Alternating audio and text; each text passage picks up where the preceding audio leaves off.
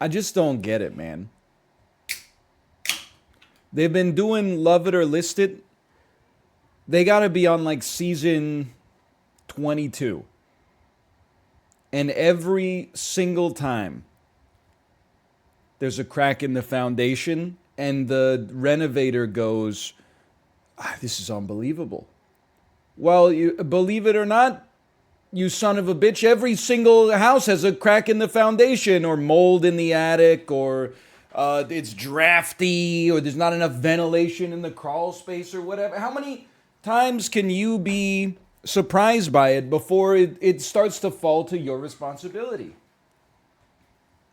It's driving me crazy, man. Sorry, we watched a lot of. I said I was going to play a lot of WildFrost this week, and then I played almost none. Instead, I just watched. Well, we had a lot of fun times, but I did watch a lot of HGTV with my parents, and it drove me crazy a little bit. But I also had a great relaxing time. I just can't believe how much every HGTV show now is like, she's a Manhattan urbanite with modern contemporary sensibilities. He's a red state Republican who knows how to build tables and chairs. But guess what? They're married. Keeping it silly with the Sullivans. 8 hours straight on HGTV every Wednesday. They're different, but guess what? They fuck. And also, they make houses together.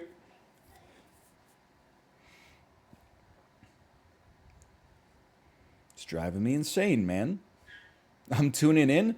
And then some of the people, I don't even, they're coming for my industry.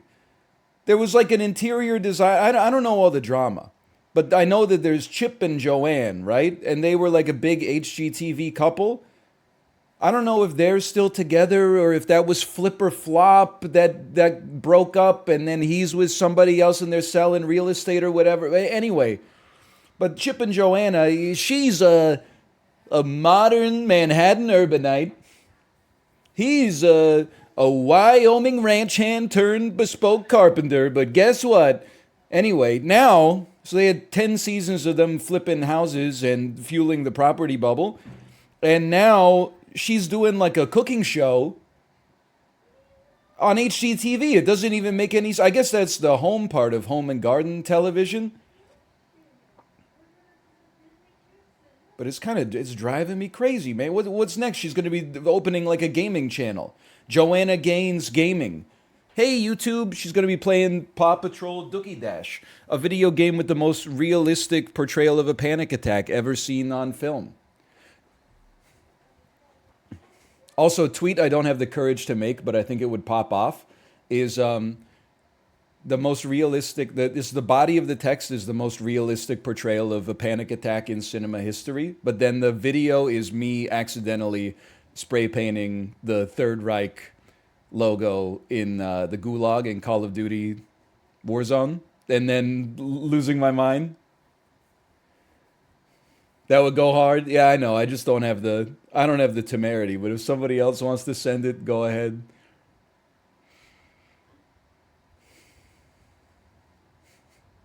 Such a goated clip. This is again, I was gone for a week, maybe like day 2. I just saw someone who doesn't even follow me on Twitter posting my clips. And every single clip, the replies were like, I don't even watch NL, but this shit is hilarious. They were all so positive. It was very like it was reassuring and it was nice to see. What clip? One of them was I went crazy in Rumbleverse and said, "You really think I won't suck off every single one of you?" And then there was the Call of Duty Warzone Gulag one. It was pretty good. And the Gulag clip is crazy. If I had to guess, I would say my favorite clip of all time. I mean, you have to be deep in the lore.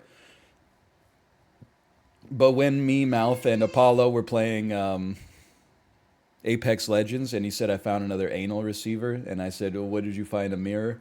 but I couldn't say it without laughing. Hi, honey.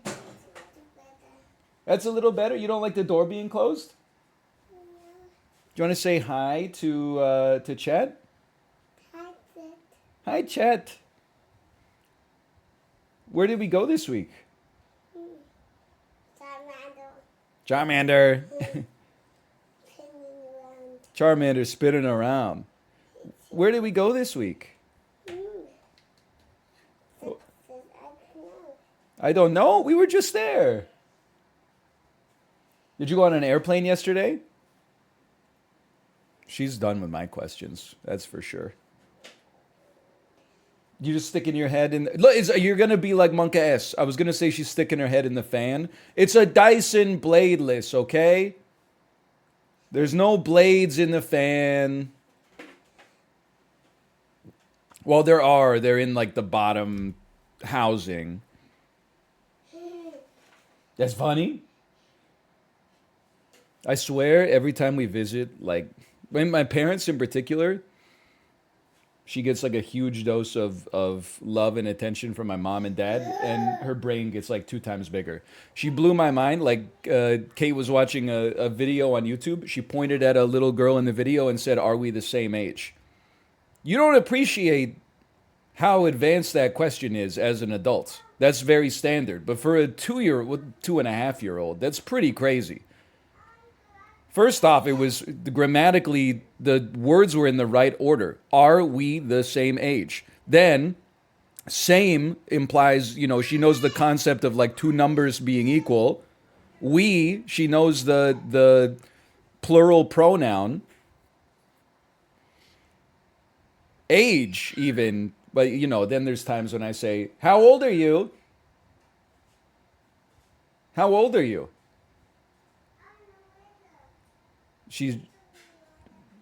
You want some water? You want some letters? Like you want to write a letter to mommy? Okay, what's the letter gonna say?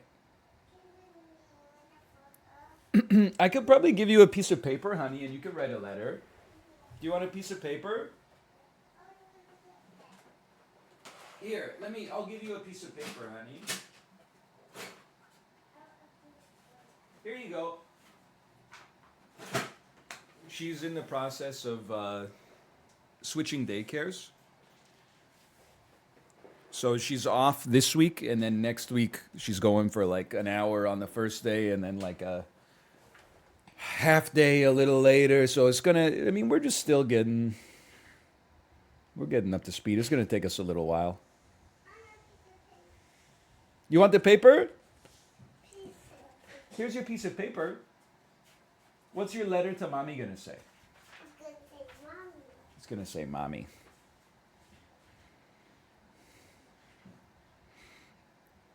How many daycares? This is daycare number 2. I feel rejuvenated. I mean, it's like messed up. I almost said the F word. I forgot my door was open. I've become full psychotic dad mode. Like, it's crazy. I said jet lag is a state of mind. I'm not gonna let it affect me. I normally wake up 6 a.m. Pacific time, okay? Eastern time is 3 hours ahead, which means I normally when I wake up in Vancouver, it's 9 a.m. Eastern time. I said, I'm not squandering my vacation waking up at 9 a.m. Are you crazy? I very much value that time in the morning. So just day 1, I went man mode. I'm getting up at 6 a.m. Thank you. I went to the hotel gym and got on the bike, and it felt like both of my knees were going to pop out. It was just not, it's not up to the Peloton standard. Instead, I did some weight work.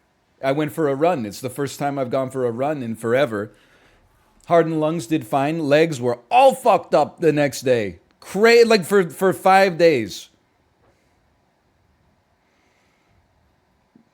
My calves were just destroyed. It's not used to the impact. But then listen, the average age in my hometown is like 72.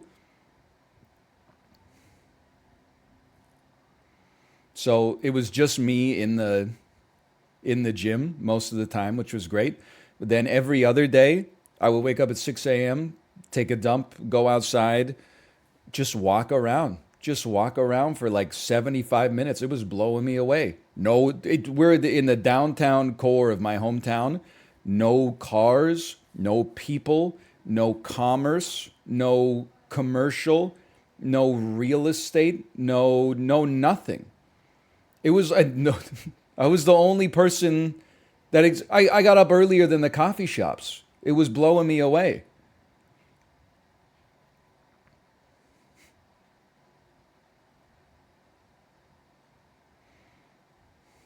Dying town. I mean, it seems like it's doing okay.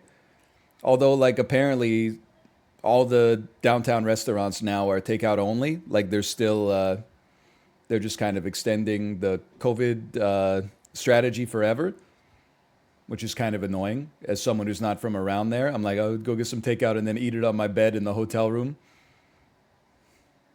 Eat it on the armchair next to the bed in the hotel room. I'm not going to use the parlance the internet typically uses for that chair.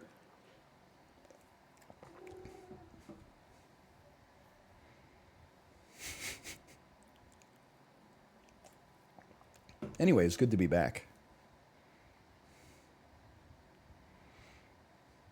That's it. There's nothing really too crazy. It was nice to have my parents look after our daughter for a bit. My wife and I went out for a date. We had a nice meal. We ordered a cheese plate for dessert. We thought it was a fancy restaurant. Cheese plate came out with 3 cheeses. She comes out, she says, "This one's a cheddar, this one's a mozzarella, this one's a Gouda." Any questions? I made that up, but it was that one's been cooking in my head for a minute.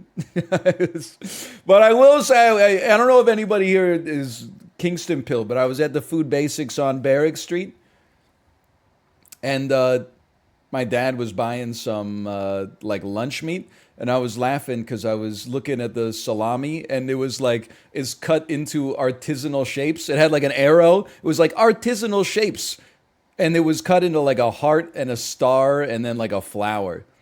I just imagine the salami artisan with a heart-shaped cookie cutter being like, "Oh, this is the." I'm not just making sausage. I'm something of an artist myself. Just feeding the cured pork product into like a Play-Doh mold that looks like a star. I didn't make that one up. That one's real. Hang on. I'm just closing my window. We saw Mouth too. It was really nice. I drank way too much. I was the only one hammered, that's for sure. Had a good time though. Had a good time. You know what I did the next morning? Woke up at 6 a.m., took a dump, walked around outside for like 80 minutes.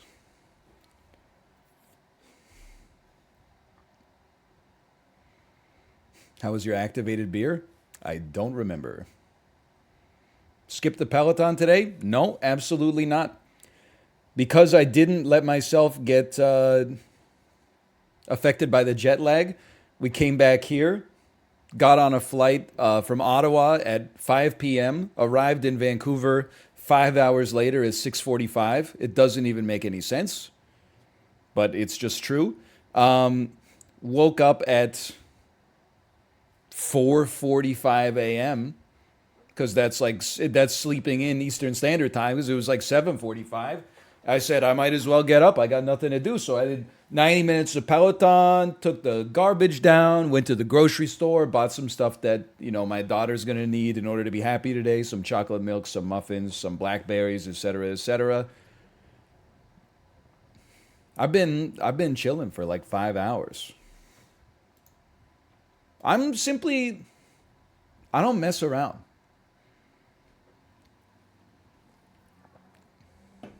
I'll probably be asleep at like 9:15, but he's gonna crash at 11. I don't crash. If I have things to do, I don't crash. Okay. But I was crashing like crazy at my parents' house for sure because I just couldn't watch any more HGTV, man. These fucking losers on HGTV 65 years old. I know you've got a more interesting story to tell about your life than fucking. I've always wanted a Greek style blue and white tile backsplash behind my kitchen sink. I mean, and then like I've always I don't know if it's gonna stretch our budget too much, but I've always wanted blue and white tile in my kitchen. I don't know if we can make that happen. Spoilers, they fucking make it happen. They walk into the house and go, and you're not gonna believe this. And then there's blue and white tile in the kitchen, and like the Beautiful Day by U2 plays, and they got tears streaming down their face, and they're like, "What is wrong?" And the family is like, "I just never thought I'd see the day when I have blue and white tiles in my kitchen." Get a fucking life, dude. It doesn't like they stopped trying. They don't have to try anymore.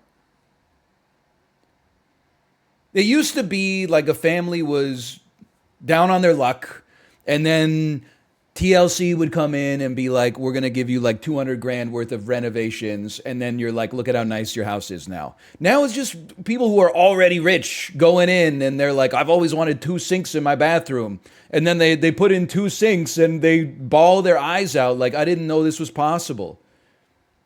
You could have accomplished it 15 years ago for like 5 grand or something. It's framed as if it's like this life affirming story. You gotta, if you think it's a life affirming story, you gotta get a damn life. It's actually worse than like Keeping Up with the Kardashians. Because at least when you watch Keeping Up with the Kardashians, you're like, I know this is garbage. Nobody's watching it and going like, oh, this is like inspirational, really. I think. When you watch HGTV, it like brain jacks you, and you're like, oh, I'm being like, I'm learning something. I'm watching something inspiring. No, you're not. It's all made up. They got they have 1 sink. Now they got 2 sinks. Cue the waterworks. I'd probably cry too with happiness if HGTV was footing the bill for me, I suppose. But I don't mind Hometown though. Hometown's okay.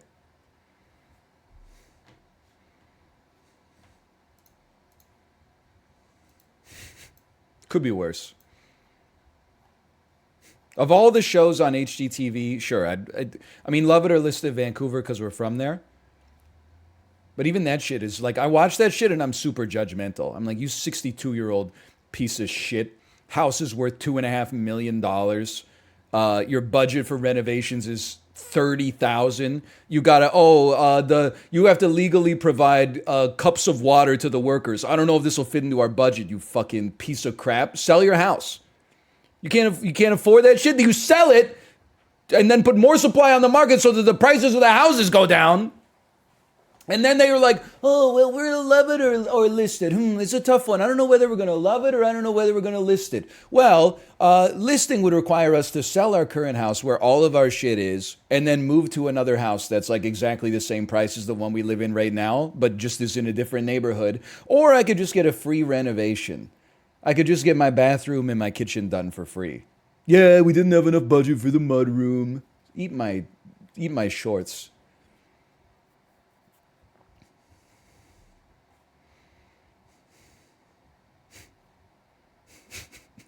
Sorry.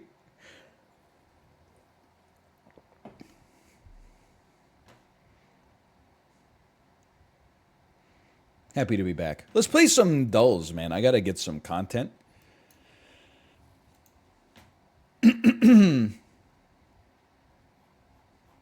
They actually pay for most of the reno. I don't know. Well, I mean, I buy it because of the source. I'm just, I mean, this shit just annoys me. Only everything else in the vacation was great, but I'm fucking sick of HGTV, man. Hey, librarian, thank you for the gifted subscriptions. Thank you, thank you. And I like the Food Network too, but I think we've got too many Food Networks. How many times are we gonna watch Joanna Gaines cook a quiche? You really think I'm gonna watch her cook a quiche and write that shit down for 8 minutes rather than just Google quiche recipe or whatever? She's a baddie. Don't objectify the women on HGTV, okay? That's like, first off, Samantha Pantha, thanks for the gifted subscriptions. Thank you. Thank you. Now, I could debase myself and say that Hometown is the best show because the interior designer is kind of a baddie. Of course, I could stoop down to your level, but I'm not going to do that because you've got to understand that inside of every normal man is a like perverted old man that you think you're never going to become, but you just have to like fight a little bit against it. That's it. You don't have to like fight against it every day, but you just got to, if you don't want to become one of those like 55-year-old men in the gym locker room who is talking to other guys about like how hot the weather lady on the news is or something like that. You just have to pull yourself back now and then. That's it. That's already me. You're in trouble. I don't know. We're going to see levels of old age horniness that I mean have hitherto have been thought to not exist. Used to just be your grandpa watching Univision because the Latina weather lady was like up his alley or whatever. That was grandpa at like 65. If we got people reaching that level of debauchery at in their 20s, I don't know what's gonna happen. Once you hit 80, man, or it's a scary thought.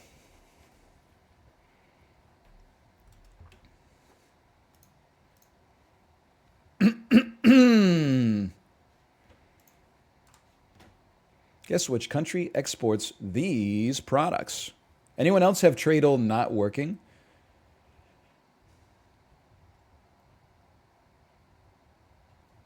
Yep. All right. That's fine. Slash marker. Dulls.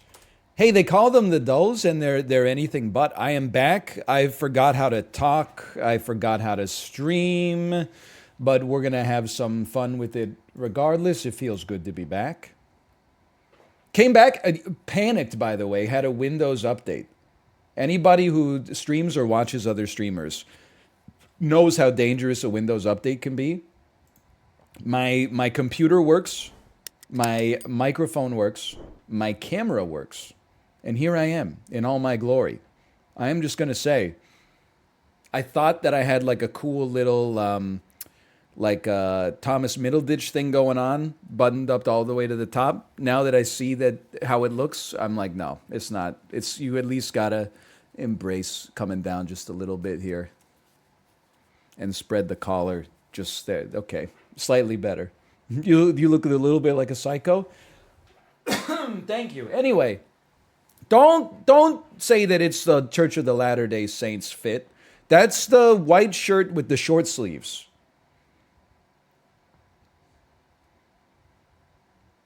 Short sleeved dress shirt and khakis is like, I don't want to talk to you on the street because you want something from me that I don't want to give you. The Michael Douglas falling down look. Although, now that I think about it. Okay, today's Globla. It feels weird because Tradle doesn't work today and Globla doesn't work today. Is the internet broken? Globla works. Just refresh it. Did Elon buy Globla? Oh, it completely works. I just had to hit refresh.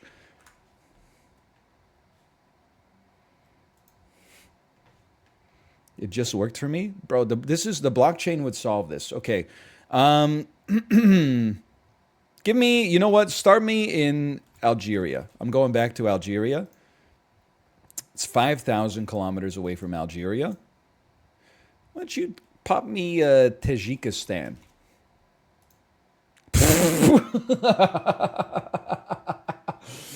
He's back, baby. Let's go. I told you I'm well rested. I mean, that is just, that's pure luck.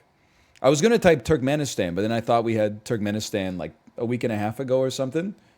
That's absurd. Okay, now how about a Worldle? I will tell you, I can't, bro. Look at these ads, dude. Oh, okay, the ad just disappeared. What the hell is this ad, man? What is wrong with my cookies, dog? Look at this. Don't piss off old people. The older we get, the less life in prison is a deterrent. Holy cow. I can't even read this one. It just says, I fix stuff. But it's in like the Game of Thrones font. So I'm sure it's like I fix stuff and I know things or whatever. Holy cow. Don't piss off old people. The older we get, the less life in prison is a deterrent. What are you going to do about it, Gramps? All right.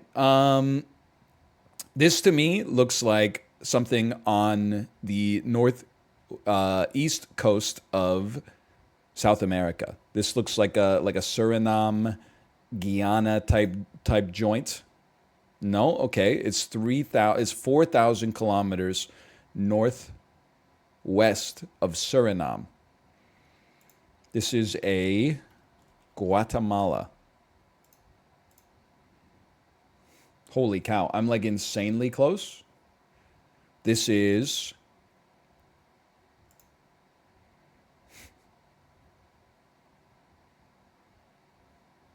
I forgot the countries in Central America.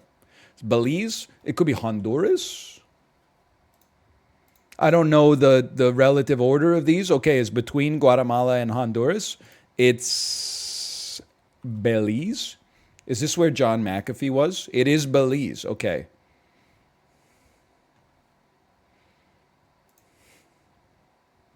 That is John McAfee? Okay. Begging through text for you to try travel. You know what? I did try travel. Let me get it here. Travel game. Did you mean travel game? No, I didn't. Travel requires you to go between two countries in the fewest steps possible. Name countries to travel from the start country to the end country in as few guesses as possible. Okay, you ready for this? Today we have to go from Armenia to Papua New Guinea. So you're going to go Armenia. And you're going to go with a country that borders Armenia. We're going to start with Turkey. I've gone backwards. Don't ever rotate the earth like this for me. I don't know where the hell we are now. What's going on with the earth? You only get 13 guesses? There's like 70 countries this way. Let me say this is... We're going the other way. We're going to... Georgia. I'm not... Oh, fuck. Zoom in. That's not going to help me. Why do I think that zooming in is going to help me?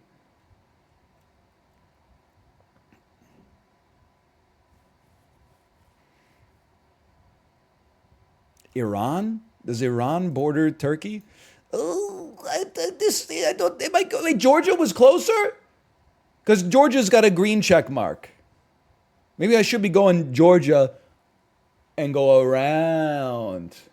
But then I'm like, how am I supposed to... No, because I can't get from Georgia and then around the Black Sea. Like, that's going to take too long.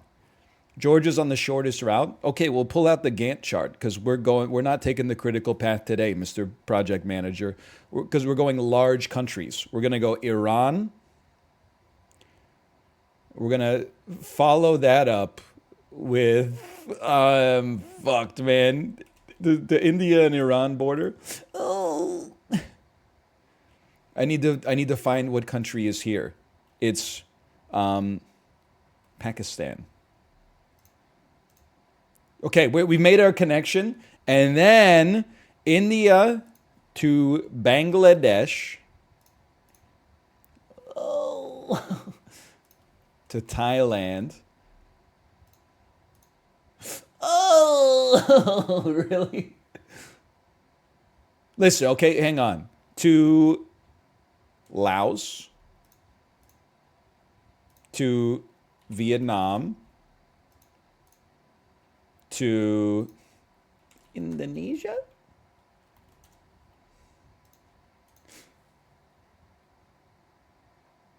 And then I got a couple of guesses to fill in the gap right there. China. I got to I'm there, right? I just need one more guess. I need to find out what connects Thailand or Vietnam and Indonesia. That's it. And it's well, like don't how could these not border? How could these not border? They're both on the same body of water. They border. They share a maritime border. But I guess so does like India and Indonesia. Maybe I'm wrong. I think it's Malaysia though. Game over. Did we succeed? Yes. The shortest solution was 7 guesses.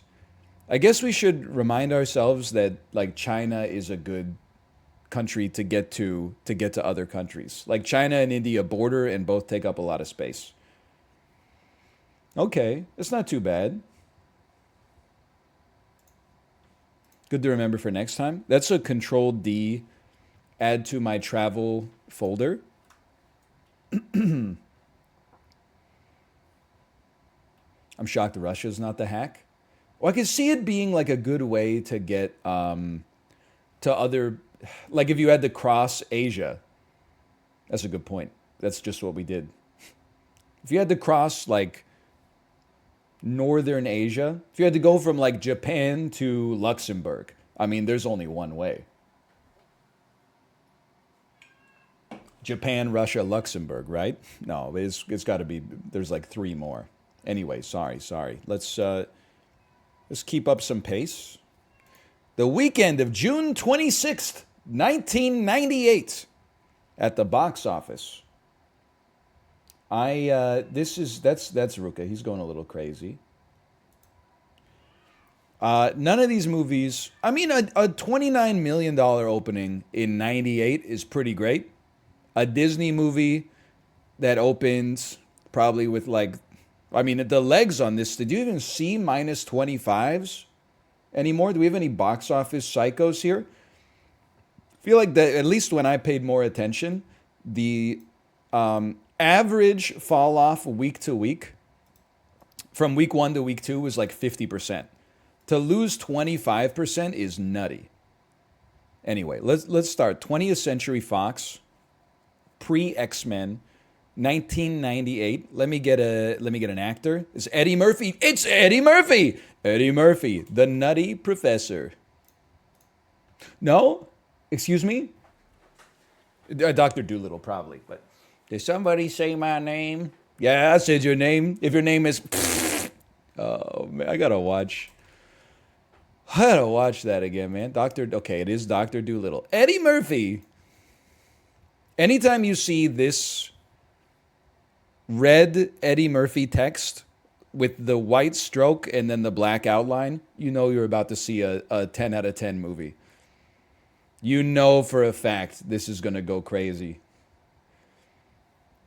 This movie went nuts at the box office, man.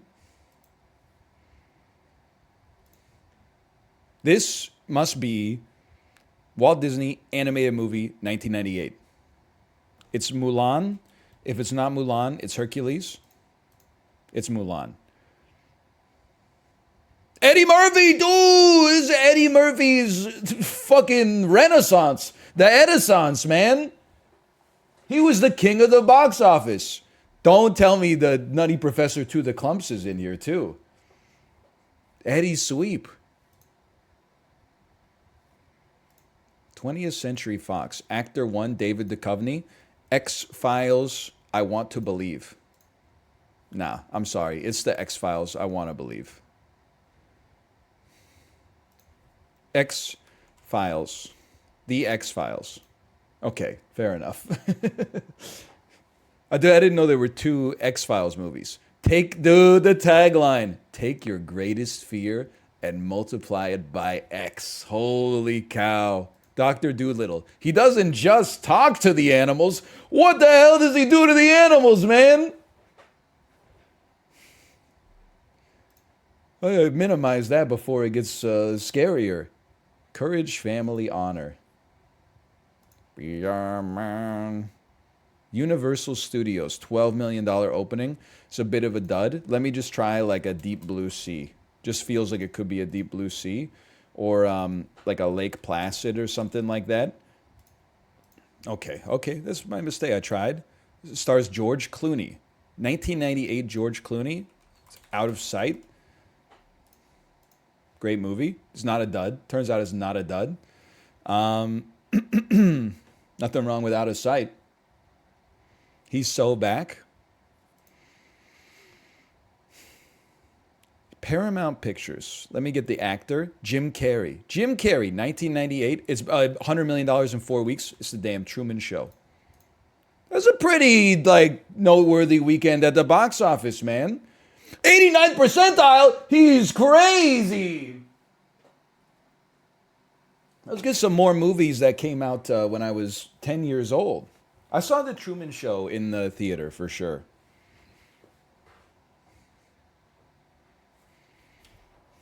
I think I saw like every 90s Jim Carrey movie in theaters. I saw The Mask in the drive-in.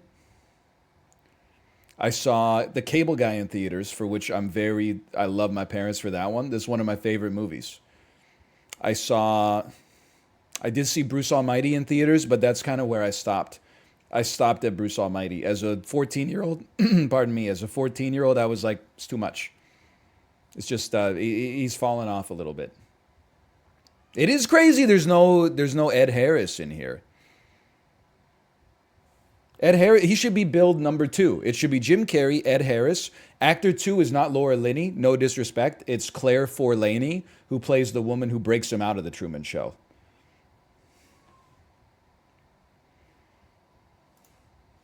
That might not be Claire Forlaney. Now that I think about it, can I get somebody? Natasha McElhone.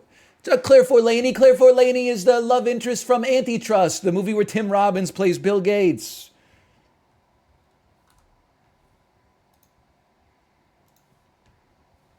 Cine 2 Nerdle. What the hell is Cine 2 Nerdle Reverse? Cine 2 Nerdle Reverse? They came out with a new one? You gotta hand it to them. It's good. I'll give it a try after the original. Romulan, J.J. Abrams, Simon Pegg. This is Star Trek 2009. So Kirk will go up there too. Spy, English, Rowan Atkinson. I see Johnny English right here. Millie Bobby Brown, Netflix exclusive Sherlock Holmes, Henry Cavill.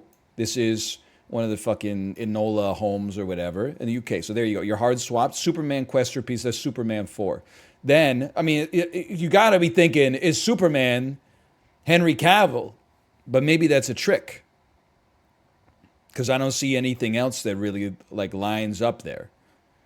Unless Simon Pegg is in...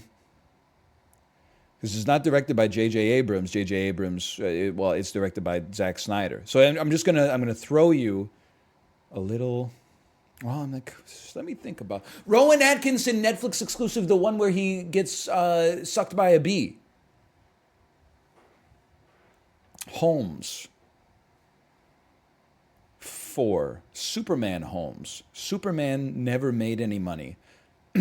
Saving the world from a Solomon Grundy. Well, let's be realistic. It's not going to be Quest for Peace.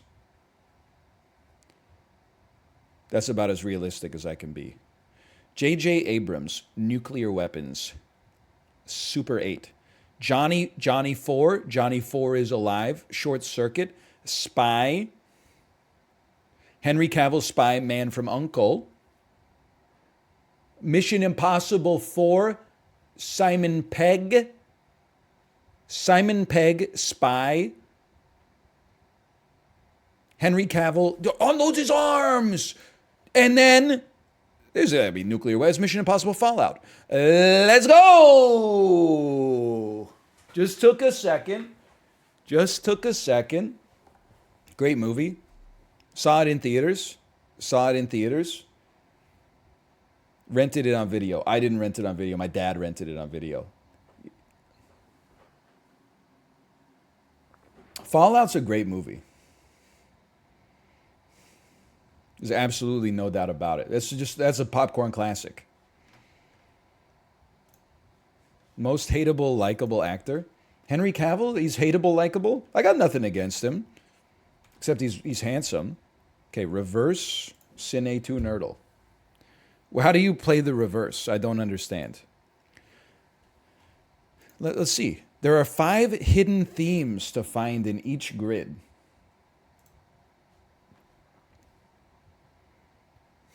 Each theme is represented by 4 movies. So these are all movies about magic. Okay, I understand.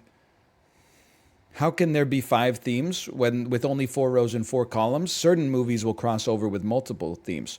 For example, Order of the Phoenix belongs to the Helena Bonham Carter theme and also the magic theme. Did you know you can use more than one theme on a single Helena Bonham Carter? Every time I hit back, it takes me too far. I don't want to go that far back. Okay. I'll try. This is reverse. We're taking movies and taking them back to a theme. Lost in Translation. Lost in New York. Movies about being lost. Lucy. Marriage Story. Lost in Translation. And something. And The Island, these are movies that star Scarlett Johansson. Two Towers. Chamber of Secrets, Attack of the Clones. These are sequels. Lost in New York. Force Awakens, Us, Black Panther. Movies nominated for Best Picture in 2018. The Force Awakens was probably not nominated for Best Picture, now that I think about it, okay? Holy cow, look at this. Okay, so this is the second in a saga. This is movies that have Sam Rockwell in them. These might actually be I don't know what these are, okay? I'll be honest. Moon definitely has Sam Rockwell, okay. And then, now it's really confusing. I'm having a hard time getting my brain to move backwards here.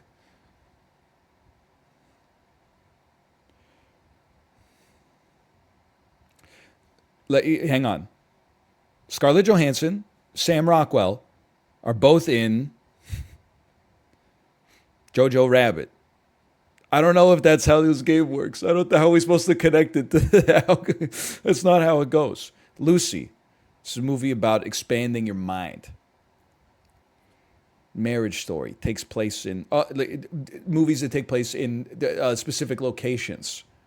Wakanda, Tokyo, New York City, the moon, Ebbing, Missouri.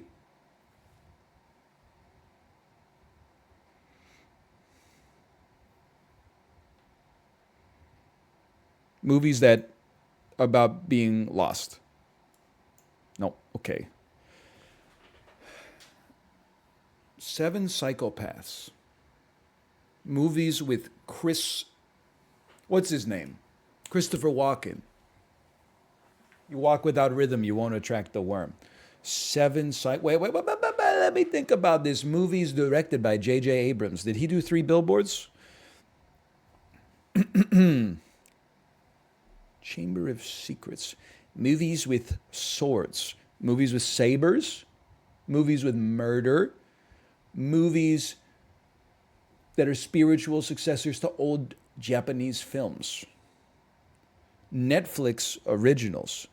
Second movies from vaunted directors. Us.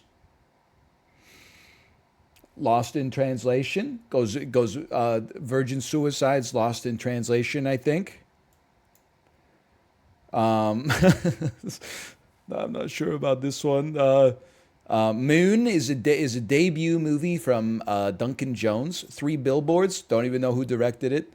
Couldn't tell you. No, it's hard to get your brain to work backwards like this. What about debut movies? Moon. This shit is not gonna be fucking a debut movie. You got 4 huge tentpole releases. Movies that came out. I'm sipping.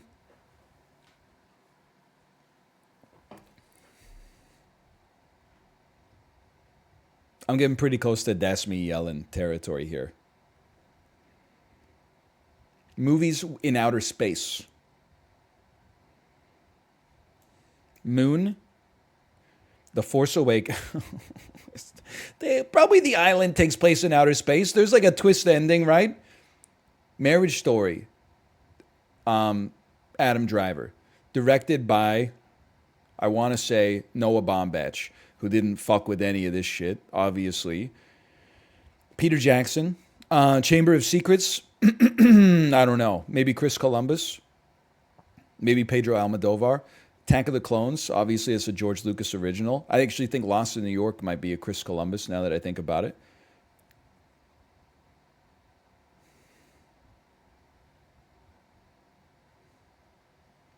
Movies with prison in them. The Green Mile. I believe Han Solo rescues someone from a prison in The Force Awakens. I just actually, I almost cost myself a point there. I can't think of the last one. What's the last one? Okay, Sam Rockwell, Scarlett Johansson, Lupita Nyong'o, of course. These were not movies nominated for Best Picture in 2015 to 2019. And then what was the last one? Us, Moon, The Island, Attack of the... It's all movies with clones. Spoilers. That's fun. It forces you to keep your brain active, for sure. I would add that to the rotation as well. As an aside, it's kind of messing me up. You made a slurp juice joke about Helena Bonham Carter because she played a bored ape in Planet of the Apes 2001. I don't think she was bored. I like the joke. I like that it makes my joke seem better. I think she was pretty active in the movie, though. She was, she was part of the resistance. She was the ape on the inside. And I think she might have been the ape that Mark Wahlberg was inside in a deleted scene. But I don't think we're ready to talk about that yet. The audience was bored. Estella Warren was kind of bored in that movie, which explains why she never got any work ever again. Okay. Dude, it does take us forever to get through the dulls, huh? Sir? Have you not seen Tim Burton's Planet of the Apes? There's an insinuation that Mark Wahlberg fucked one of the apes, okay? They flirt a little bit. He like strokes her face. So what? I didn't judge. You're the one judging. You're the one dropping the ha's.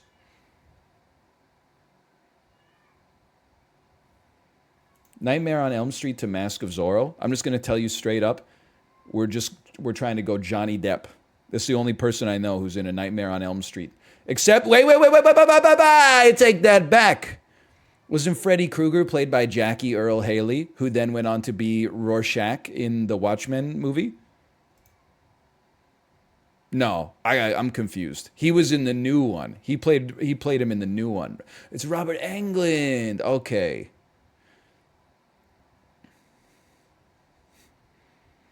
Quite the cast here. Well, we're definitely still going to start. I recognize that guy, though. We're going to start Johnny Depp. You know your life's gone a little bit off course when, like, the last 7 movies you're in are all movies that are documentaries. That shit, like, only happens when you die. Johnny Pop's Secret Mission. No. Okay, so then, Mask of Zorro. It's Antonio Banderas. It's Anthony Hopkins, Sir Anthony Hopkins. It's Catherine Zeta-Jones. It's a great film. We can definitely get Johnny Depp, Penelope Cruz. Does that get us to Antonio Banderas or Catherine Zeta-Jones? We can definitely... Johnny Depp... Johnny Depp has been in some ensembles. Pirates of the Caribbean. Edward Scissorhands. Winona Ryder. I'm just thinking, okay, Catherine Zeta-Jones. She dips beneath the laser with Sean Connery in Entrapment.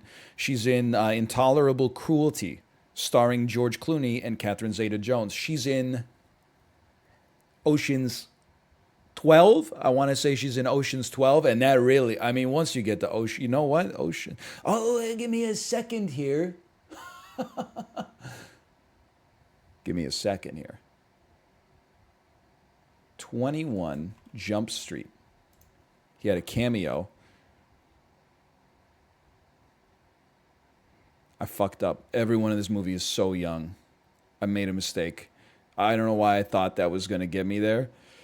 It's got Johnny Depp in it. Does it have Richard Grieco? Excuse me, Richard Grieco should be on the cast here. Can I get Richard Grieco? Oh, fuck. Then Night at the Roxbury. Jonah Hill's done some stuff. Jonah Hill did the thing. Jonah Hill, Antonio Banderas, Puss in Boots. Call me when they make Puss in Thigh Highs. That's what I've always said. He's also Antonio Banderas. He's in The Mask of Zorro. He's in Spy Kids. He's in Spy Kids with Sylvester Stallone. And Carla Gugino, I want to say. I've never seen them, and but I've seen the, you know the one, Sylvester Stallone pointing through the screen.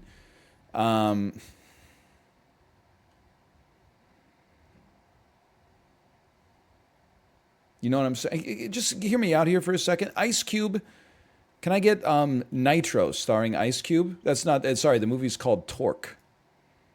From 2004. Who else was in this? Martin? Oh, fucking nobody, dude. I'm washed. Adam Scott was in that? Dane Cook? This man's name is actually John Doe? What have I done to myself? You guys don't remember Torque?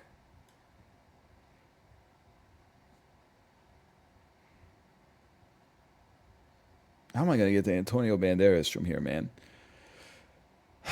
Ice Cube. Fist Fight. Charlie Day. The Super Mario Brothers movie. Antonio. Catherine. Sir Anthony.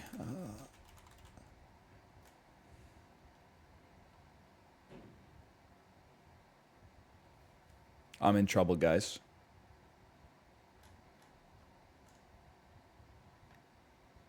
I'm in a lot of trouble. Well, no. I could get there via Shrek 2, man. You just need a movie that has Jack Black or Seth Rogen, Mike Myers, Eddie Murphy. Like, there's got to be a huge overlap here. Charlie Day, Eddie Murphy, Jack Black, Colin Hanks, Orange County. I'm so lost. Who was I trying to get to? Antonio Banderas, Shrek 2. Cameron Diaz. I can get there. I can get to Cameron Diaz. Jack Black, the cable guy. Jim Carrey, and then a movie. He was in the Cameron Diaz, The Master. I didn't know where it was, but I knew it was there. Okay, Cameron Diaz, Shrek 2. Antonio Banderas. The Mask of Zorro. He got there. Oh. Too easy. Shortest distance possible is 2. How so? Johnny Depp. Once Upon a Time in Mexico. Antonio Banderas, The Mask of Zorro. Okay, well, I haven't seen that shit. At least we started at the right point. We did, half the battle was right. Holy cow, dude. We're so, it's 9:45. We're only on Guess the Game. I haven't seen Torque either, but.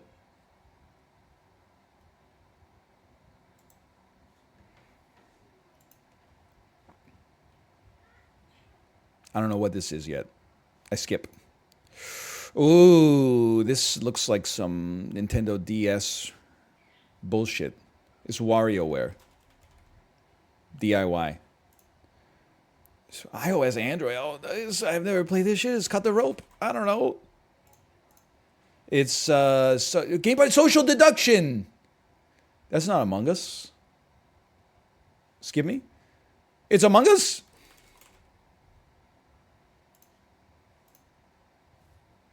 When did they put guns in Among Us? There were like dual pistols and an M16. It's the new map. Okay.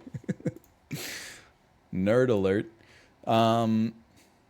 You see the tweet from someone that was like, sometimes when I dream scary things, a little dream version of Markiplier shows up in the corner narrating it. Anyway, okay, take me to Gamedel. I'm presenting that without judgment. I'm just saying. I also saw the tweet. I swear to you, I'm completely fine. My my ads think that I'm an old man who wants to fight and is also dying. Nausea, heartburn, indigestion, upset stomach, diarrhea. I don't know this game. It has a Western motif. I skip. It's grim. It's Guacamole! One. Oh. Pretty good. Now, artwork.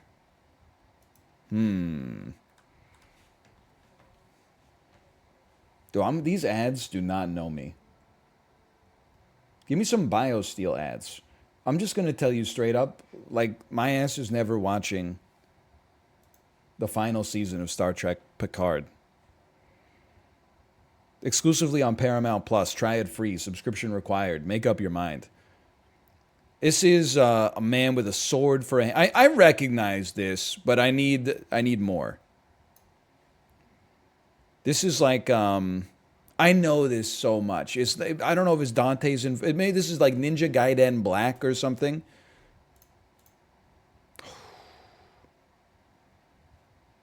I know this.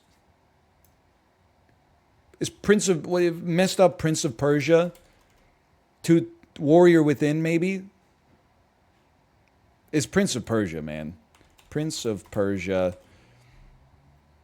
I mean, there's a lot of sand, but I feel like I would reckon... This is like when it got worse, right?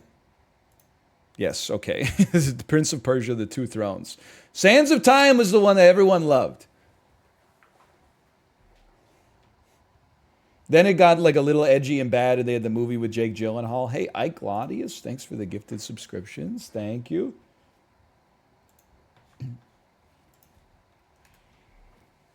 Now, the impossible one.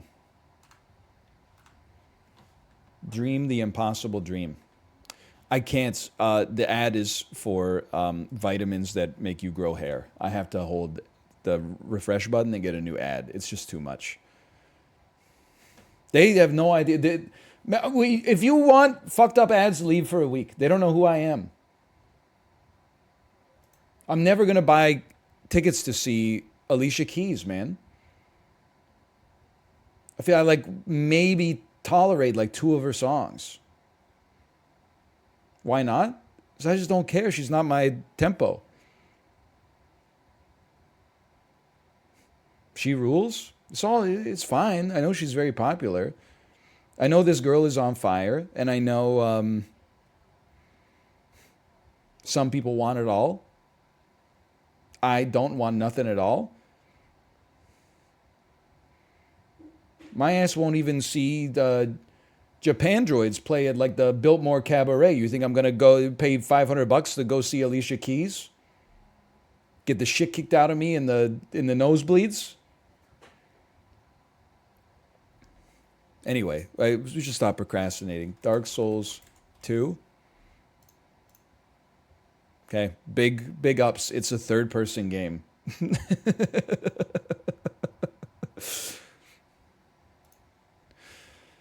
Released before 2014. Okay, it's World of Warcraft. It's after 2004.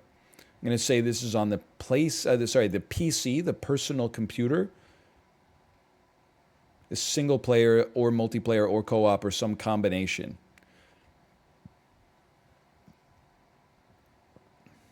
It's on the PC and maybe some other things.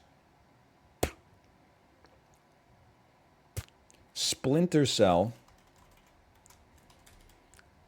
Chaos Theory. It was an insane guess. Oh, it's not first person, third person. It's fucking third person. And first person, when you play as the mercs in the multiplayer, but no one's gonna be like, oh, Splinter Cell is my favorite first person shooter. It's ridiculous. With ridiculous assertion. I've learned nothing.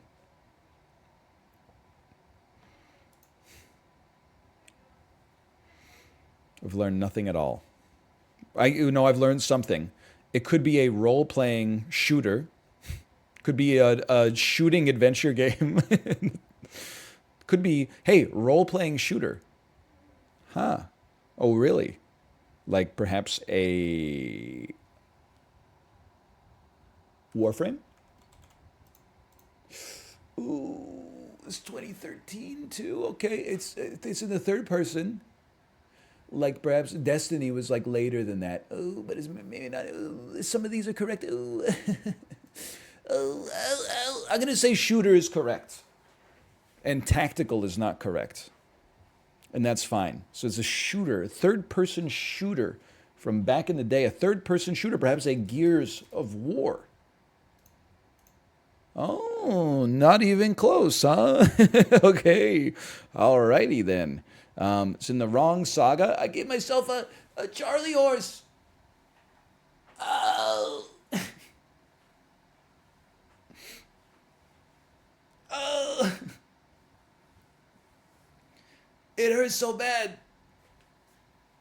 It hurts so bad.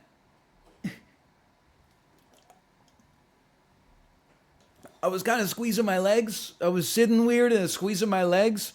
Oh, okay, I got it. I got it. I need some potassium. I think you're right. I did just drink some BioSteel though.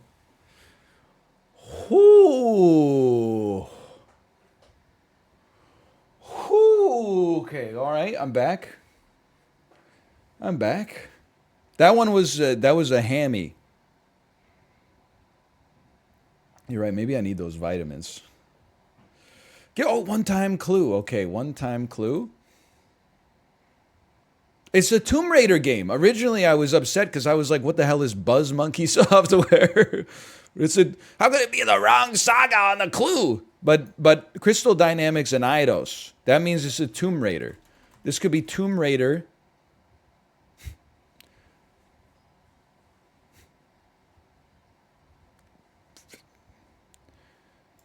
They probably made other stuff now that I think about it. I'm in trouble. But it's like you know what? Now that I think about it, maybe Tomb Raider. No, Tomb Raider didn't come out in 20. Maybe it did come out in 2012. Maybe the new Tomb Raider came out 2012. It did, and it came out in 1996. Is the correct saga?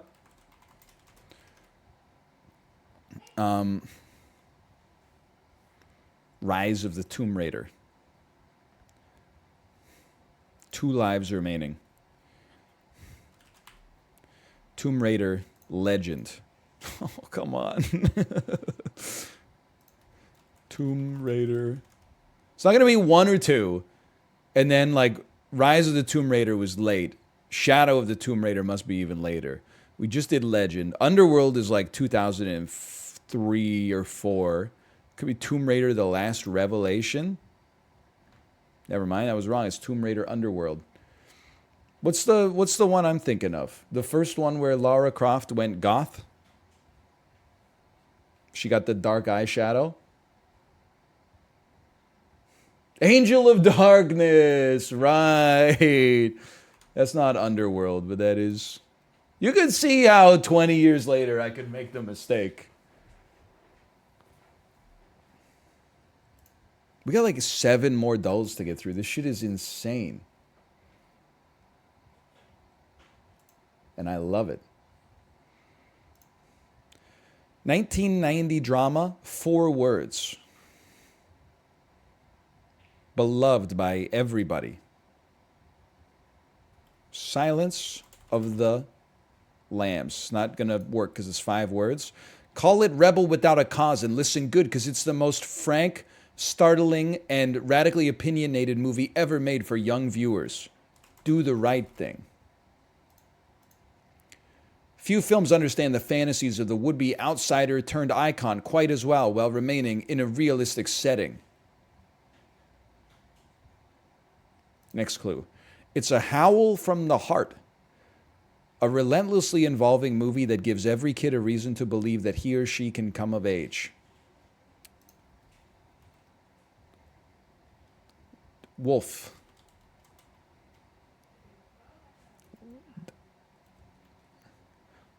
Heart. Wolf. I skip.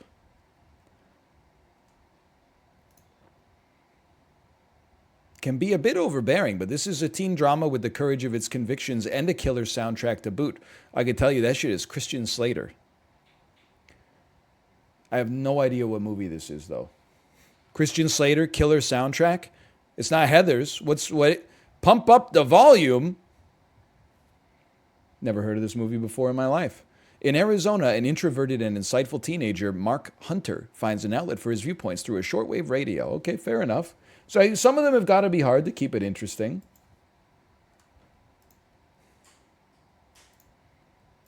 Okay, Chrono Photo. This is everybody's favorite section of the dulls. They can't all be Finding Nemo. That's true. This is New York City. Look at this. You got too many fucking signs, okay? Like, with no disrespect, you need to condense the information if you want people to understand them. Like, if you want people to actually follow the rules, you gotta make the signs less like... You can't... While people are driving, you can't expect them to, like, come up with to drive perfectly given all this visual information. Like, Don Norman, he's losing his mind looking at this. These are cars from the 2000s. There is a cyclist, but he's not wearing the Tour de France drip, but he does have the saddlebags on the back. This has got me thinking this is like early 2010s. See a strong prevalence of... these are California license plates. This is not New York City. This is actually San Francisco. Okay. And this is 535. Not that that matters. That's only for Time Guesser. This is the Mission District, or at least they're selling houses in the Mission District. The Drive to Do More. I'm thinking this is early 2010s. Maybe even like, I could see this being 2014. Start me right there. Oh!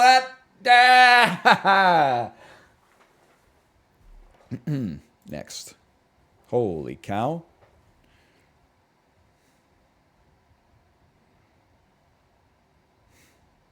Food and TV. Julian's Cocktail Bar. Drugs. Cars got me thinking.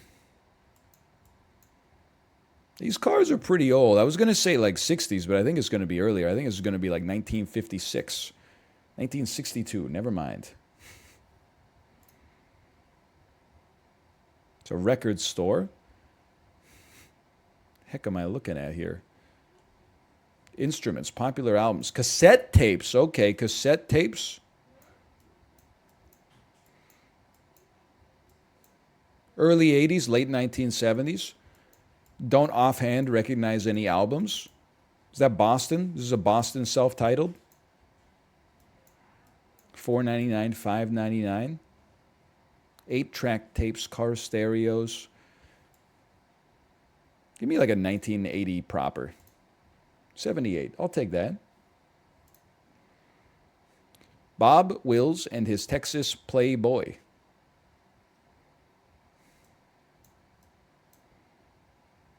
What does this guy play? A lamp?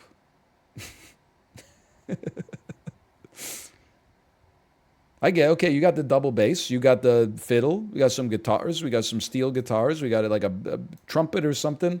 The hell is this? Oh, it's a microphone. Thought he was just tagging it.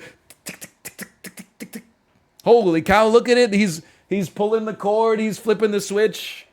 He can even do the weird one that's like a little toothpaste cap and you never know whether you push it in or turn it.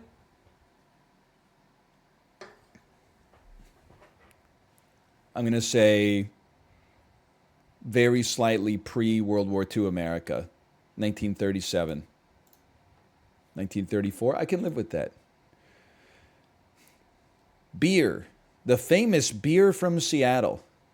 Saks Select. It was so stupid back then. Oh, man.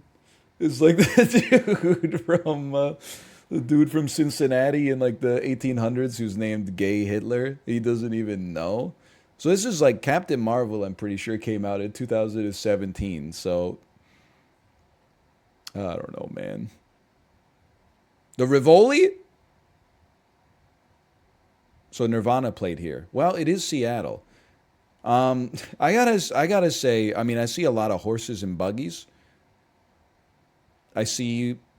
I mean, I don't even know if this is a. This doesn't appear to be a movie theater. Oh, I guess it does say Cinna on it. Never mind.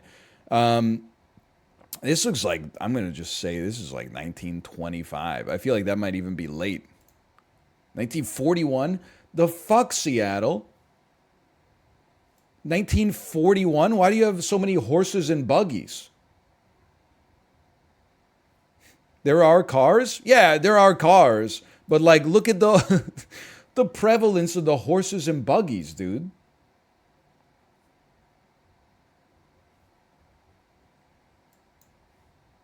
There's a war? 1925? Not in Seattle. They were pogging up. They were like, we're never going to pay income tax. We're going to live forever. Oh, right. Sorry. It's 1941. My mistake. That was my guess. 3284. Son of a bitch. Those cars didn't exist in 1925? Well, obviously the answer is wrong. You don't get any bonus points for being like, your answer is wrong. When you already saw that it's wrong. Like, that's a given.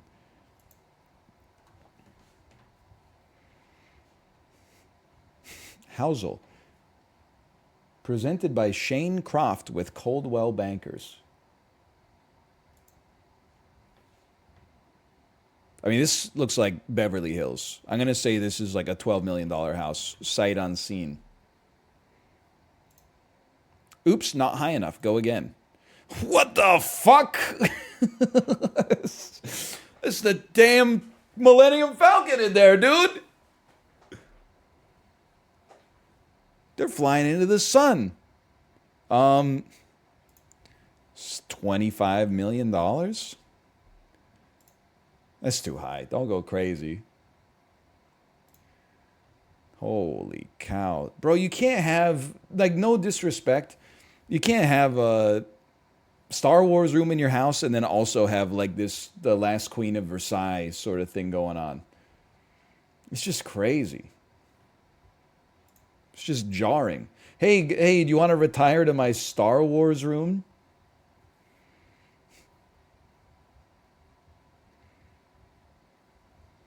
How about 15 million? Binary search. It's too low. What the fuck is this? 7 bed, 7.5 bath. This is the frozen bedroom. Let's retreat to the frozen wing. Life-size characters and wintry mural and lights that mimic snow. Olaf watches you sleep. Okay. This is an $18.5 million house, if I had to guess. Yep. All right. You're a Housel Baron. How about that? That's crazy. I don't want to sleep in the frozen room. Treasure Planet, maybe. Time Guesser. It's tacky? No kidding.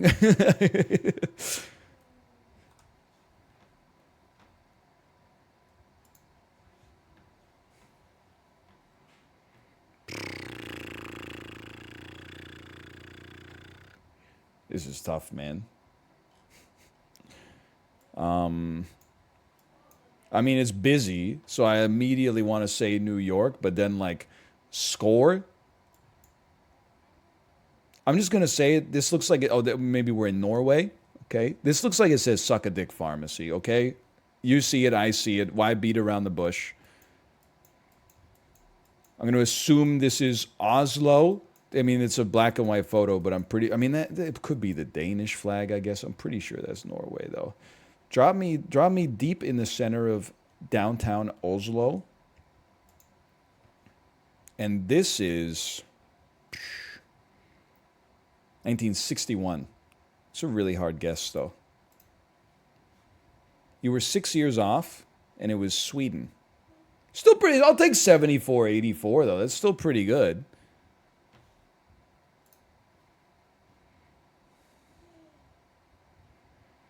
This is the World Cup. Oh, you know what this is? This must be where the French tunnelers and the English tunnelers met when they were making the channel between London. Well, not London, I guess. It's probably between like Dover and Calais. Does that seem right? Dover. I mean, those could be ferries for all I know. Maybe this is the channel, English Channel. I don't know which one of these is the channel. Okay, one of these is the channel. Meh. I mean, if I was making a channel, I would do it at the smallest, like the narrowest point, which to me would be like right here. So I'm gonna say that it's right there. I hate to say this. Maybe you find this insulting to the French. Maybe you find it insulting to the English.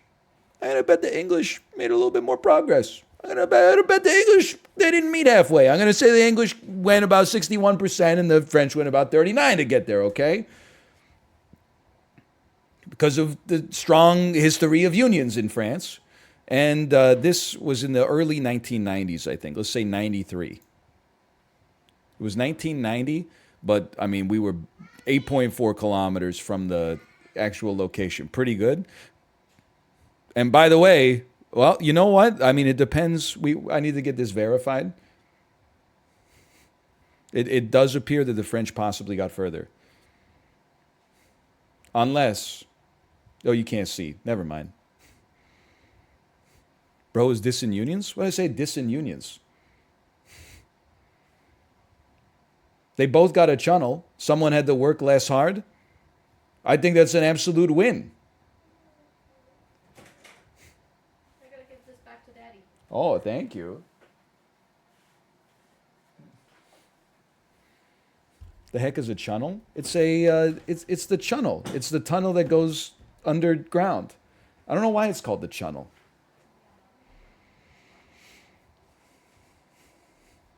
Because of the Channel Tunnel. Ah. Maybe I'm stupid. How is this shit not full of water? Never mind. It doesn't really make any sense. Now that I think about it, I guess they don't. Anyway.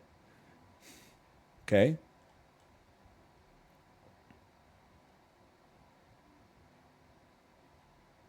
Does that say Rush ass? I like they're looking at the map like this is probably during like war, okay? So I'm not trying to make like a joke, but like I don't think the map's changing that much, y'all. Like it's just you're seeing where the next circle's gonna be? You see, oh hey, where are we dropping, boys? Now here's what I will say, okay? I'm going to assume that this is updating them on the state of the front in the, it would be the First World War. But now that doesn't even make any sense now that I think about it. I don't know. It's still just, listen, I don't know. I don't have a good answer for you. This is England, though. You can tell from the hat. Let's assume this is London circa...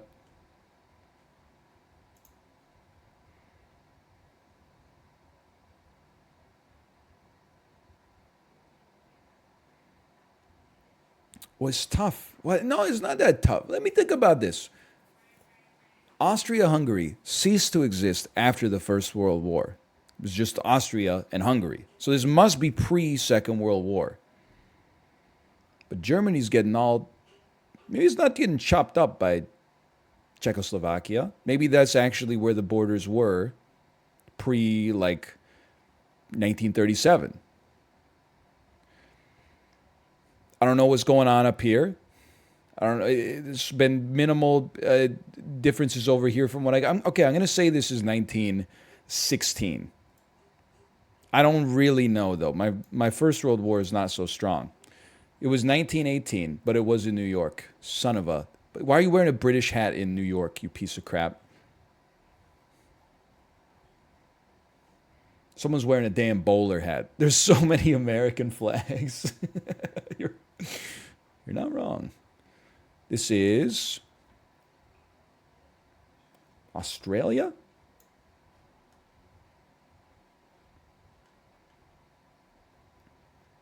I don't know the events. It could be New Zealand.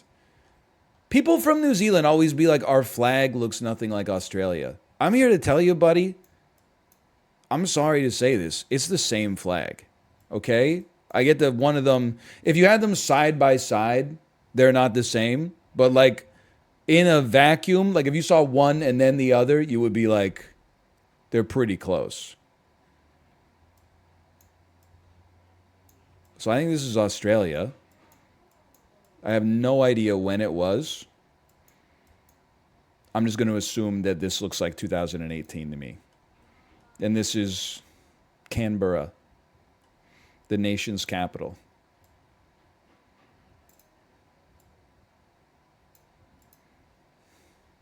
It's New Zealand 2022. Okay, fair enough. I told you it's the same flag. Chib was there. I'm not going to say Chib was at the anti-lockdown protests, okay? In 2022. But what the hell is this me?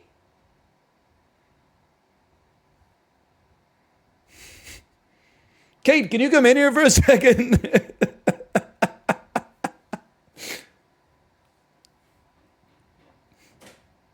Yes. Is this me?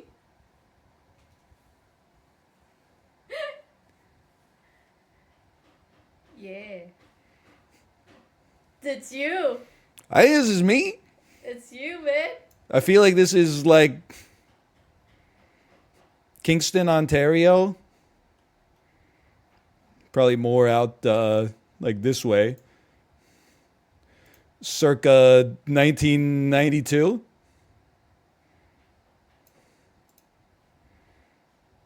Young boy learning to ride a bicycle in Ontario? What the fuck? The dev asked while you're at your parents' place. While you're at the parents' place, I took a bunch of photos. Holy We cow. were young, and then we picked this one. It was like a little surprise. That's scary. That is cute though. How'd you know I was going to play the Dulls today? Because you play it every day. Oh man, submitted by Kate L. I imagine if I hadn't gotten that. As soon as I saw it, I was like, "That's me." It's you. I remember that helmet. Oh my god, that's so funny. There were other photos. I had that helmet too. That scared the heck out of me, but now I'm smiling. Oh man, that was a scary moment for a second. That's me. The first Peloton photo. I can still feel how the handlebars felt in my hands too. Holy cow, that was surreal. It's the start of a horror movie. Oh man. That's frightening. Okay, I'm sorry, I'm coming back. Whoo! Anyway, the photo's taken on a bit of an angle here.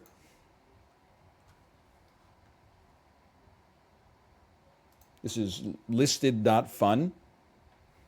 Wait a minute, is this my childhood house? I'm just joking. Is this where I live right now? I mean, it looks like an okay house as long as it never rains here. It's a bold design to have like the water flow through like every single part of your house every time it rains. It's tilted.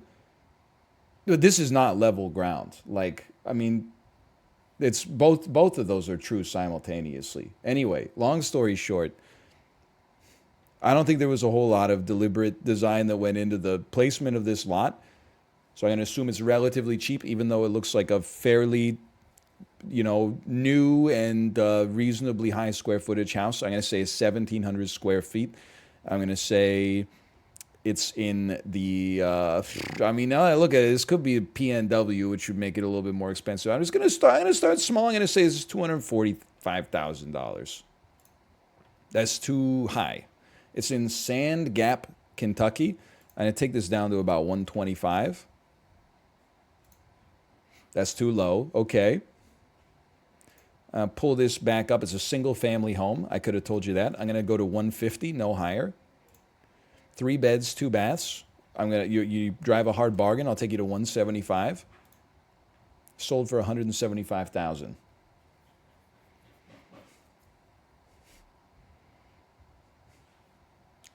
1,300 square feet. Ooh. Jerome Powell sends his regards. Listed for 210, sold for 175.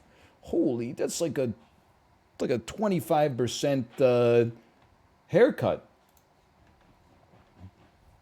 It's working. And then that's it. We made it to the end of Wordle or the dolls today. It actually happened. Okay, slash marker. The dolls. I still can't believe that was me, man. I was losing it. It's like, how did this get into the public record? This is my life. All right, I'm gonna go to the bathroom. I'll be back in just a couple of minutes. See you in a second.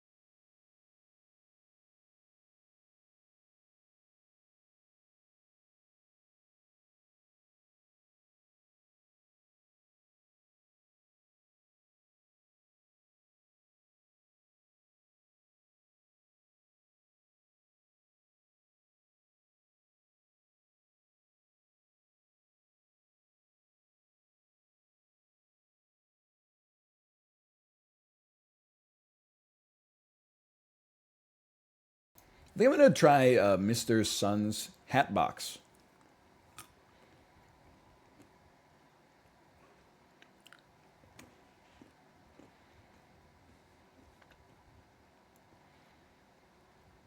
It's a slapstick platform roguelite.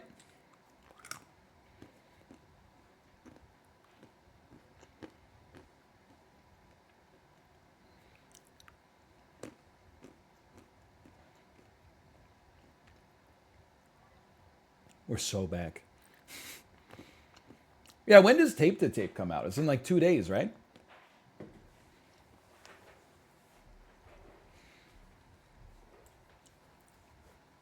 Two days? Pog. May 3rd. It was exactly 2 days in the lower mainland, I think.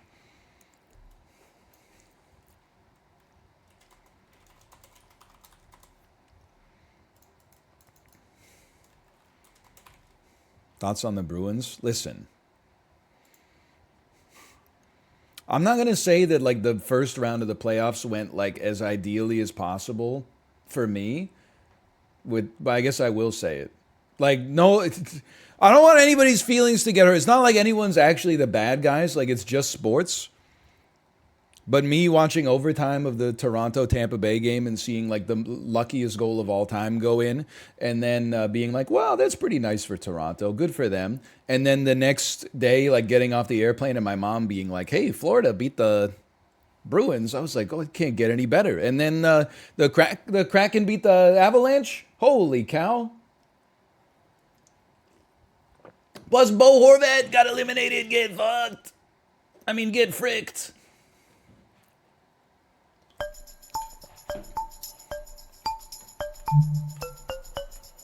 Every single Horvat is my enemy. Boom, bat, boom, bat, boom, bat, boom, ba, bam, boom, bat, boom, bat, boom. Ooh. Boom, bat, boom, bat, boom, boom, bam, boom, bat, boom, bat, boom. So anyway, I don't really mind the teams that are still in the playoffs. I mean, I would rather that Las Vegas didn't win, but it's just sports at the end of the day.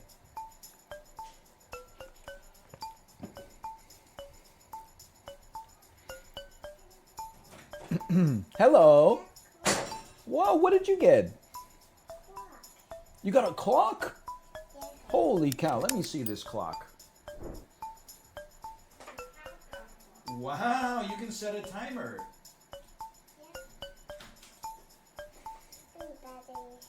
And the battery, well, thank you. The battery must be for the clock, right? Sure, let me see. Does it need oh, it does need a screwdriver. You're going to need to get mommy to put it in. Yeah, mommy's going to do it. Thank you for showing me your cool clock, though.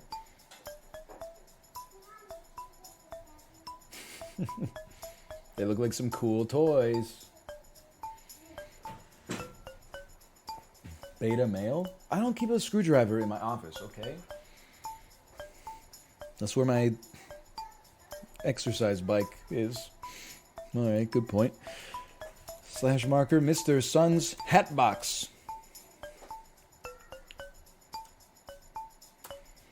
Mr. Sun's Hatbox, as far as I know, it came out like a week and a half ago. It's a slapstick roguelite action platformer. Think like a side-scrolling roguelite, like a Dead Cells, or like maybe like imagine if you took Enter the Gungeon and then you flipped its yaw like 90 degrees. Rogue Legacy with guns. Thank you. We're gonna get started here, and it's a new game, and I'm playing new game. That's probably Mr. Sun, I assume. Hello, delivery for Mr. Sun. Okay, be right there. Please sign here. That's Master Chief. John Halo.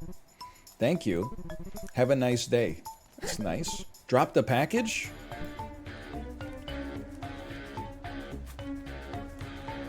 I've been robbed. Don't worry, sir. We'll retrieve your package. Oh, no worries. Gotta run. They're getting away. Oh, we don't play as Mr. Sun?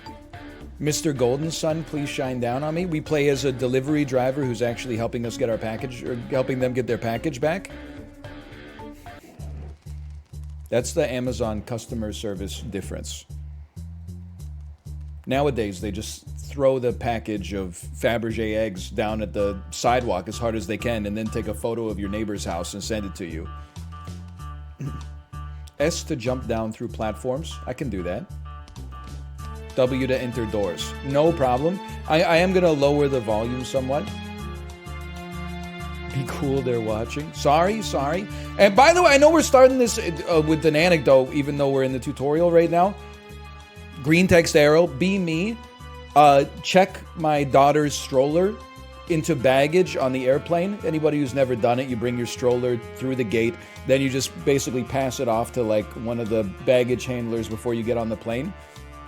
We get off the airplane. We're waiting where we always wait for the stroller to come out. It's not coming out. We're like the last people standing there waiting. And then some guy comes up and says, you're waiting for a stroller? Sometimes there's like an elevator over there and they just put it around there. I'll go check. So then this guy walks out the little staircase on the jetway and he points to where he was pointing before and gives me a thumbs up. I say, okay. I would just walk away. And then I leave the jetway. There's like a gate agent. She's on her phone. I'm just saying. And I say, hey, one of the baggage handlers told me there's like an elevator around here where the strollers come after you get off a flight. And she said, oh, I don't know anything about that. Oh, wait a minute. Yeah, he's talking about baggage claim. There's like a little carousel with a conveyor belt and like all your baggage comes out onto that. And I was a little insulted. I was like, I'm familiar with the concept of baggage claim. She was like, yeah, that's probably what he meant. So I started to go to baggage claim, and then an angel said, hey, do you have a yellow stroller? It's at the end of the jetway where the strollers always are. They never send it to baggage claim. It's literally always right there. I have a 4-year-old, and I wouldn't let this happen to another parent. I said, thank you, angel, for saving my life. I go to walk down the jetway. I get like 2 steps down. The same gate agent who gave me the bad information said, sir, can we help you with something? I said, I'm just getting my stroller. She follows me down the jetway. I find my stroller, I pick it up, and I'm walking back down the jetway, and she says, oh yeah, I guess that's your stroller. Oh, that makes sense. I didn't really know what he was talking about with like the elevator stuff. I just said, thank you, have a nice day. Try to get me to abandon my damn stroller at the airport because you don't know what the hell's going on. Nobody's talking to anybody. Anyway, this is Mr. Sun's Hatbox. Everybody got there. Nobody wanted to help me when I needed help. But as soon as they thought I was rushing the cockpit, everybody got their hands on their hips. Get behind the guard to sneak past. He's done it. Go here to get the drop on the guard. It's Mark of the Ninja. I have killed the guard. Try practicing on another neck. Get destroyed. Okay? So far, so good. He's got a hard hat on. We got to come up with a better idea. You can jump onto the hat to knock it off. Oh, my hat. Press E to equip the hat. Uh-oh, I got a hat. Q to D hat. Go to the next floor. Well, first I'm going to kill this guy, and then I'll bring my hat to the next floor. Hey, Wayne's World, thanks for the gifted subscriptions. Thank you. E to open chests. That's a gun. Aim with your mouse and shoot with left click. Okay, I can do that. I don't want to waste any ammo. Go to the next floor. Party on, Wayne. Party on Garth as well. Party on Garth. Right click to throw your weapon at the guard. Oh, it it knocked me out as well. Hey, get down there. F to capture the guard. I gotcha. What happened to him? What have I done? No, it's Death Stranding. F to capture the gun. Get Fultoned. Okay, the gun has been captured. Captured pistol. Go to the next floor to complete the tutorial. You have survived. You have looted a man, a gun, and a hat.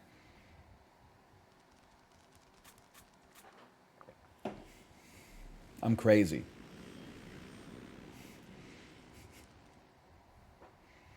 That's a pretty shirt you got on there. Thank you. It's a polo shirt. I don't know what the company name is. It's a nice polo shirt. Never played polo. They should really start calling them something else. Fear not, since you signed up for our delivery guarantee insurance policy, we won't relent until that package is in your hands. And have you ever seen someone playing polo wearing a polo shirt? I don't get it. Yes. Give me a horse.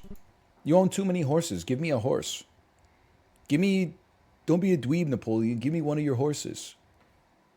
You own the land under your shop, correct? We shall set up a base of operations there as we continue our search. At no extra cost, of course. Thank you for your patience. Holy cow. Click here to open the build menu. It's XCOM. To get started, you'll need 2 more rooms. A staff room and storage. Place the room by highlighting a slot near your base and pressing left click.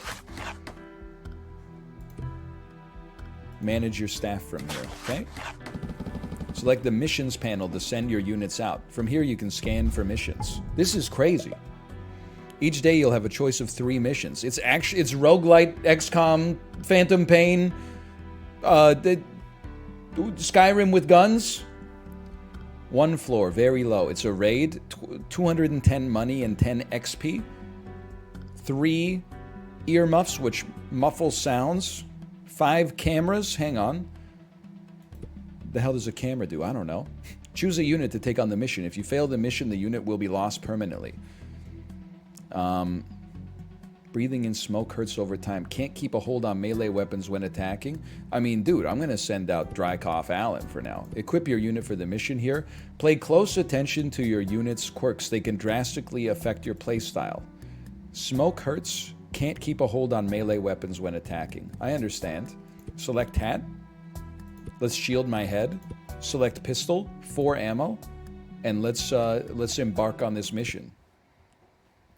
Find and kidnap the Barf Blackwell. I can do that. You have a gun. Have you noticed this? How am I going to sneak up on you when you have a gun? It was a lot easier a second ago. Pick up a chair. Throw the chair. Okay, pick up a desk. Throw the desk. Mission failed. So far, mission failed. I've knocked off my hard hat, but it doesn't matter. I choose to kill the guard! And I got his money. Okay, give me the gun. Give me the hat. Send back the other gun. He's crazy. Weapon ammo durability is automatically refilled after the capture. Okay, we got a stack of books. I can't throw them. They're too heavy. Maybe it's a hat. It's a hat. What does the hat do? We don't know. I bumped him. I bumped him up to another level. You know what? Capture the hard hat and give me the stack of books. You also left your gun back there. That sounds like me.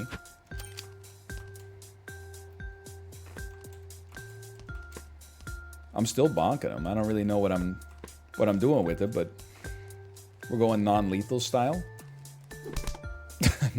Kill him, I suppose. If you're surrounded by a bunch of items, you can hold E to pick up a specific one. What does a camera do? I don't know. Send the gun back to base, man.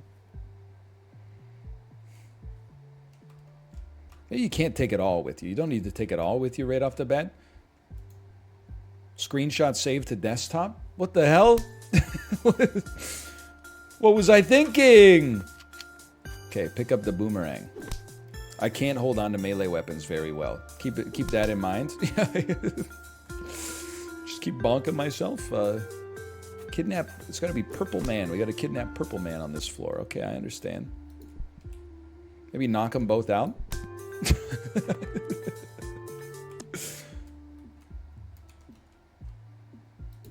There you go. Don't hit me. Stop it! Oh! Oh my God. Get up. I've been hit. The alarms are going. Oh! Open the chest. Eat some health. Dude, he's got a homing pistol. I'm in trouble. I gotta kidnap this fool. Drop on his head. Do it again. Kill him. He's dead. I got the gun. I'm gonna kidnap you. I just have to make sure I don't die in the process. Oh, son of a bitch. He's scared. He's not scared anymore. Kidnap him. Out of balloons. Whatever, I'll just hold him. I survived. Okay, that was easy. Your loot. We got some gold. We got some guys. Mission complete. I can't hear anything because I'm wearing the damn earmuffs. Completed. 50 XP. It's like Hunt Showdown. This guy's getting stronger. He's gained max health. Take him back to the base. While you were gone, day 1 went to day 2. Cool. The medbay and brig are now open to build. Open the build menu to see details. Medbay, heal damage staff here. Okay. I would like to send Dry Cough Allen down here for 3 days. I would like to build... I can't afford to do that. Never mind. Okay, well then take me out on a mission then. Scan me. Complete these story missions to progress the game. You know what? I don't want to progress the game yet.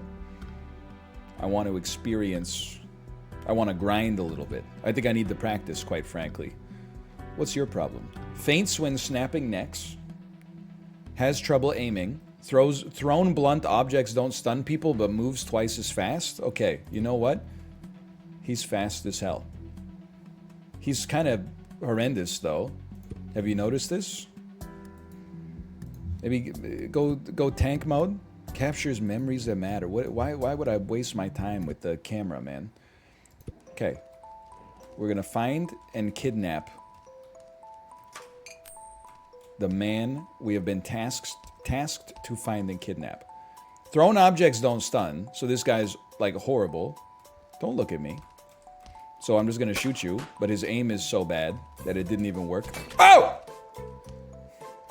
There's a laser beam. Did you see that laser beam?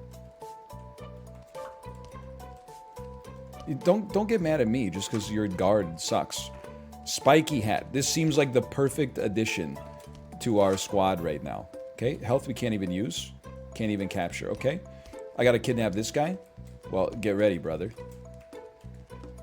Get ready, brother. Oh, never mind. I have killed you. But on the other hand, I got a sword.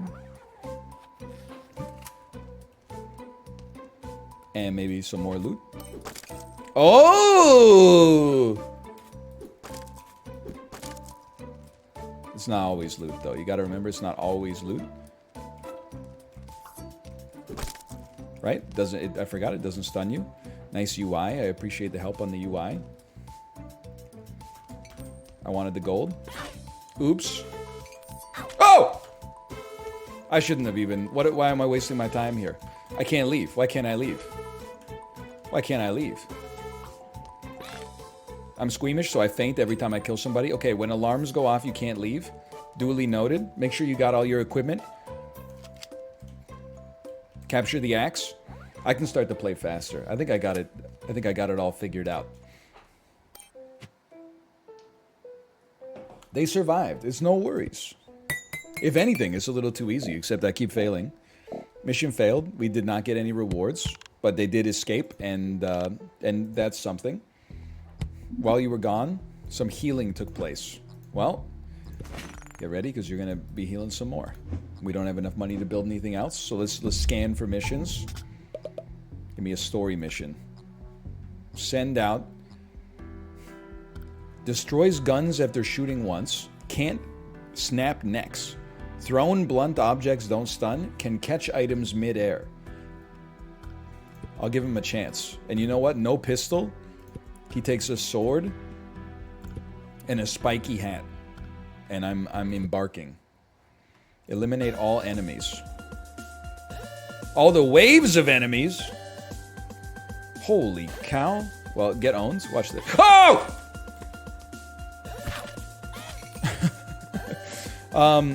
I didn't think they would notice me. What the heck is this turtle shell, dude? I got a turtle shell? Get owned? Oh, no! Okay, I'm gonna die. It's that simple. I'm dead. That was fast. Killed by Whooper George. Take me back to the base, okay? That was tough. The alarm was going off? I didn't know they could see through the floor. Okay, missions. Scan for missions. Here we go. This time we got... Gets hurt from things that would normally stun. Med kit's hurt. Can only aim forward. Melee weapons don't degrade when hitting non-living objects. Stun for twice as long. Can't snap necks. Jumping on enemies doesn't stun them. You're just horrendous. You're horrible. You can't do anything. And you stink. Give me a gun. I'm going out on the mission. Okay, step 1, we get the treasure. Where are they coming down from? Whoa! He can only aim forward. It's harder than you'd think. Maybe it isn't. Is he capable of snapping necks? Yes, okay. I got a turtle shell. I got a baguette. Oh! I got a man's body! I got rid of my gun. Not my finest move. You know what I could do? D-hat. Throw it. Throw your turtle shell. Okay, just kill him. Take his gun. We've succeeded on the mission. Capture the baguette. He's crazy. Capture the pistol. Capture the pistol. We only get 3 balloons, right? We'll live with that. Pretty good. Pretty good. Oh no. This is floor 1 of 3. Whoa, excuse me? Dude, can only aim directly ahead is like impossible. Out of ammo. I snapped his neck midair. Go ahead, take another shot. I have a throwing dagger. Whoa! He threw it at me! It's a damn mess out here with the turtle shell, dude! I gotta go. I don't know what to do. I'm gonna pick this up. Did I knock his head off? He's got a little tank on his head. Oh, Jesus, I missed. Jump on his head. Run away, run away. I'm so scared. Oh, why did I think that would work? Cause of death, turtle shell, my own head killed me. Okay, you know what you do? You send out Dry Cough Allen on this one. I'm not gonna lock him in, that's okay. A new room, the black market, is available. Hire staff, purchase items, and fulfill contracts. So I need to get some money. I need to be less bad. Send out Dry Cough Allen. Send him out with a pistol. I'm not sending him out with the earmuffs, okay? 1 pistol should be enough. Floor 1 of 2. Find the target enemy, capture them. It's a green man. Understood. Look at this. Free treasure. It's the greatest day of my life. Send an axe back to the base. Well, we got some scary guys here. I don't know what a rubber duck does. As you know, I'm very well versed in stealth games. I should really capture them and send them back to base, huh? That way... Oh, why would you jump into the thing?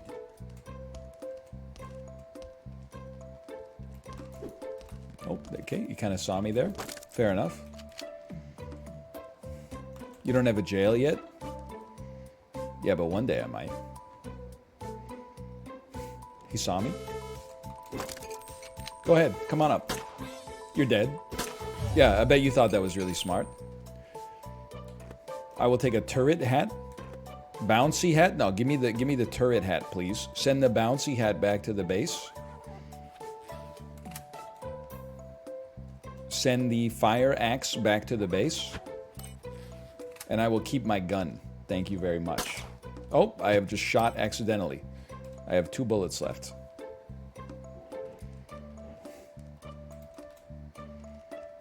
We're just chilling. We're just chilling. I want to land on your head. Every time I land on you, it shoots a gun. You must be... Oh, every time I jump, it shoots a gun? Is that what... Oh, only if it sees an enemy? I'll just jump on your head.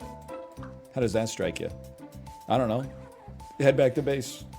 If I hit the roof! If I hit the roof!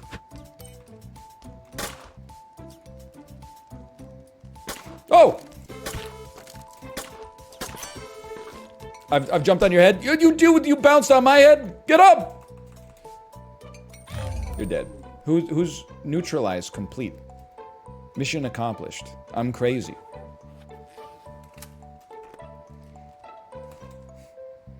I'm out of control. I can't take anything else with me, really. I can get all the treasure chests, at least. A baguette. Some gold. Seems like a successful mission to me. It is a little duck game. There's no doubt about that. Ooh. He's loaded. He has not leveled up, but he's loaded. Day 6. You found a map piece. Collect more to unlock a hat heist. A new room research is available. You gotta slow down. I'm like... I'm not doing so hot. Brainwash prisoner? Sure. I mean, you're level 2, so you're going in first. And you know, everybody else, you can just stay in prison for now. How you doing in the medical bay? You're doing great. Love to see that. Research. Unlocks the research job. Unlock various passive upgrades from here. Go ahead. You'll have to assign staff to the research job. Select Faint of Heart Gonzalez and assign them to research. Okay. Optimize to quickly assign your highest level units to jobs. My highest level units?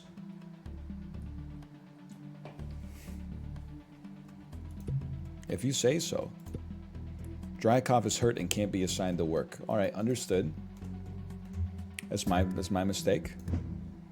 Go to the research panel to get some research upgrades. Okay, level 1. Bring more balloons.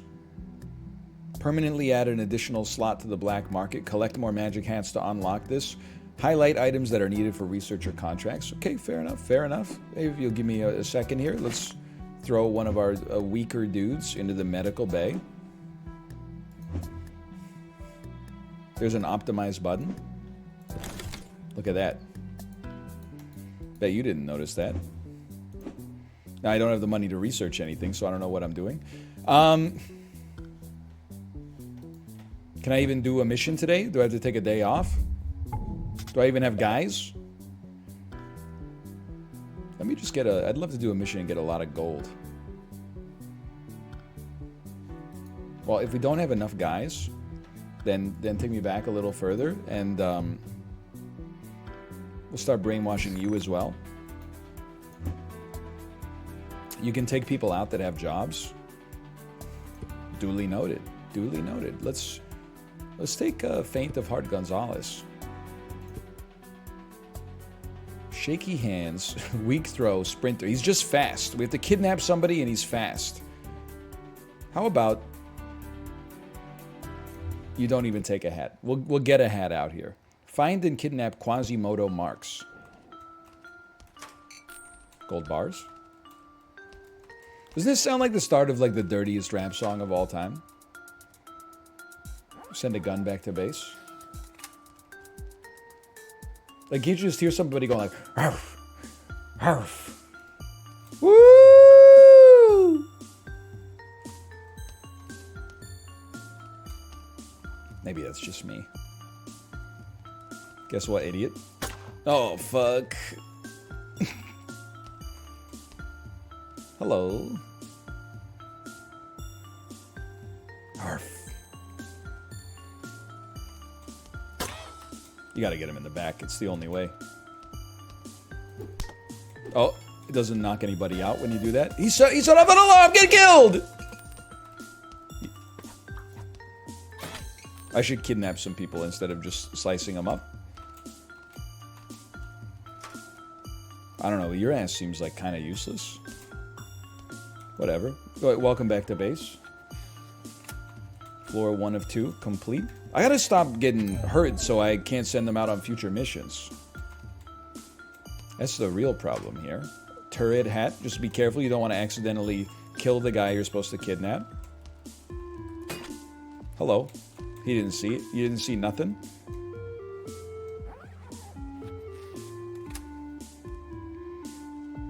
You can carry your target out of the level to capture them, okay? Understood. Melee weapons will break after being used a certain number of times. That's not my guy. That's my guy right there. Whoop. Oh, just drop on him? Drop on him? Which one? It's you. It's not you. It's you. Oh! He lives. This is a damn mess. It's a disaster. Hang on. Rubber duck. It's got everything the body needs. Get ready to jump on their head. You gotta jump on their head. Yeah, okay, you're dead. I'm squeaking on you. I'm just squeaking on you. Weak throw. I killed him! I killed him because I clicked by accident. Oh, what the fuck? What have I done? Oh! Okay, some health. Thank you. We have to stop the alarm in order to escape.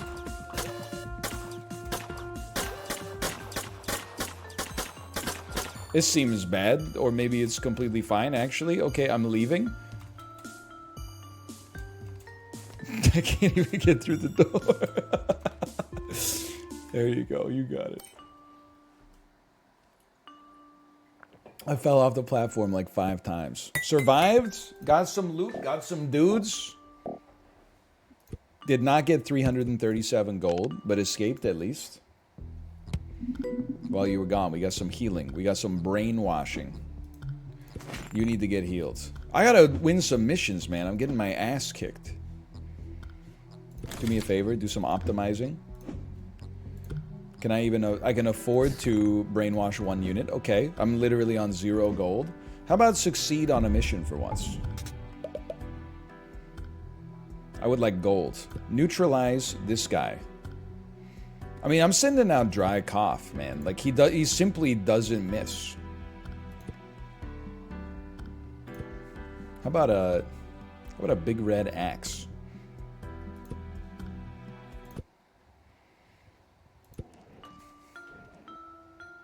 Herf. Herf. Like, watch this. He can only aim forward, can he? Oh, no, you just gotta change your... Oh! I've killed you by accident. I don't know what I did. Herf. Okay. He doesn't know what's up. Just dodge him for a second. I got big plans.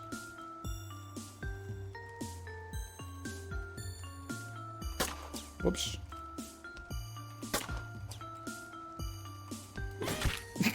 Okay, enough of that. What do you got for me? Bouncy hat? I sleep. I don't even think we need to send it back to base. We don't need... I'm being a little bit too crazy with the balloons, okay?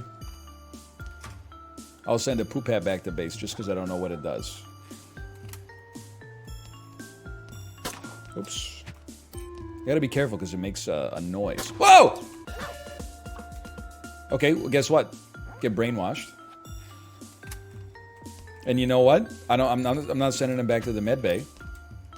So why don't you go ahead and give me my... Oh, it expired. Okay.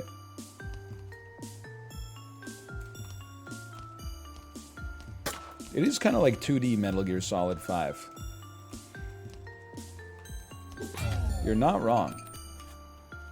What happened to my axe? There's an axe up here. I'll just use this axe.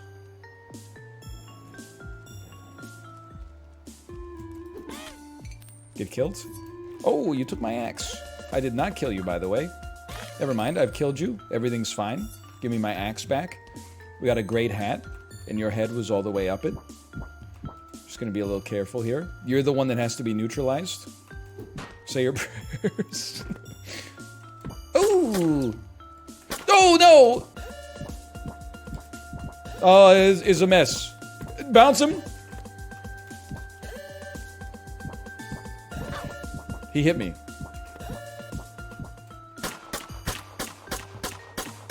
I know, I'm just biding my time. No, I'm in trouble. I'm in a lot of trouble. Grab a chair. Oh, I'm gonna die. I'm not gonna die. Get neutralized, kill him, and then run. You're okay. Grab a desk. Here's the thing, I've been trying to use too much equipment. I'm not an equipment guy. Ooh, I'm just send me. I don't need equipment. I just want to fly. Okay, we did almost lose our best unit there. You know what? We got one balloon left. Oh, don't come after me, you little bouncer.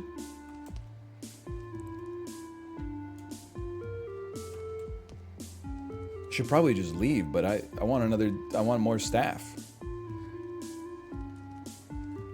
You know what? Greed is bad sometimes. Survived. He's done it. Mission complete. We earned a map fragment. Ooh, dude, he's so good. He's level 3. He lost asthma. Still got some butterfingers, but we got some real staff. Scan me for missions. Research me. Do we have the money to research? We can research more balloon capacity. Sure. Go ahead and start. Take me to staff. Do me a favor. Optimize it. Take me to the brig. Let's brainwash some prisoners. Take me to the medical bay. Heal you. I can't afford to heal Dry Cough Alan. That's terrible news.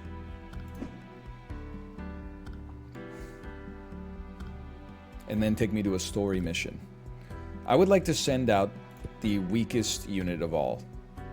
Just somebody with no shot. Has a wider field of view. Kingsman 2, mid as hell. Why, okay, but why? Why bring it up? What was your problem with Kingsman 2? It came out like 7 years ago. Nobody mentioned Kingsman 2, The Golden Circle. Not even mid, it's ass. No, Kingsman 3 is ass. Kingsman 2 is okay. It's got some cool camera tricks. Julianne Moore, always a pleasure when she brings her acting talents to the silver screen. 3 is better than 2. You're fucking high.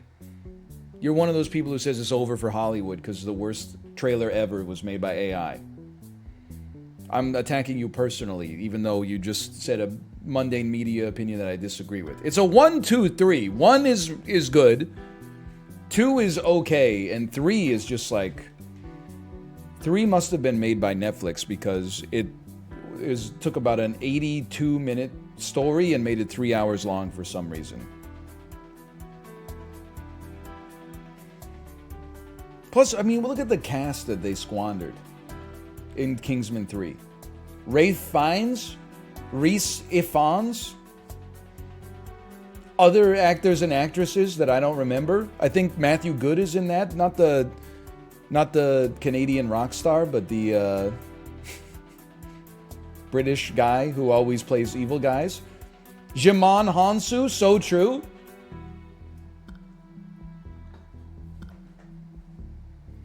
Respectfully, who? Matthew Good. He's in every movie. You're like, that guy's too handsome to be a good guy. But I guess he is. And then at the end of the movie, you're like, never mind.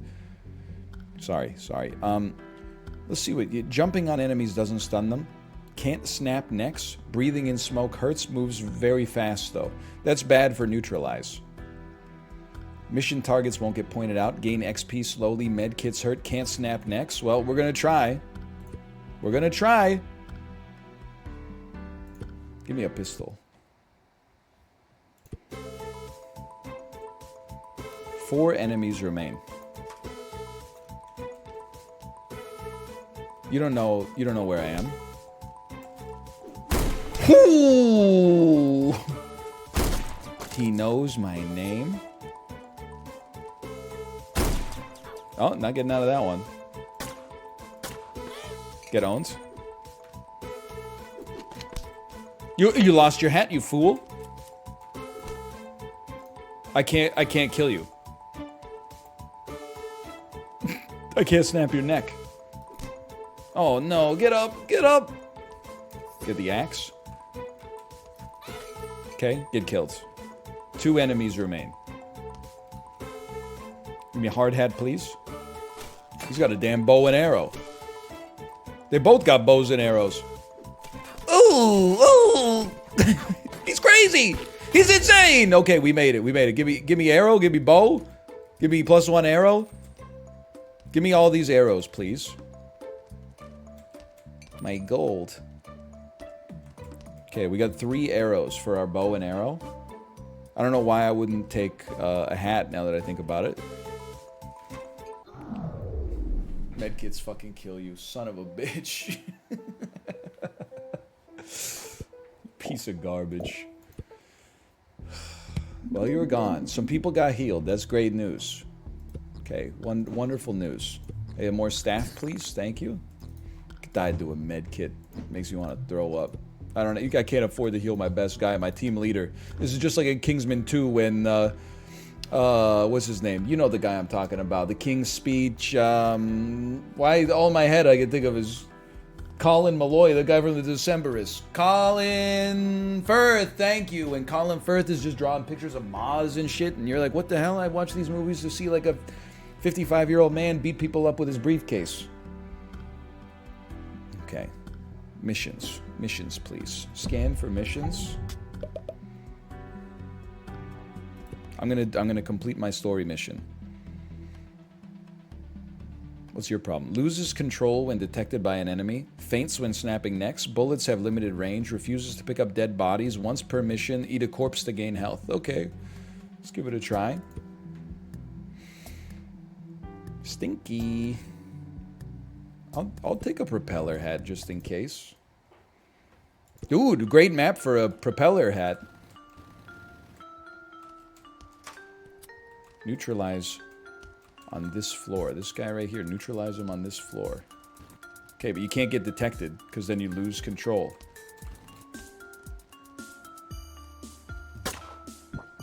Strongest floors. Must be made of rich mahogany.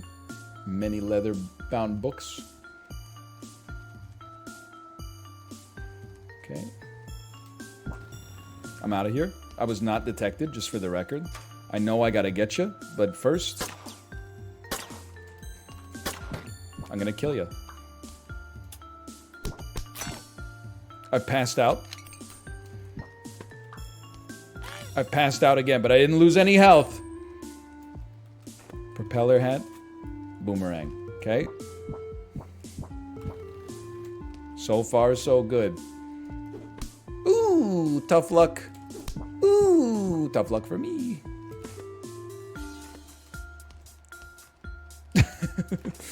I gotta get a weapon, man.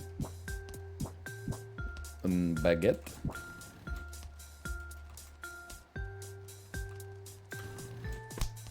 Get smacked. Keep getting smacked. You can run away if you want. See if I care. Oh, he woke up! I've lost control! I'm better without control! Okay, squeamish. I fear of corpses? Bro, I'm trying to put the hat on. How can I have a fear of corpses? I can eat corpses. Okay, floor 2. My ass is just getting out of here, dude. On the other hand, what have I done? Don't wake up. Can I eat medical kits? Yes, I can. Great start. I'm scared as shit, but I'll still eat it. Really? You're gonna eat like a spider or something? Why don't you go back to base? You know what's blowing my mind? We were in my hometown. Whoopee cushion. He's a coward! We were in my hometown, and they have a little phenomenon called mayflies, which means like everywhere that we went, the air was thick with flies, 100% of the time, everywhere. My daughter, insanely afraid of the flies. Like when I was walking her around, she would be like, "Daddy," and I'd say, "What, honey? What's wrong?" She'd go, "There's a bug on my stroller," and like her hand would be shaking, and she'd be pointing at it. They're like literally that big. And then I said, "Oh, don't worry about it. It's okay. Don't worry about it." You know what animal she loves though? Snakes. Make it make sense, man. I said, "Are spiders scary?" She said, "Spiders are a little scary." I said, "What about snakes?" She said, "Snakes aren't that scary." Really? You've never heard of a king cobra? You've never heard of anaconda? Killed John Voight in the damn movie.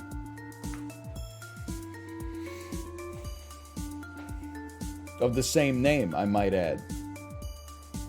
Overheal can't be healed. Can be healed past max HP. Okay, I mean, he did a very good job here. You've completed your first research. Maintain the minimum staff level to keep it active. You've completed your first map. Now you can now go on a hat heist. Emergency. 1 floor, very low. Rescue Dry Cough Alan. He's a Dry Cough Alan got kidnapped? Okay, first thought. No injured units are available. That's because you idiot, you kidnapped my, my hurt unit. Bet you feel stupid. Poops when hit. Harry Houdini style. Can I build the black market yet? Not yet. Okay, let's save some money. We'll build the black market. Optimize my staff for me, please. Let's go on a hat heist. Remain stunned twice as long. Can't snap necks. Jumping on enemies doesn't stun them. Hampered when holding heavy things. Comes back as a skeleton after dying once. We'll give you a chance, brother, but it's not looking good. Now, don't accidentally kill your own guy. You can't see me.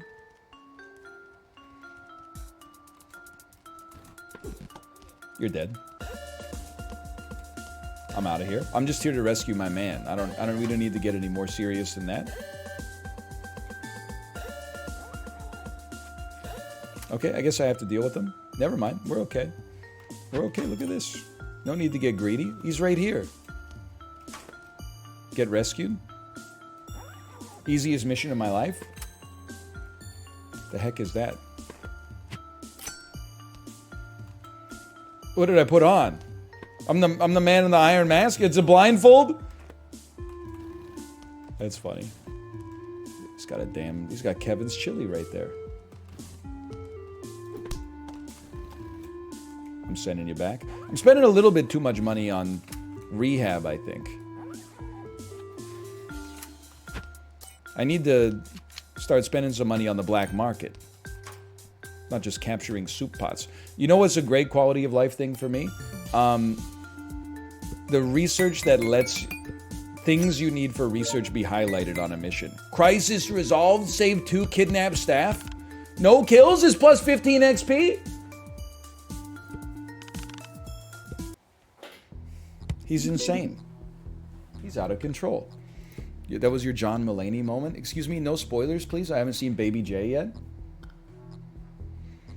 Please don't spoil the jokes in a comedy special.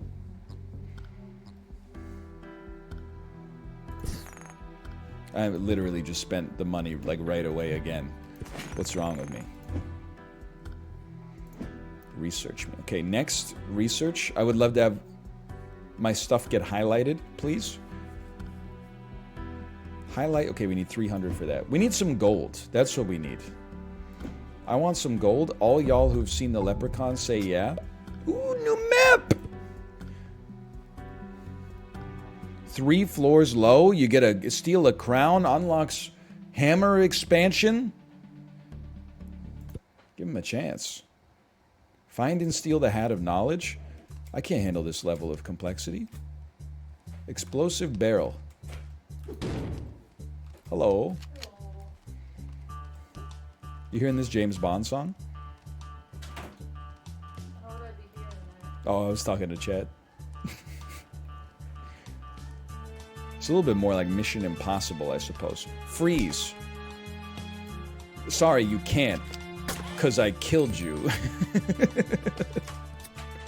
Oh, man.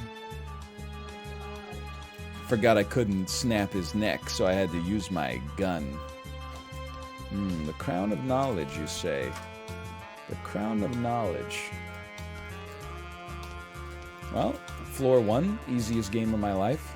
The James Bond chord. I forgot about that. I'm a lightweight, I can't stun you by landing on you. Nice hard hat.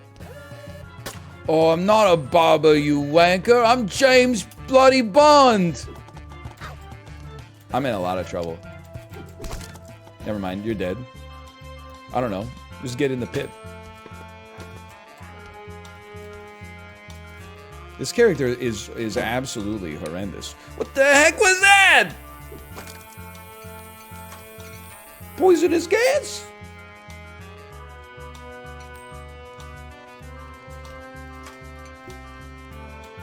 Get rid of this, man. I can't be trusted with that. Are you crazy? Help me get through the door. Poop is stinky.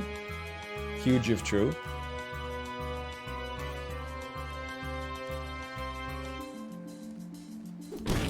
It's probably one of the greatest throws of my entire life. This is a problem, no? Never mind, it's completely fine. I have stepped on the poop. You see me, huh? Well, in that... Whoa! My head! My duck. Sorry. Fuck it, we ball. I'm out of here. He's a little speedy, at least. How am I gonna steal this? Oh! Go ahead. Make my day. I lived. I came back as a skeleton. I lived. Skeleton me. The hat of knowledge. I've made it through. Survived. 77 gold in the hat of knowledge. Escaped 110 XP. So does he stay as a skeleton forever? Is he permanently a skeleton now? Maybe we just gotta put him in the med bay. He's crazy. He can snap necks now. He's actually useful. We sincerely apologize for losing your package. Please accept this gift as a token of apology. What's this? It's the Hat of Knowledge. We went through great lengths to procure this for you. Okay, thanks, I guess. So when do you think you'll get my package? We're very close. We'll keep you updated. Okay, cool. And how much longer will you need my basement? My parents are planning to come to visit soon. Sorry, I should get back to work. I'll put this on display downstairs. Have a nice day. Okay. You need to build a showroom to hold the magic hat. Bro, I need to build a black market. Oh, it's free. Beautiful. A new room expansion is available. Unlocks the expansion job. Required to unlock certain rooms or expand staff capacity. Let me get a black market first, okay? You can purchase items and hire staff here. Complete daily contracts to receive rewards. Check back every real-time day for a new set of contracts. So I can give you 3 turtle shells for some staff. Holy cow. It's getting complicated. Contents will be refreshed in 1246. Yeah, they put dailies in my roguelite, man. Okay. I'm a little light on funds right now. I'm not very liquid. Do me a favor, optimize my staff. And then heal some units. I don't know what's going to happen to him. He's a skeleton. I have $48. I don't think we need to brainwash any more prisoners for now. Just scan me. Holy cow, dude, this is crazy. How about glass breaker gains? Objects you throw always break when they hit something. Bullets have limited range. Sometimes you don't press the trigger when you shoot guns, and poops when hits. When he's hit. Okay. So useless. Soup pot, big enough to hold a body. Maybe send him in hatless and weaponless. We'll get it on the fly. Your mission is to collect $405.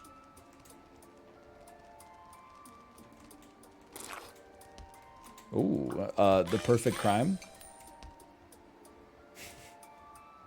Now, what do you think? Whoa! He's got like a concrete fucking block on his head, man. Get killed. Piece of road. Whoops. Soap bar. I gotta get a lot of gold. I want the gold. Thank you so much. That's quite a lot of gold. Oh, I slipped on the soap, of course. What was I thinking? Okay, you ready? Well, we can use that to our advantage. Whoopee cushion. I'm out of here. Never mind, you're out of here. I'm out of here. I don't know what happened to the soap. I threw it down. I don't know what happened to it. Here they come. You're all dead. Whoa! I don't know what happened. Everything seems... Oh! Everything seems okay, though. It's a lot of gold. Outplayed. Did you hear, like, the machine gun fart? I thought I was at a Pink Panthers concert. I don't really get it. I don't get the joke, but I thought maybe you would like it.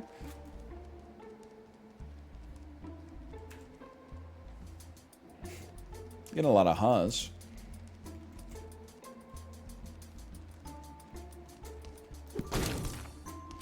Great start. I have a rifle. You're dead. Okay, maybe we should send some good stuff back. I can't believe I haven't completed my mission yet. I'm losing my mind. Is Pink Panther a band? I think she's like a lady.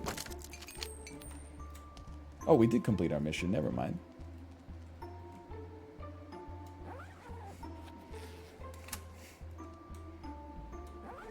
She's involved with Ice Spice, as far as I know.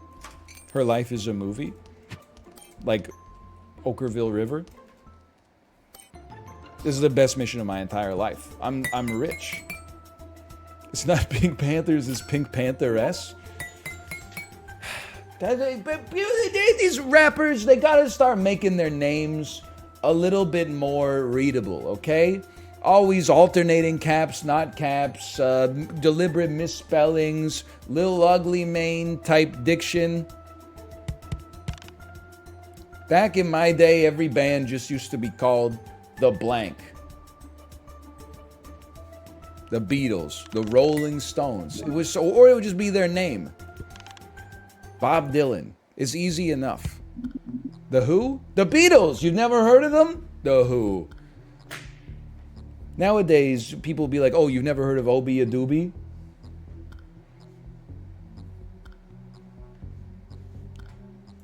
Anyway, sorry.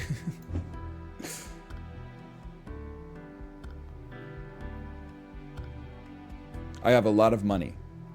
I would like to look at my magic hat. I would like to build expansion and just place it and then go see it. From here, you can increase the capacity of staff jobs. I don't think we need to do that just yet because I have a lot of well, I haven't optimized effectively yet to this point anyway. Okay, optimize me. Let's do some actual research.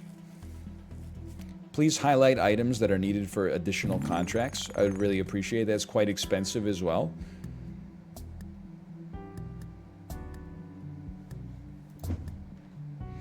Well, you know what? Now that I think about it, there's like a little incremental sort of game going on here too. Because if I get more staff, then I can research faster, which allows me to get better, which allows me to research more stuff, which allows me to, and so on and so forth, I think. You have so many staff already? Are you saying perhaps I should upgrade the capacity of my research? Hey, name this show. According to my research... No, only 90s kids will get that one, dude. Anybody need some... No, nobody needs some support there. Okay, mission me. Ride on the magic school bus? How'd you know that? Rock the river of lava on the magic school bus. We used to be a proper country with proper theme songs. They used to do like ad-libs in the middle of the song. Pop right in and don't be shy. And then someone you've never heard of in the background goes, come on. Just to make your day complete, you might get baked into a pie on the magic. Anyway, it's I don't really remember what I'm talking about. How about we send the Corpse Eater out on this one? Ooh, thrown blunt objects deal damage instead of stunning enemies. That sounds pretty good too. Just give me a basic hard hat.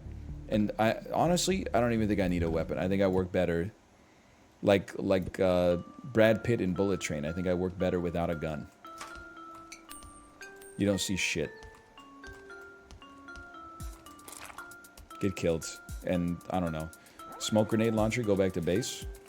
And I broke your neck, so get a life. Was Bullet Train good? If you'll excuse me, I'm in a lot of trouble right now. Bullet Train was okay. Nothing wrong with Bullet Train. I mean this... Sometimes I say this in a disrespectful way. I mean this in a respectful way. I think if you're 14 or 15 years old, Bullet Train could be your favorite movie of all time. With no negativity whatsoever. In the same way that Boondock Saints was that for, like, my generation. It's stylish. It's fun. There's nothing wrong with it. I also watched Bros, and that's how you know I'm an ally. I watched Bros on an airplane. I didn't realize... I mean, I could have known, I guess. I could have surmised this. I mean, the aluminum tubes surrounded by strangers. I didn't realize there'd be multiple scenes of people sucking each other's dicks openly, doing stuff with their butts, you know, like as... that's something I didn't know you could watch on an airplane. But I mean, honestly, while I was doing it, I was like, you know what? I'm doing it, I'm opening minds on this airplane. I thought the movie was okay. I thought Bros was okay. I will say then, I watched, well, on the flight home, I watched Best in Show. Love it. I've seen it a million times. Love that movie. Love Christopher Guest in general, of course. I also watched Game Night, which I had already seen before, but I'll watch anything with Jesse Plemons. And I don't mean to get sidetracked here. You see the tweet that went viral that was like, how does this guy keep getting cast in movies? He must have, like, blackmail material on all the Hollywood executives. And it was a picture of Jesse Plemons. Jesse Plemons is a fucking insanely great actor. Like, what is wrong with you? He's incredible. Who's going after Jesse Plemons on Twitter for getting cast and stuff? He makes everything he's in better.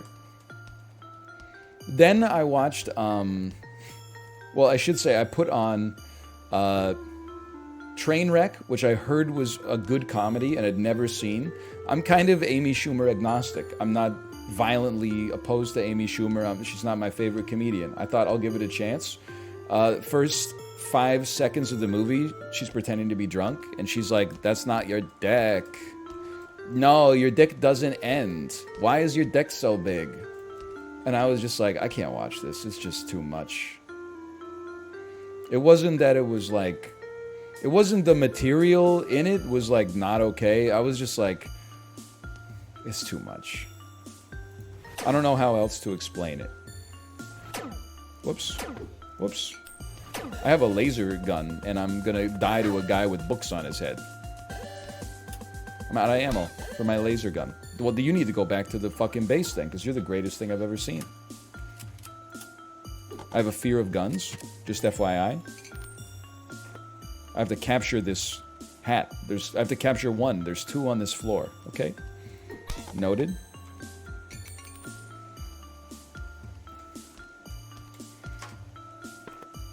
You know, you ever have, like... I don't know if it's just a hot button issue for me for whatever reason. Ever have a friend who has, like, 1 drink and then pretends to be insanely hammered and you're like, why are you doing that? I get that it's a movie, like, I blasted him. Like, she's not gonna actually get hammered to play someone who's hammered, but her fake drunk act was, it was just, I don't know. I couldn't handle it at the time.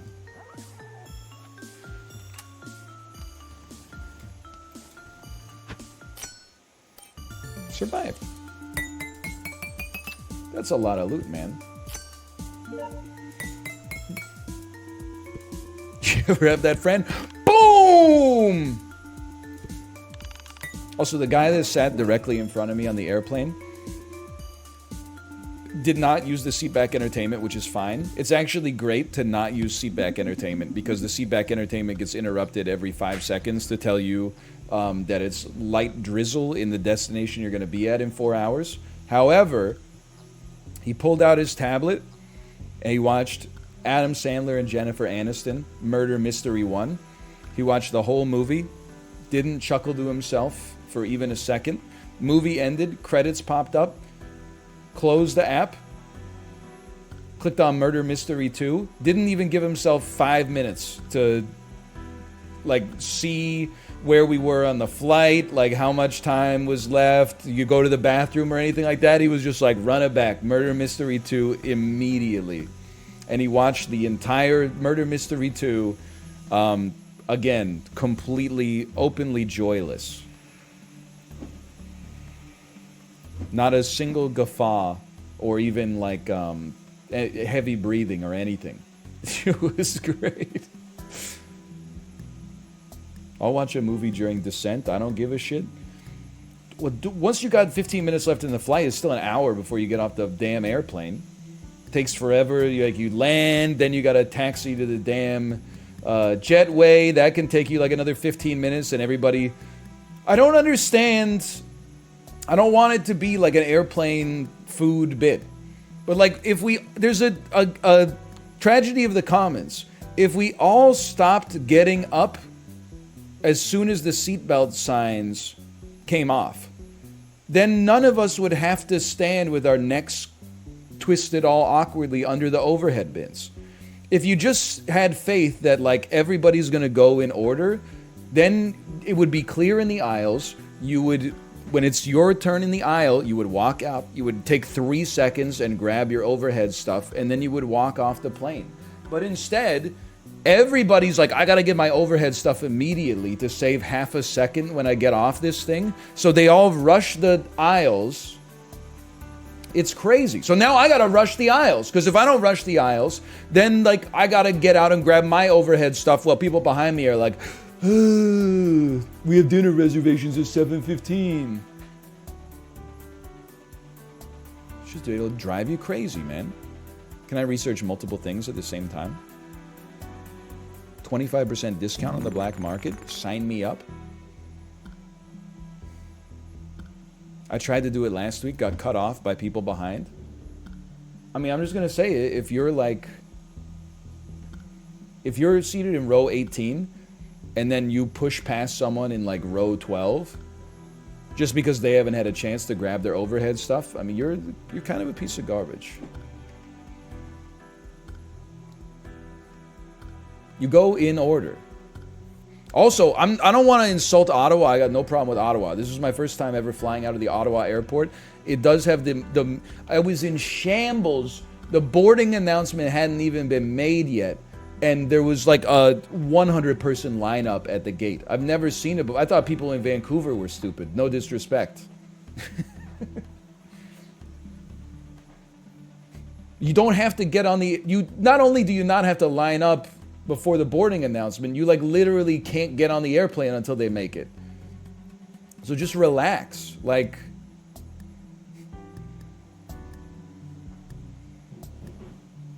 But I always feel like a gangster when everybody lines up. I'm zone 3. I want to be at the front of zone 3. I'm seated in the aisle seat in row 71. But I really got to get on the airplane fast so I can get my neck pillow set up and then sit down, get completely relaxed, and then other people get on and they're like, I sit in the aisle or I sit in the middle. Oh, fine, okay. Let me put my neck pillow back on. Let me do my headphones. Let me get my little snacks. Oh, I'm in the window. Okay, go ahead. Anyway. But I always feel great when everybody's in line like that, and then they call first class, and then they call families with young kids. And I'm like, excuse me, sir. We have a child under the age of 6. We're a special protected class of citizen. If you could just move slightly out of the way. Oh, yes, and I don't know. Will she cry the whole time? I don't know. You might have to turn up Murder Mystery 2 to a slightly less comfortable volume. I don't have any control over that, I'm sorry to tell you. Anyway, I'm going to scan for some missions. Kidnap Mug Calderon. I can do that. You did great last mission. How's your health? It's perfect. Go out on the next mission.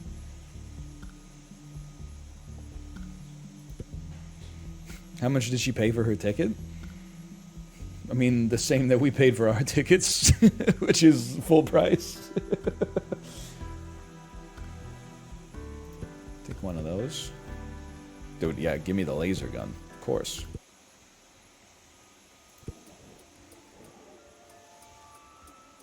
Well, I mean, she didn't pay. Like, we paid, but it wasn't free, I guess is what I'm trying to say. You guys want to try Deathless this time? Security cameras can be taken out by throwing weapons at them. I'm going to shoot you with a laser gun, my dude.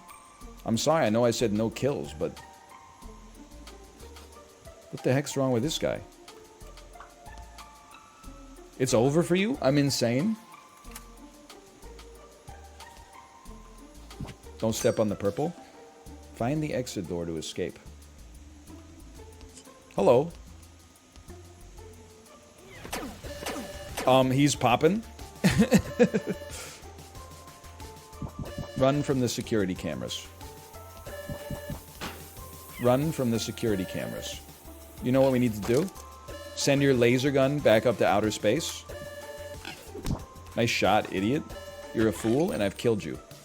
We captured our laser gun. I now have a shield. I'm a coward. I have broken lots of stuff, though. Leave. Just chill and leave, dude. We don't even... just... the alarm's gonna stop any second now. It's like a... Anyway, we made it. I just don't know, like, in general, if people realize that, like, they're... ooh, the explosive barrels. That they're making it harder on themselves. Like, I don't know, like, just 1 second. Be dead. Whoa! He explodes when he dies? Yeah, they explode now.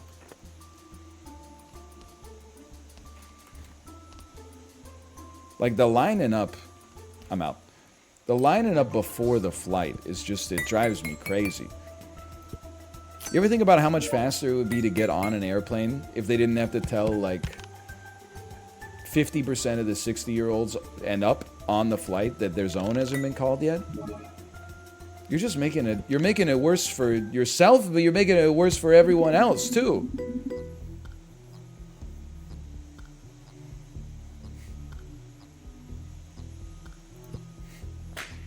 We have another hat heist. We'll probably stop after this hat heist, if I had to guess.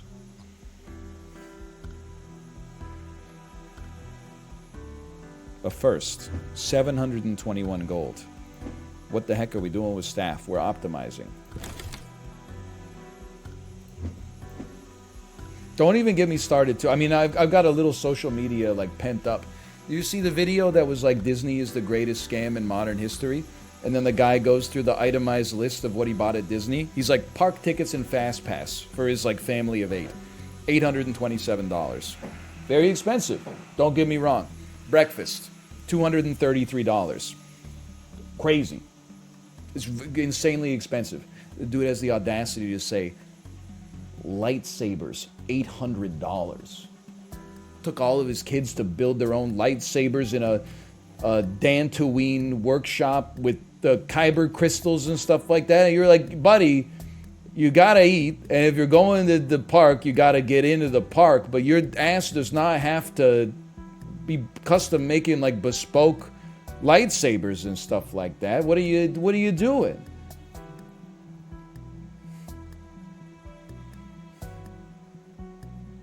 I don't want to add a slot. I don't want to.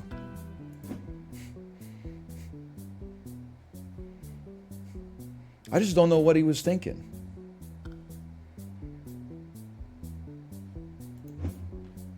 You know what he was thinking? He's thinking he'd do all that for a Marge Gunderson voice. For all that for a little bit of clout. Don't you know?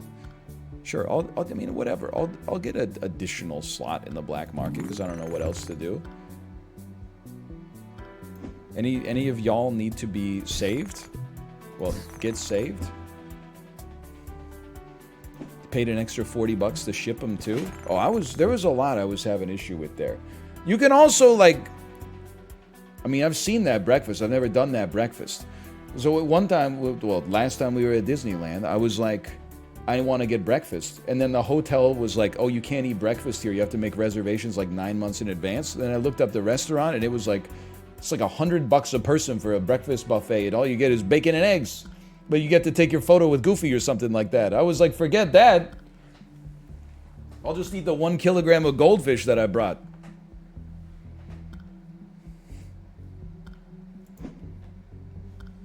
They've lost their mind. Okay, give me the hat heist. What must we do? Steal this? I'd like my best men on the case. The Barf Blackwell with the laser gun. Find and steal the Hat of Discovery. I can do that. James Bond. Excuse me, a skeleton? So far, so good. Uh-oh. I'm panicking. I'm panicking. Ooh, he's made it. Okay.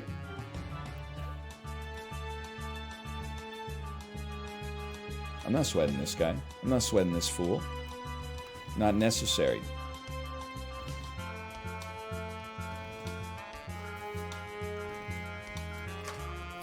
We did an amazing job on the music. Of that, there can be no doubt. Okay, we're playing Meet Your Maker style.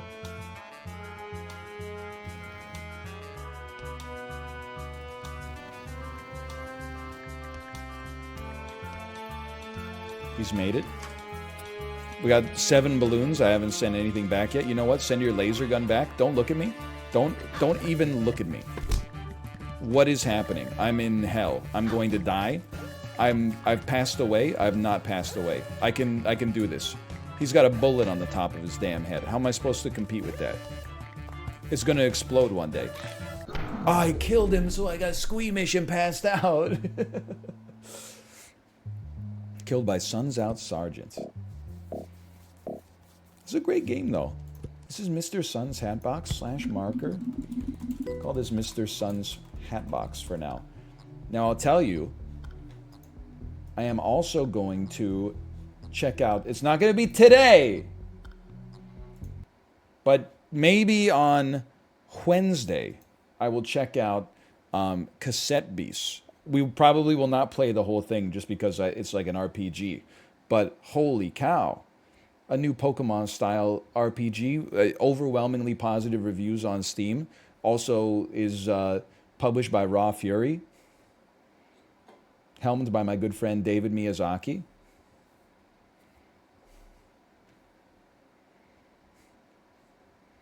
What are you saying? What are you saying there, Macros?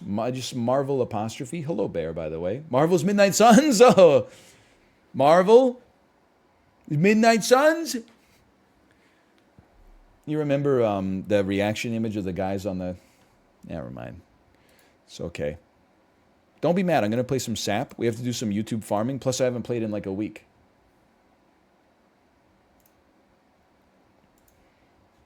You ever notice how long a 5-hour stream is? It's crazy. We're halfway through.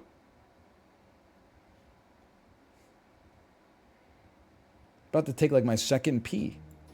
Should make them shorter. Nah, I'll just keep going away like once every 3 weeks.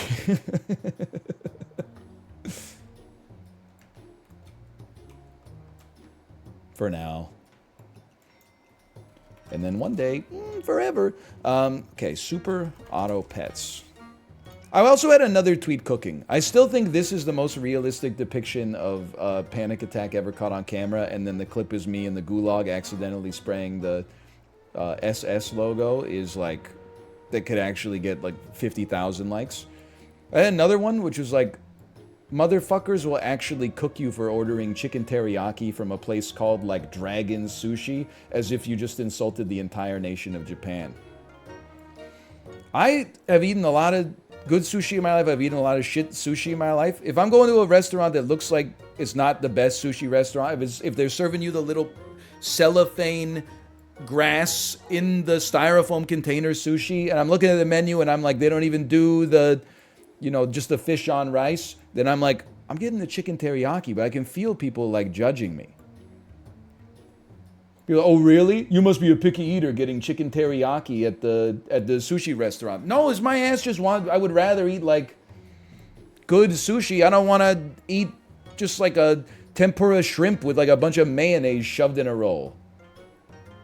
So, sometimes it's okay, don't get me wrong, but like, I think we could phrase it in a more positive way, okay? I feel like what we could also say, instead of, we need to elevate chicken teriyaki in the public consciousness so it is no longer considered to be the thing that picky eaters get when they go to sushi restaurants. Sometimes it's a thing that you could just get if you go to a sushi restaurant and you look at the menu and all the rolls are called like the fucking hand grenade roll, and you're like, I don't want to eat this shit, just give me some chicken teriyaki.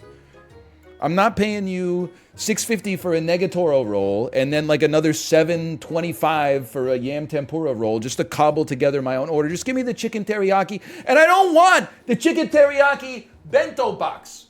Give me more teriyaki, more chicken, more vegetables, more rice. I don't want 2 fucked up frozen gyoza that aren't properly cooked in the middle and the other one is like molten hot when you bite in. I don't want that. You said there's tempura, but there's 1 tempura shrimp and then like 8 pieces of fucking stale squash and pumpkin. I don't want that. I don't want the salad where you just grab the pre-made salad mix and then put like, I don't even know what it is, like julienne carrots on top of it.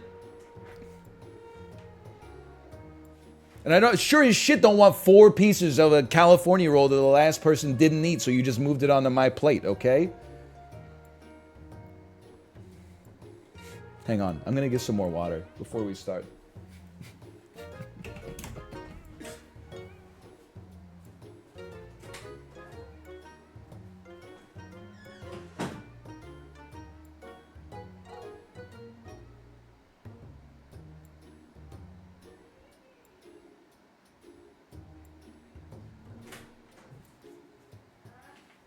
Every time you order from a sushi restaurant, somebody who's never left their home state is, oh, chicken teriyaki, really? You should try sushi, it's pretty good. Yeah, I've had sushi. I've had sushi in Vancouver, I've had sushi in Seoul, I've had sushi in Tokyo, I've had in Kyoto, Osaka. Meanwhile, oh, really? This place in fucking Perth. You really gotta go to Dragon Sushi in Perth. Bro, you can't get the chicken teriyaki at Dragon Sushi in Gananoque, Ontario. This place goes crazy. Get something exotic like a spicy tuna roll. Ugh. Just fucking relax. Bro, you can't order a craft local beer at Yamamoto's Sushi in Brockville? Are you crazy? You have to go real authentic style and get a Sapporo. That's 4 times more expensive and half as good.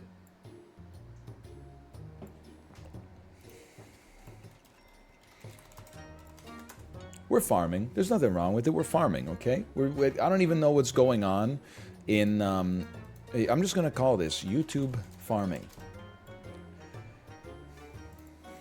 I don't even know what's going on this weekly. Let me take a look. Weekly pack, star pack, puppy pack. What is this? Why am I even looking as if I'm going to pay attention to this? Just get me started.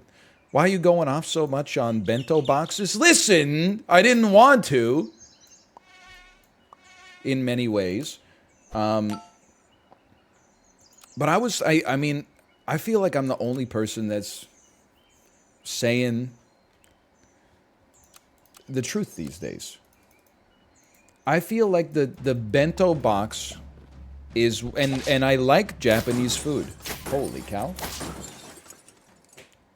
Oh, wow, you look so cute. Right? Look at her hairpin. Wow. Her hairpin. Hi.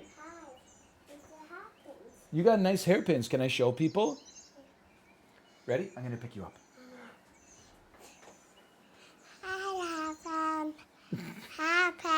Hairpins. You have to say hi, Chad. Hi, Chad.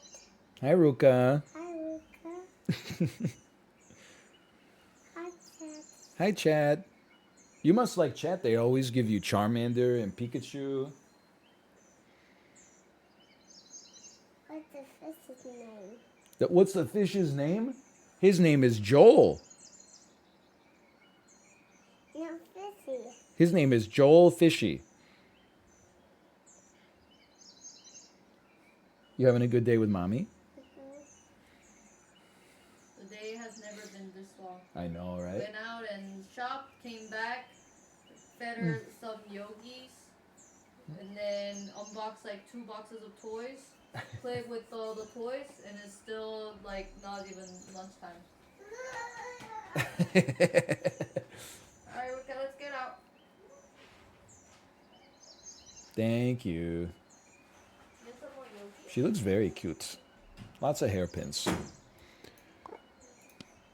So the thing with the bento box, I enjoy Japanese food, and I have no problem going to a sushi restaurant. I like sushi, but also I do feel a little condescended to sometimes when I go to a sushi restaurant and I order chicken teriyaki. People automatically assume like I'm one of those people from TLC that only eats pepperoni pizza with ranch dressing spread on top of it. I'm not. Sometimes the chicken teriyaki just hits the spot better than like a 5 out of 10 dynamite roll or something like that. Now, the bento specifically, I feel like it's the default at a sushi restaurant or any restaurant to order a combo if you get the chance to order a combo. I just find myself, in general, I feel like when you get a bento box, you get the thing that you actually wanted, which sometimes is a little bit of sushi, sometimes is a teriyaki, sometimes it's the tempura, and then the other 3 to 4 parts of the bento box are, they're half-assed. It's a half-assed tempura. The salad is just like straight out of the refrigerator, like Ziploc bag. The dumplings are never any good at all. I would rather just order something that's good and just have that be that than be like, oh, there's 8 things in the box and like one of them's good and the rest of them are kind of horrible. I actually like the salad. I'm not trying to come for the salad. If you like the salad, then that's okay. I have no idea what's going on this weekly, by the way. I'm not specifically trying to insult the salad, at least. Let's go front badger. This could be, we could cook with this a little bit, maybe. I had another thing. I forgot what I was going to say. Forgot what I was going to say, but it was important. And you did that to me. Is there context for YouTube people regarding the sushi? We ordered sushi in my hometown, and I got chicken teriyaki, and nobody said anything about it, but in my head I was like, they might. I know they're thinking it, at least. Oh, I remember what I was going to say. And again, people, they do not like my takes on Japanese foods regularly, so this is not atypical for me. To get booed off of like the stage for saying something that I believe is true. But I'm gonna be real with you. I think that edamame is like the most ass appetizer that's ever existed. I don't believe that anybody, A, feels the way I do about you now, but B, when someone's like, oh, I love edamame, I'm like, what do you mean you love edamame? Like, they're just beans. It's just beans and salt. And the salt isn't even on the beans, it's on the pod. Like, I don't mind mindlessly eating some edamame, but it's not like, whenever people are really excited for edamame, I'm like, you know, it just tastes like, it's just beans. You can be pro-bean, but like, let's not act like this is the most like outrageous food you've ever seen in your life. It's just beans. Okay, and? Well, like, think of all the great Japanese appetizers that are out there. An agadashi tofu. You know, even some sashimi to start or something like that. Think about a karage or something like that. Some gyoza. And you expect me to get excited over some salty beans? Like, they're okay, but like... By the way, I'm not paying attention in the slightest. But we're doing okay, right? 2 wins. Not really. Okay, you get out of here. You get into here. Roll me. Find a good unit to freeze. It doesn't exist. Okay. Noted. Take some meat then. You don't have to be excited. Just eat your veggies. I have no problem eating my vegetables. This is what's called an ad hominem attack. A lot of those like Japanese fusion restaurants in Vancouver, they will run, well, they'll have edamame on the menu for the psychos, but also they'll have like a crispy Brussels sprout or something like that. Way better. Those are vegetables. Those are vegetables that actually like do something for you. Actually get you excited to get out of bed in the morning. Come on, brother. I'm in a world of hurt. You're gone. You're in. Please. 2 wins, huh? 2 wins. Okay, I'm gonna take a penguin. We're gonna try to scale the pain away. Scale the pain away. Top 5 banchan. Now we're talking.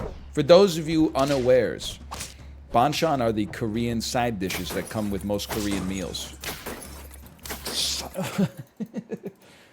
I say number 1, you gotta pay respect to the goat. You gotta go original kimchi. Give me some regular kimchi, cabbage kimchi. Number 2, give me gamjacholim, cold soy sauce cooked and marinated potatoes. Number 3, give me, is it ui kimchi? Give me some cucumber kimchi. I love a cucumber kimchi. Give me, number 4, give me a kat doogi. That is the non-yellow pickled radish cubes. Like radish kimchi. I'll take a kat doogi. And then number 5, just for sport, why don't you throw me some, give me some odeng. I'll take some fish cakes or something like that. What do I not want to see? And this is just me. I'm not a big fan of potato salad, which seems to come out all the time. I'm not huge on the kongnamul. I don't really love a bean sprout that much. It's okay. It's just not my tempo. I don't really like a hard-boiled egg. I could get down with like just some spinach. I'm not crazy about it, but I could get down with some spinach. We're gonna die, aren't we? Give it to me straight. We're gonna get 2 wins. This is not good. I don't have any good units.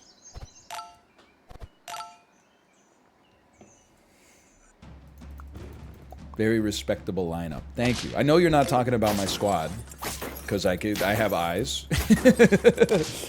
Let's go and draw.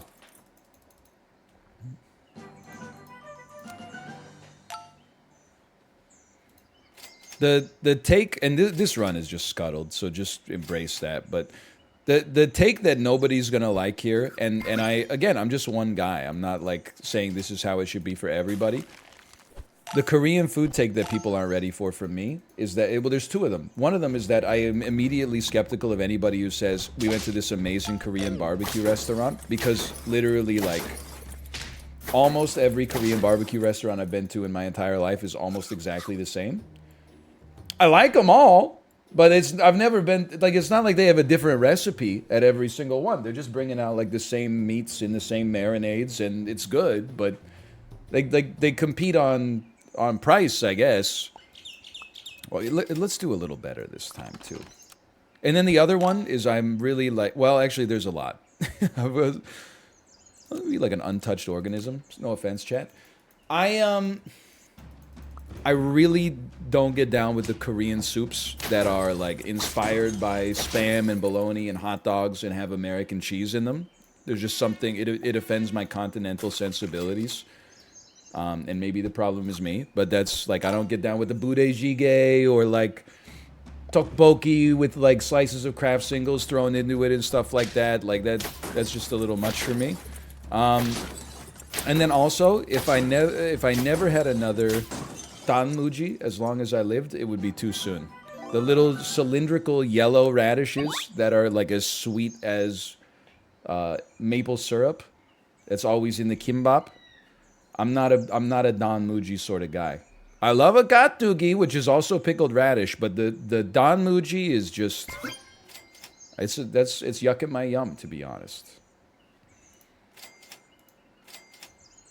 I'm just rolling. My brain is not connecting the dots here. I'm trying to save like gold. I don't even have a magpie. I don't even think there is one this weekly. What are your thoughts on Korean fried chicken? Me personally. Well, again, my tastes. I'm like 50 Shades of Grey. My tastes are a little unusual. Is that what they say in the movie? I don't know. But I love Korean fried chicken.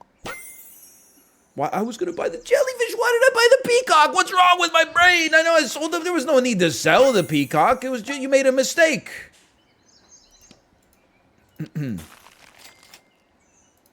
I am losing. Are there pills this week? No pills. Okay, never mind. I'm losing my mind. I love Korean fried chicken, but I prefer the Korean fried chicken that is like, usually it's called original or something like that on the menu. Maybe it's called Cocoa Crispy or something like that. Maybe it's called Crispa-tastic. What I'm not, I much prefer that to like the ones that are like sweet and spicy, Spicezilla and stuff like that. The ones that are like super syrupy and that's like the sauce is it's just a little saucy for me sometimes. But I don't mind a soy garlic. I can get down with a soy garlic. I can get very down with a soy garlic now that I think about it. Maybe soy garlic's my favorite. You got me thinking about the soy garlic now. All right, now, this run actually, against some odds, actually appears to have some potential.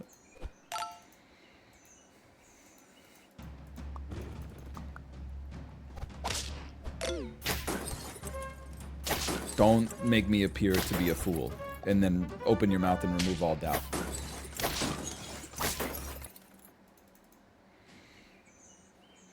We have 2 wins. We've already matched our personal best.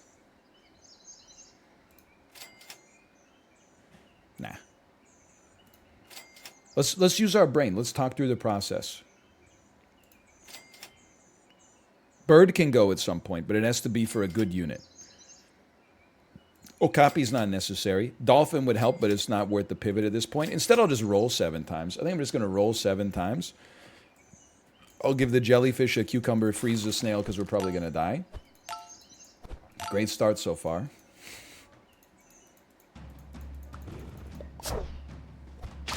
I also, like, it...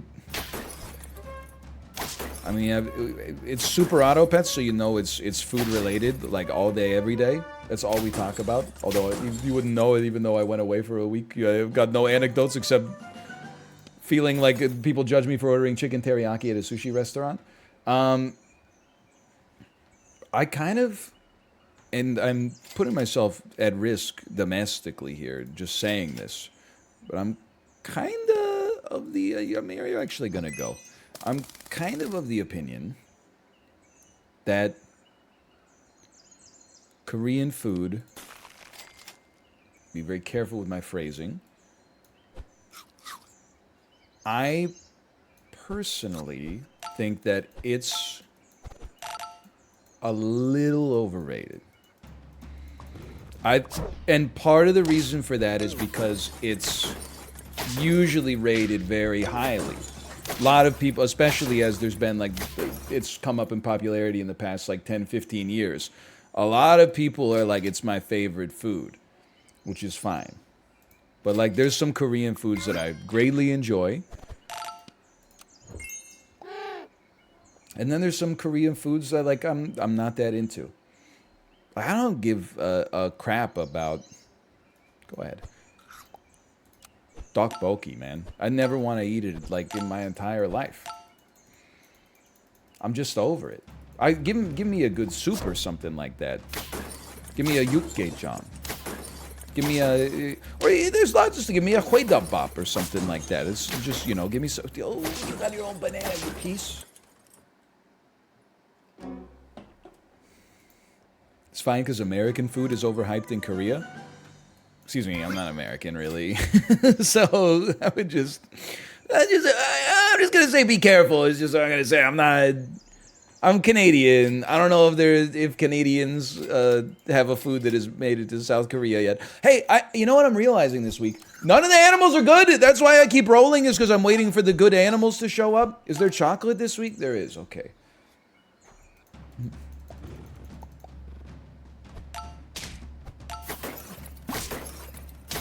I'm not a Disney adult. My wife's a Disney adult. I'm just a good husband, okay? You skipped carrot and bought cucumber? Listen, we're just talking. You know what? There are good foods this week. Get out of here. Get into here. Maybe seal is a path. One of many paths that we could take to get to success. Although we only have one life left, so it's probably too late. But on the other hand, I enjoy Japanese food more. But again, because apparently I always have to be like just a little bit different, I don't really... Fair enough. I'm not really talking about sushi most of the time when I say that. I love, you know, restaurant ramen. If you gave me like my ideal food to buy at a restaurant, it might be good ramen. I love Japanese curry. By the way, this time we're going to 10. I'll be like an evil alien. Like an alien that's like, take me to your leader so that I can kill them.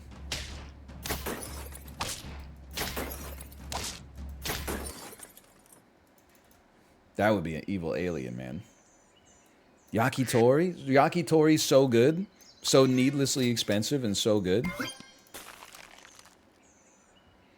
Dude, I gotta tell you, my mom, she's, first off, she's a good cook.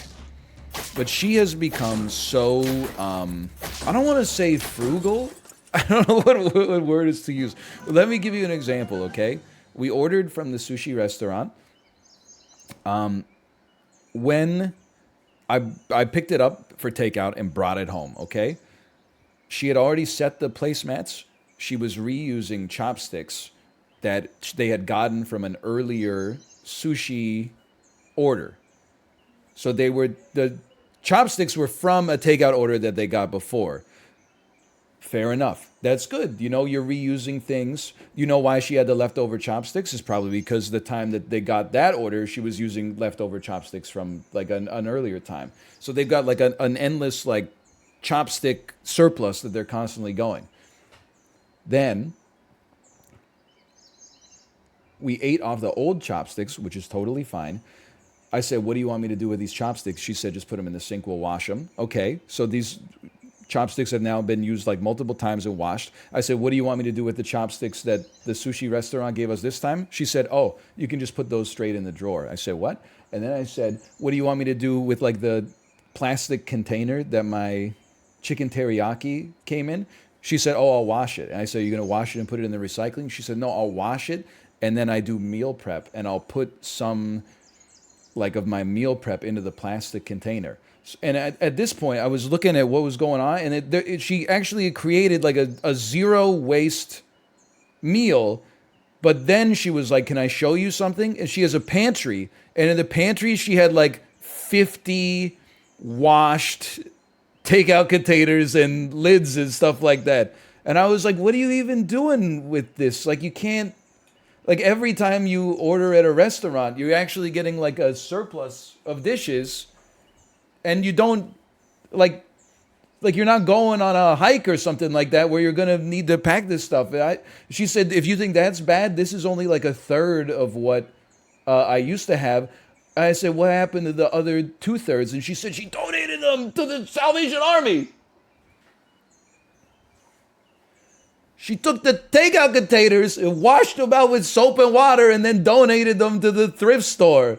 And I said, who's going to buy the garbage at the thrift store? And she said there's people that do like food prep that need the containers. She's not really hoarding. Like, she doesn't have like walls full of this stuff. But I was like, man, it was getting a little crazy. Like, sometimes you get, if you're like on vacation, you're like, hey, let me like reuse this stuff so that, because we don't have plates and cutlery and stuff like that. But I was like, this is your house and you do it every time. So you got like, you literally can't eat out because every time you eat out, you need like a bigger house to fit the stuff that you got from takeout. Anyway, it's wild. I was just picturing like someone at the Salvation Army opening like a cardboard box full of like old takeout containers and then Throwing them in the garbage or something like that. I don't know what, I don't think they would put them on the floor, but maybe. It makes her happy. Like that's, and I mean, it is good to reuse. I'm not insulting. Look at this. Look at this. I'm not insulting my own mom. I'm just saying like, it was very funny. It was very foreign for me, for sure. Maybe you should buy her some Tupperware? Bro, listen to the story I just told you. She's got tons of Tupperware.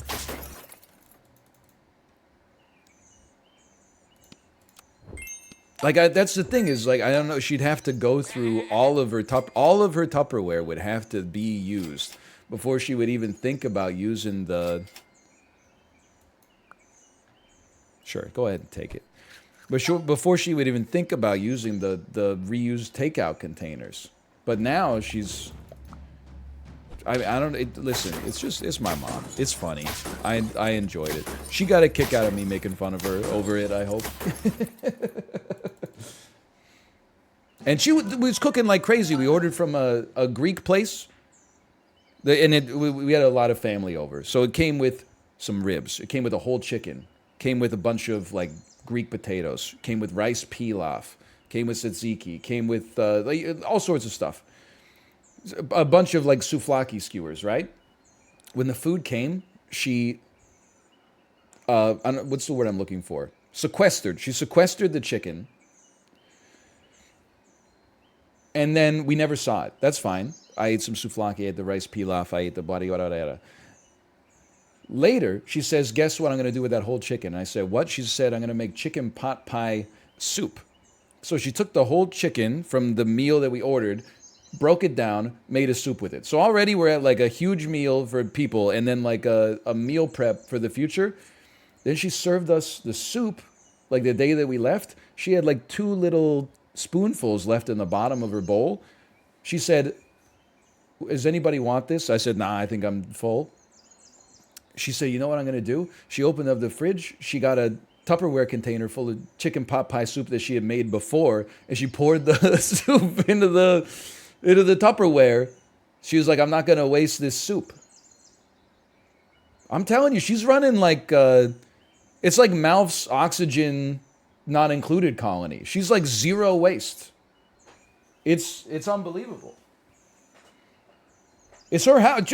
What am I supposed to say? It's moral, you know? She's doing... Oh, it's round 5. Sorry. I'd like to apologize. She's doing, like, a good thing. It's just something I would not be willing to do personally. Ooh. I think I can't disagree. I'm more power to her.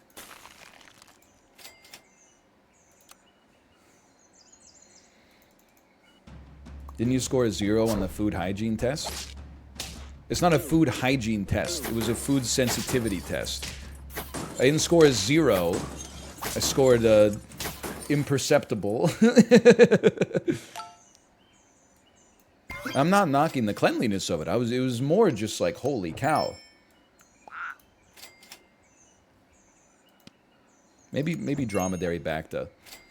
Does dromedary bacta ever work? No, people just delude themselves into thinking it could work, but it could work for us.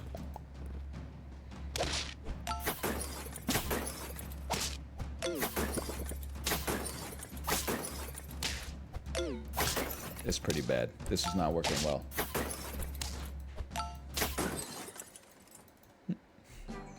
Just go to the overlay screen and talk? Nah, I like playing games too. Eat my shorts.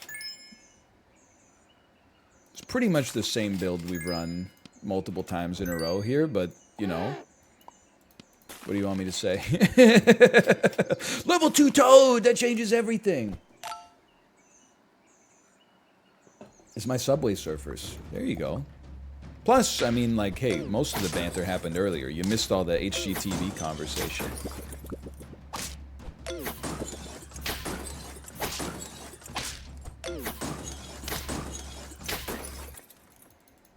Oh no, I missed it? You being sarcastic? I thought it was pretty good. Dude, nobody has any food except for this sucker right here. You get out of here. I'm going husky mode. I got 1 life left? What's wrong with me?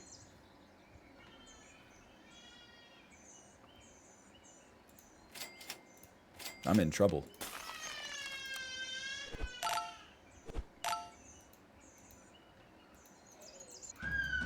Oh, no. What happened to my toad? I'm worried about the baby as well, but I was wondering where my toad was. Hang on 1 second here.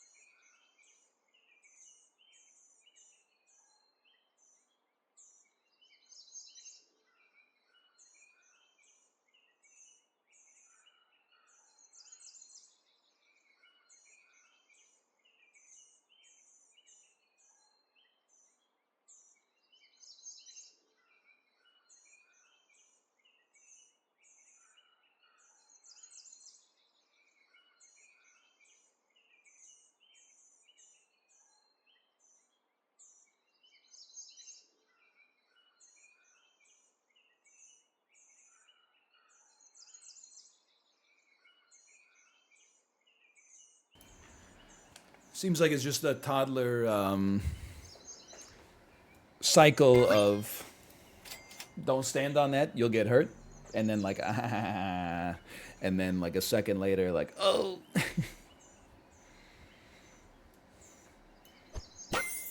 Parents know. Parents know, man.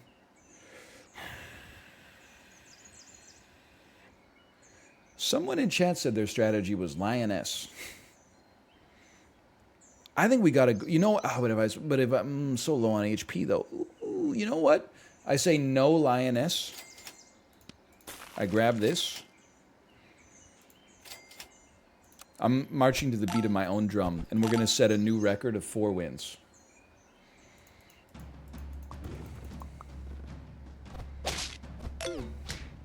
Okay, the squad's all dead. That's good.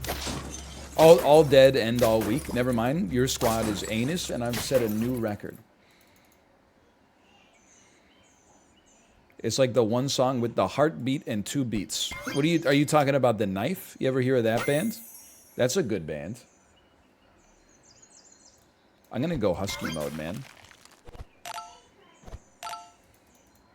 You know the one that goes a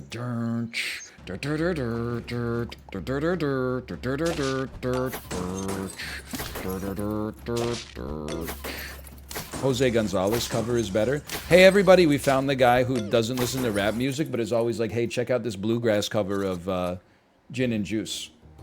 Fucking 4 wins, piece of crap.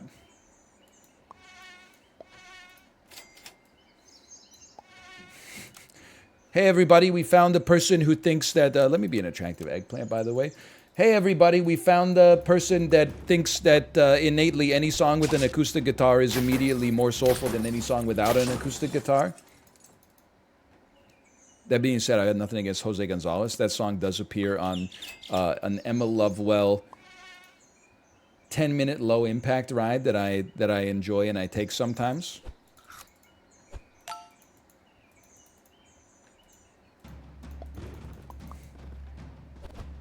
What a shot. I think we're probably going to get a 10-piece here. You can tell he's back. He's making up fake people to dunk on. Hey, the person that made fun of me for buying chicken teriyaki from a mid-sushi restaurant instead of getting the mid-sushi is not a person that really exists, but is certainly someone you can imagine existing, which is essentially the same thing.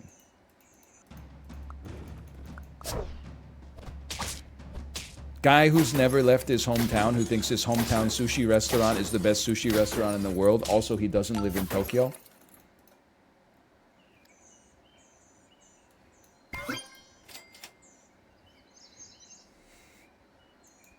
This jellyfish is going off, brother. You know what song goes kind of hard? What's that one that's like, oh, my baby gonna find my way. I'm gonna get someone to come out there again, baby, come on. You know this one? Maybe we'll meet at the bar. He drives a fancy car. Maybe we'll meet at the club and fall so deeply in love. You know that one? It's by Jose Gonzalez.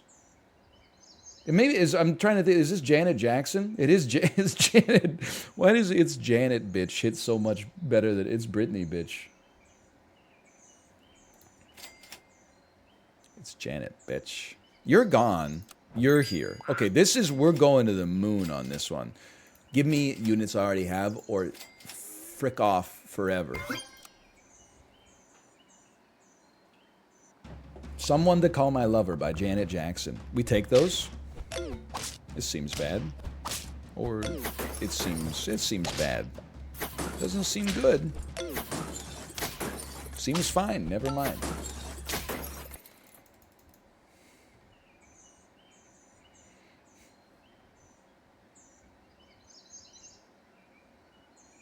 How is it possible we haven't gotten another level? I'm losing it. It's how many animals are in the game? There can't be that many. Oh, this is it's completely penguin mode. I know we could get 2 levels on the jellyfish, but there's no guarantee that the jellyfish ever gets anywhere. Get the penguin out there. Take 2 in the hand is worth 1 in the bush.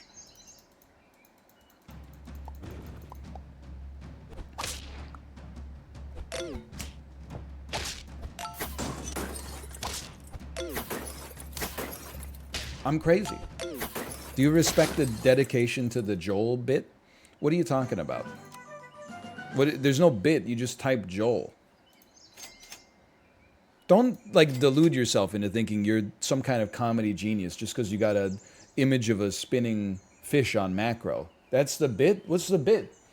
If you haven't been entertained for 5 seconds, you type an image of a spinning fish?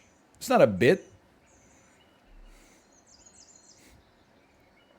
It's just a thing. It's just a thing you're doing. It's not a.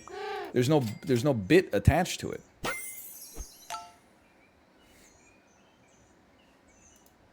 I do like it though. Yeah, I'd say I appreciate it on the whole.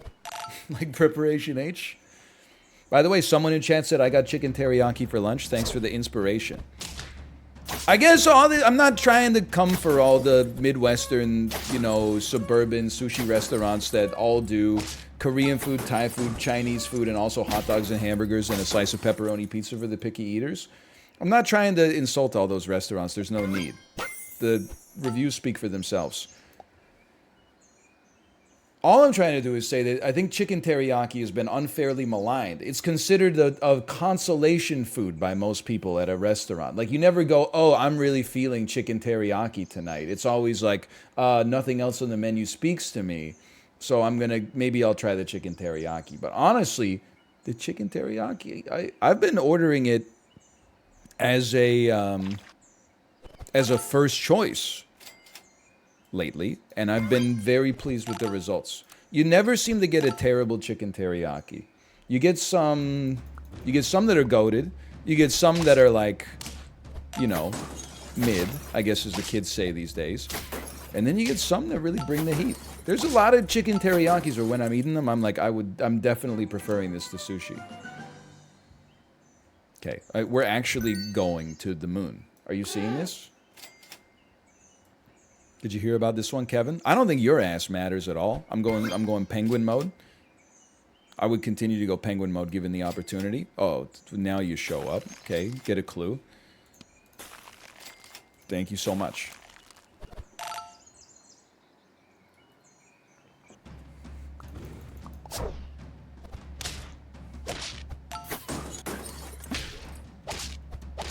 You piece of junk. Wait a minute, no, we're winning.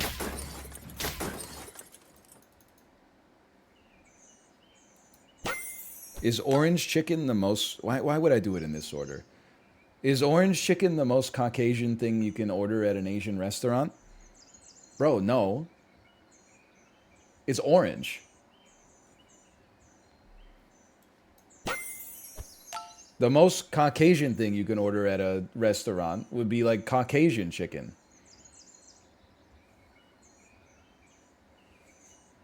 which I'm pretty sure is just when you throw like a boneless chicken breast in the air fryer and serve it next to like some Uncle Ben's rice pilaf.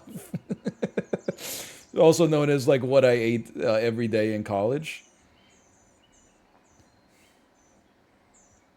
We like 80 calories of chicken breast. And then also 475 calories of buttered garlic rice. I got nothing against orange chicken whatsoever. I mean, I don't eat it very much. I would say I'm pro orange chicken though, if I had to choose which side I was on. I mean, if you're at a place that's got orange chicken to begin with, I feel like if it's on the menu, you should order it.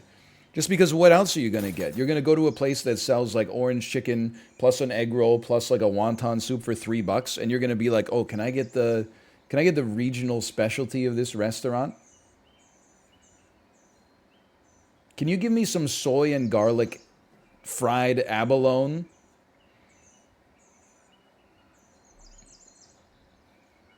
I think people are too hard on the orange chicken. Okay, take a steak. If we're not going to 10 on this one, we're not going to 10 this week. So there's a lot of pressure.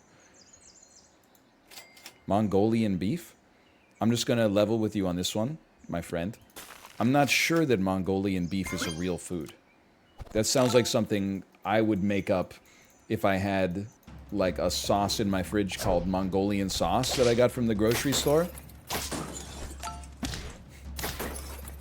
And I was like, "What are we having for dinner tonight?" It's Mongolian beef. Wait, is this, sorry, Bench Live? Thank you for the gifted subscriptions. Thank you.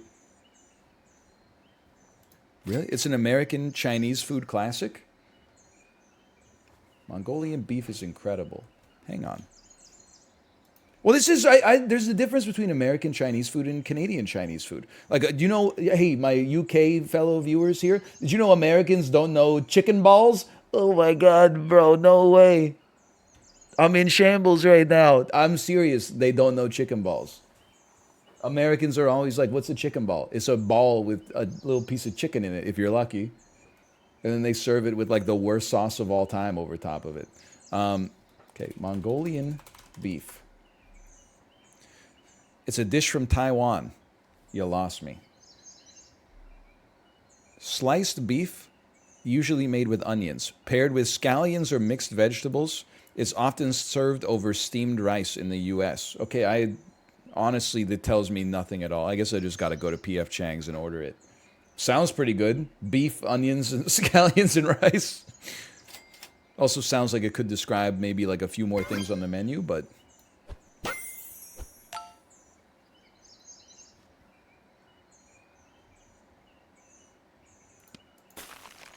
You can't, everyone has a food perk. P.F. Chang's is nasty. I've only been to one, and I enjoyed it. But also, I don't think I enjoy, like, good Chinese food. I don't know if I've ever had good Chinese food in my entire life. But I definitely like to eat, like, some garbage Chinese food 2 times a year.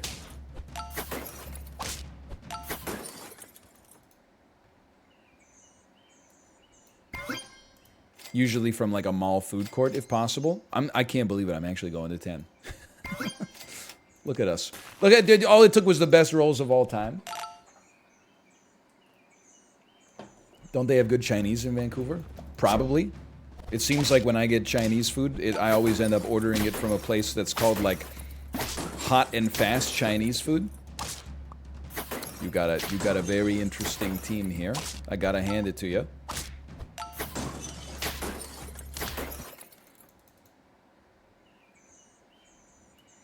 I still think we're going to 10, and I don't think it's going to be close. Give 1 pet +2/+2 double if all pets are stronger than my mosquito. They're not stronger than my mosquito. They're not. Okay.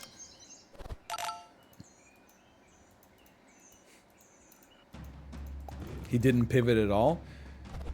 I think my brain's still on EST. I was talking a big game earlier today when I thought that jet lag didn't exist and was merely a frame of reference. I'm starting to regret saying that. I don't feel tired, like I don't feel like I want a nap. But I would say that in some ways the results of what's happening here speak for themselves. Didn't you barely travel? This is a damn hater. Or I don't know, maybe this is character growth, because like a second ago you were like, it's so annoying to hear you play badly and then be like, why am I playing badly? And now you're getting involved in the banter. Do you see how easily you can get NL pilled? Came here from the Twitch directory. You're like, I just want to see some Super Auto Pets weekly action. And then you're like, why is this guy talking so much? 15 minutes later, you're like, how many time zones did you fly? Now you're part of the community. This time, we're going to 10.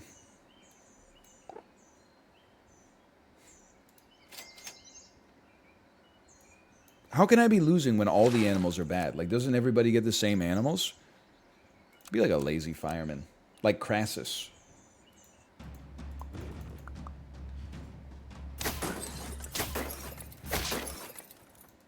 Jet lag is a frame of reference. Yes, your frame now has a different reference.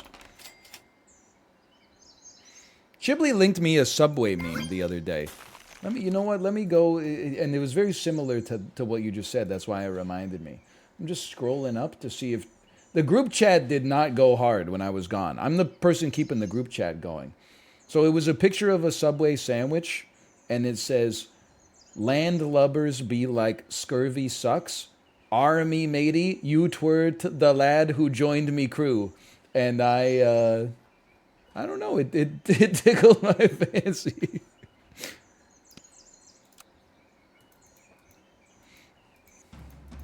I'm starting to, I think I'm starting to understand Gen Z humor. Hello, Southern Lion. Hello. Nice squad you got there. Be a shame if it kicked my ass.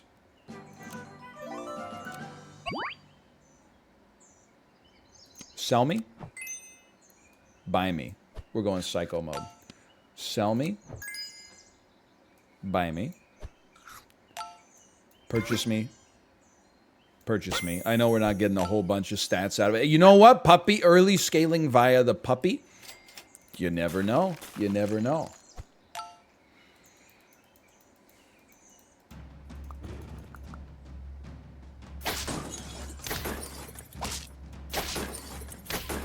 Now we know. All right. It did not get us there yet. I say frick a jellyfish, honestly. It's just not that interesting to me. It just doesn't... It's not my tempo. I'll probably unfreeze it then.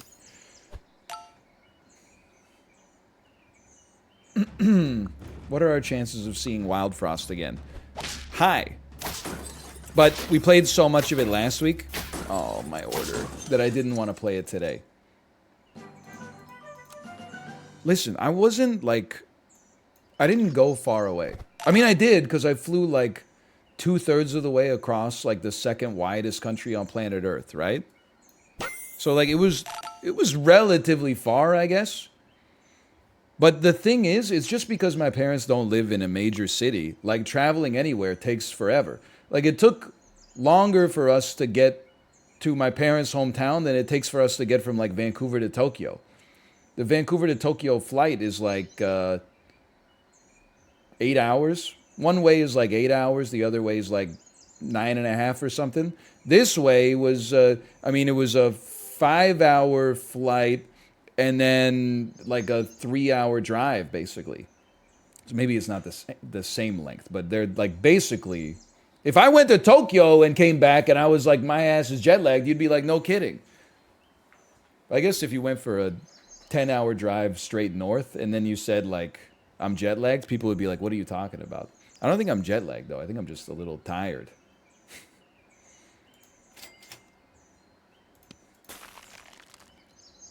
Roll me. I think this is probably the guaranteed 10 piece if I had to guess. You're also filled up on chicken pot pie soup. I got a hot take for you. All airplanes should have all-you-can-eat buffets on them.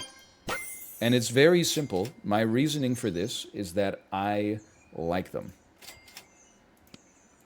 And when you're flying, nothing, even the worst food of all time, tastes pretty good in the air just because you're bored.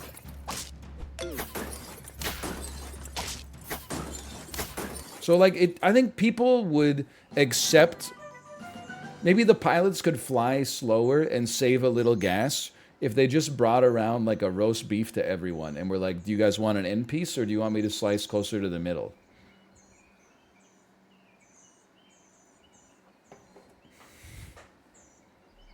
You want a corner or a side?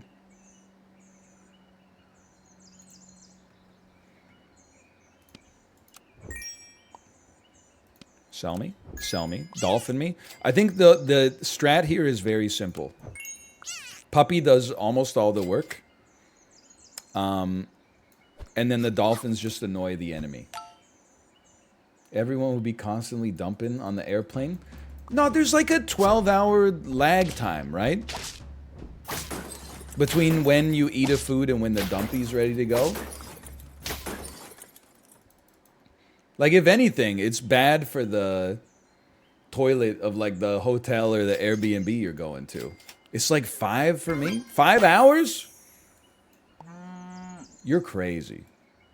Chat, back me up on this one. They're crazy, right? 5 minutes? Are you... IBS is like 10 minutes? Well, I'm not trying to be like a hater. But, like, don't eat this shit on the airplane. It gives you IBS. You're an adult. Just because they have, like, shit that doesn't agree with you on the airplane doesn't mean that you have to eat it. Like, you could just... You could just say, nah, man. I'm skipping whatever irritates me.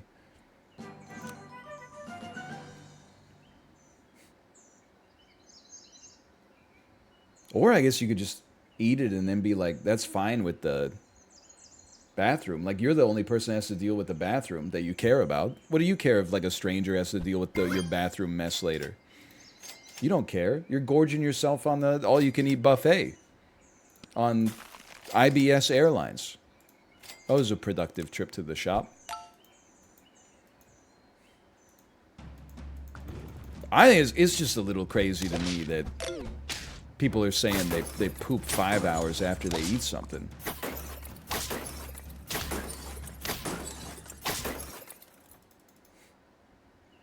I would really prefer not to use an airplane bathroom whenever possible. I mean, that's definitely that's the truth. I have defecated on an airplane once. I would have preferred not to have, but I was like insanely hungover, which is like a times 400 to your need to poop modifier.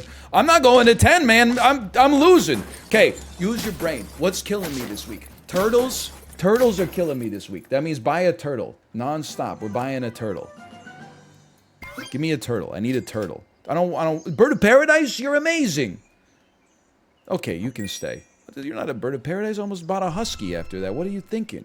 You need one of these, okay? And then sell the snail. Get scaling. Yeah, we're fucked.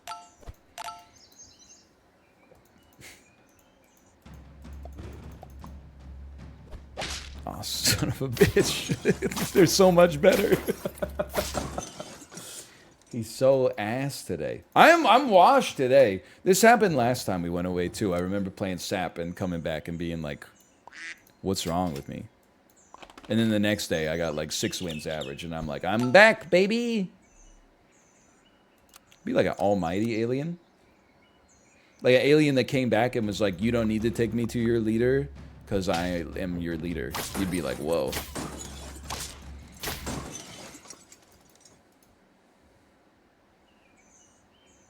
Need one of these. Give me, you know what? Give me 2 birds. If 1 bird in the hand is worth 2 in the bush, how many birds in the hand is 2 in the... How many birds in the... Fool me once. Shame on... me. Fool me twice? We won't get fooled again, brother. Okay. New Super Auto Pets methodology. Buy the units that you see consistently beat you. Okay. And so far, so good. Ghost Pepper. Thank you for the gifted subscriptions, by the way. Thank you.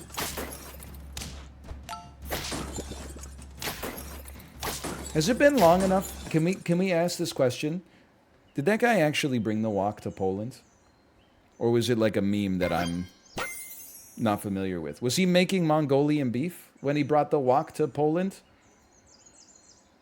I don't know if they use a wok in Poland when they make Mongolian beef with a Taiwanese recipe. He was making chicken teriyaki. Who's this guy? Is this Lil Yachty? I gotta start listening to Lil Yachty. He's rapping about the stuff I care about. Chicken teriyaki raps? Sounds like the most popular YouTube channel in 2009. Bro, did you see the new chicken teriyaki raps video? All of the lines rhyme. It's crazy.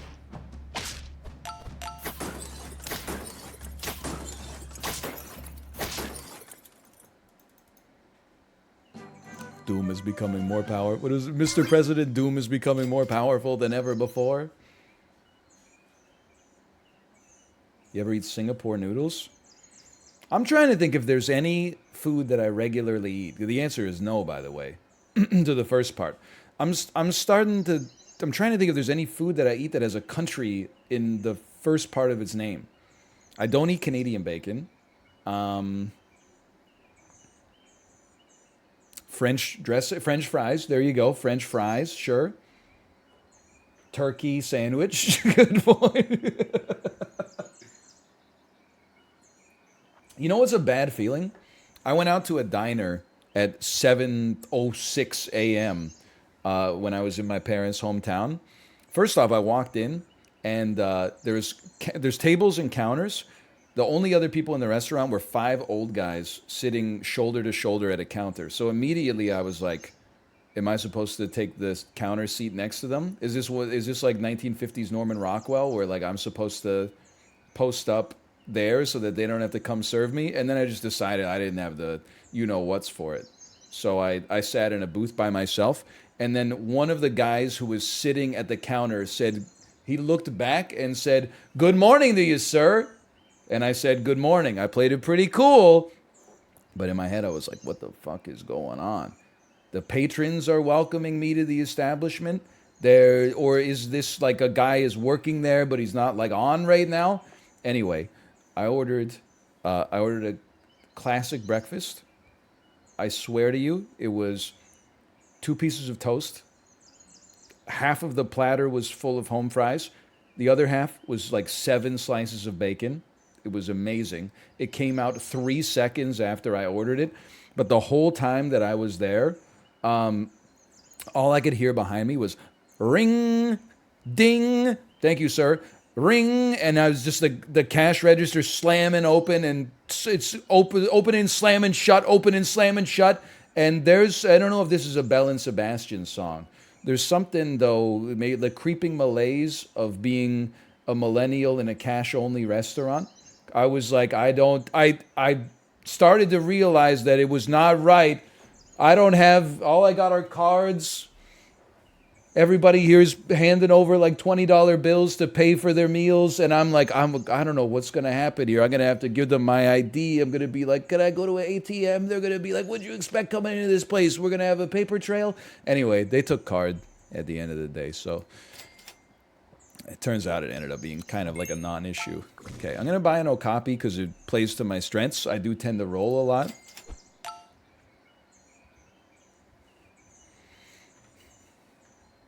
That's all I got. Like, this was really good, though. Did you have to use the sliding thing? Nah, dude, it was just a standard. It was a Tap Andy. Why were you at the diner alone on vacation? My wife and baby they're not morning people. I got up at like 6 a.m. every day. Just because, what else am I going to do? I'm going to just sit there on my phone, like doom scrolling for no reason? I took a shower, I got up and out. I was on a 2 breakfast sort of protocol. I get up, I go out of the hotel room, I take a nice walk, the breakfast place is open, I eat a little breakfast by myself. You know, I'm an only child. I'm a little bit of an introvert, I need my recharging time.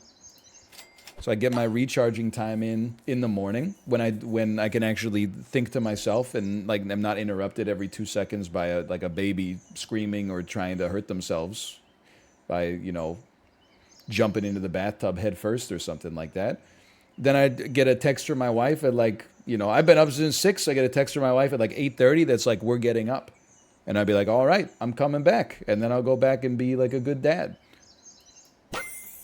But I need the me time too.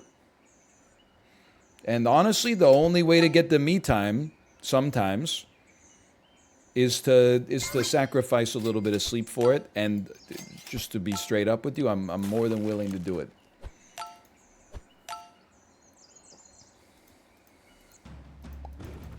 I very much enjoy that morning period. I don't know why I phrased it like that.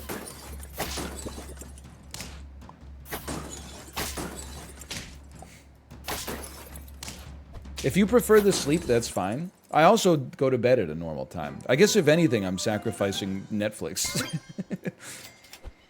I've been on the 8th episode of Beef for like a week and a half now. Okay, this one's going to 10. We got it. You're gone. You're in. And you're going to start to get fed.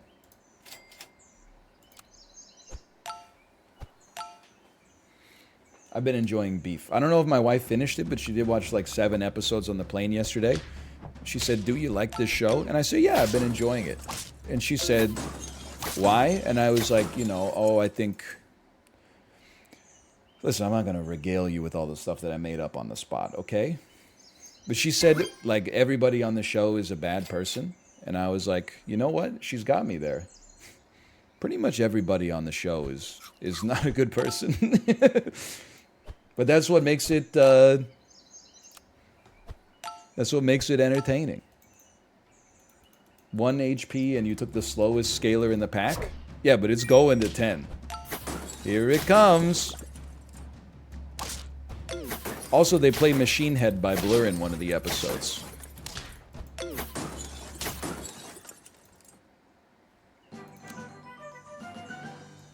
Look at this. You thought it wasn't going to 10? OMG. Go ahead, hot swap them. Sorry, Machine Head by Bush, not by Blur. That's my mistake.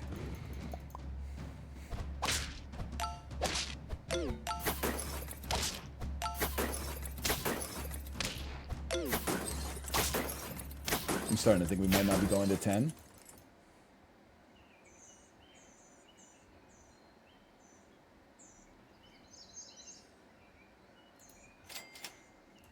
Give me a Kakarot. Give me one of these. Give me some food. Better foods. Better pizza. Ooh, got a little shiver there. Sorry, got a little cold. That's good food if we live. Oh! Isn't it effed up that Bush sounds like the whole band is from London? What do you mean that they is... What do you mean?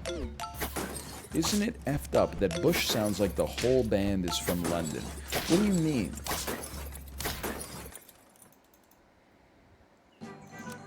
Like the name Bush implies that the whole band is from London? You're not supposed to buff the giraffe, just FYI. Bush is a place in London? Are you talking about Busch Gardens? You know what? Let me get a reindeer. And then give me this and give me this. Are you talking about Covent Gardens? I'm trying to understand here.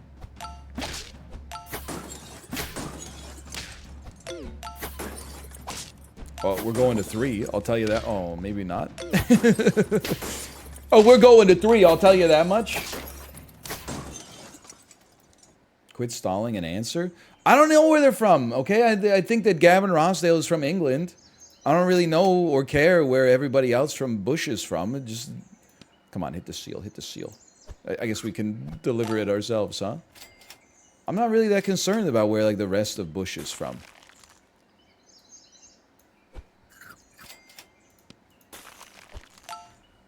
Wasn't he the governor of Texas? He does not sound British at all. What do you mean he doesn't sound British? Isn't he from London? Because someone said, isn't it messed up that the rest of the band isn't from London? Like, now you distracted me. And I only got 3 wins. It's some of the worst weekly performance I've ever had, for sure. He's like an adorable rascal.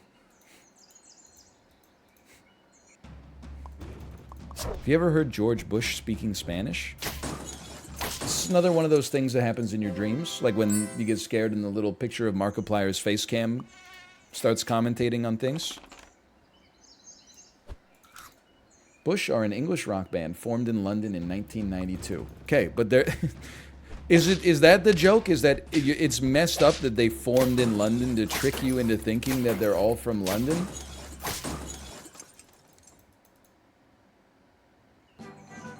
Two wins already. Oh my god. It's the run. You know what you do? Oh my god.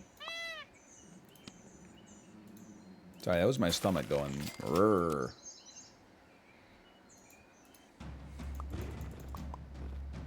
Kansas sounds like everyone's from Wichita. I don't know if I'm the person that's struggling here or if you're the person that's struggling. What do you mean Kansas sounds like everybody's from Wichita?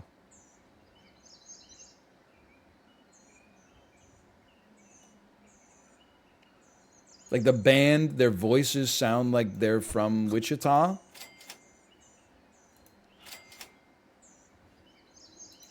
Or like, what am I doing? What are you talking about?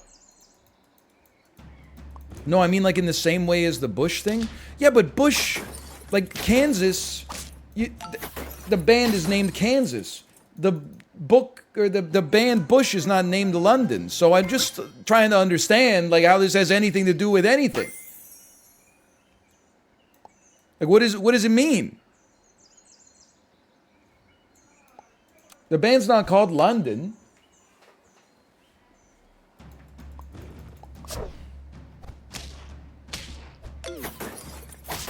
I feel like I'm going a little bit insane.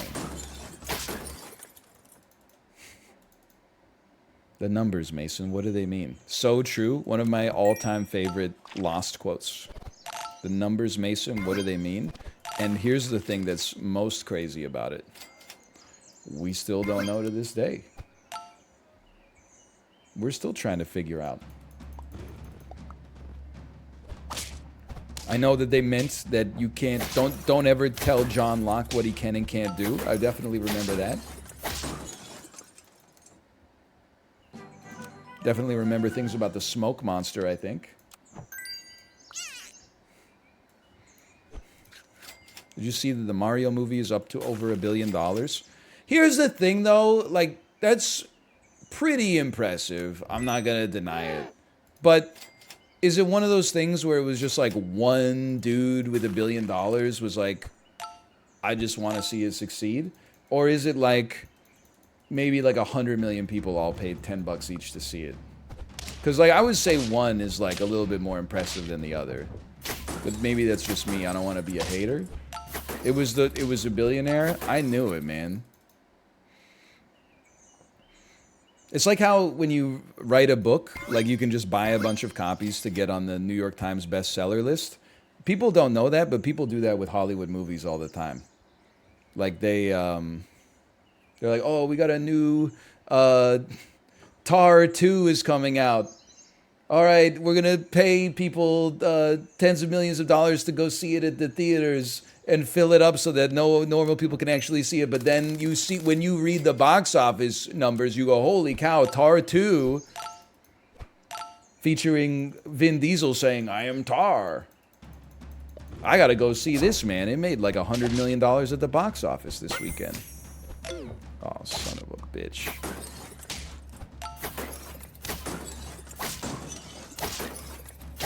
I got you. I got you to draw me. And when she says, it's tarring time, and then she conducts all over them. Okay, I know I've said this a few times.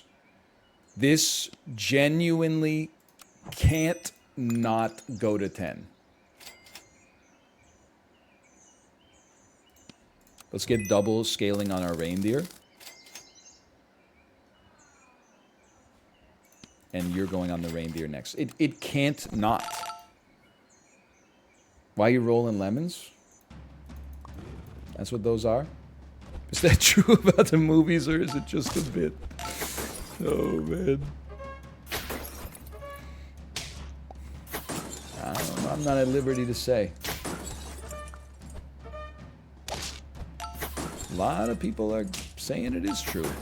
To be honest with you, a lot of people are saying that. It is true about the books, yeah. Campylobacter!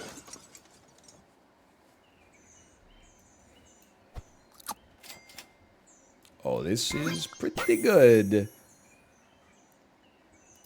Why would you roll there? Are you stupid? Oh, am I a genius?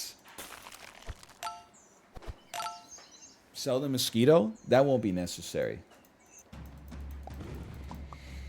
Did a week off of the Peloton get you those rest gains? No, actually, I meant to talk about it. You got me on that one, fair enough. I thought today, I told Corey, because we were talking about biking. I told Corey, I can't even get a level 2 cow now that I think about it. So when you buy the cow, it would overwrite this shit. Either way, it's still great. I told Corey, I haven't been on the bike for a week. So I'm pretty sure that tomorrow will either be very painful or it will be a PB. Well, dear reader, it was very painful. I don't know if it's probably something to do with all the traveling we did yesterday. Maybe didn't eat enough, dehydrated, but I was like, it was not a great ride. But I got 90 minutes done. Just a cool 90 minutes, nothing too serious. Why don't you take one of those, because we're going to 10. Wattage, I don't want to tell you. My Peloton friends can see the stats for themselves, and they can issue a high five, or if they feel like it's not a high five worthy performance, I'm not gonna, they can withhold their high fives if they want to, that's fine. It's not for me to say.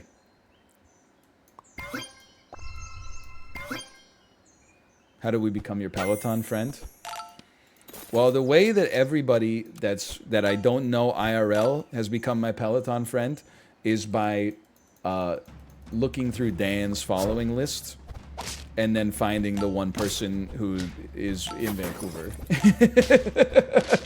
Every time I get like a friend request from a stranger and I'm like, who do they follow? 100% of the time it's Dan. But I used to be like, oh, I don't want anyone to see my rides. But now I'm like, yeah, go ahead. I'll give you a high five. You give me a high five, I'll give you a high five. You should not be on the squad anymore. I just got to think about Stegosaurus is not horrendous. What did they give it? 14 buff, but we're losing the equivalent of a 2020. I think we dance with the one who brought us.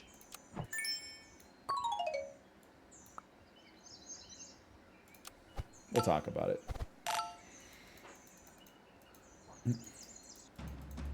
Ordering a Peloton tonight to add you.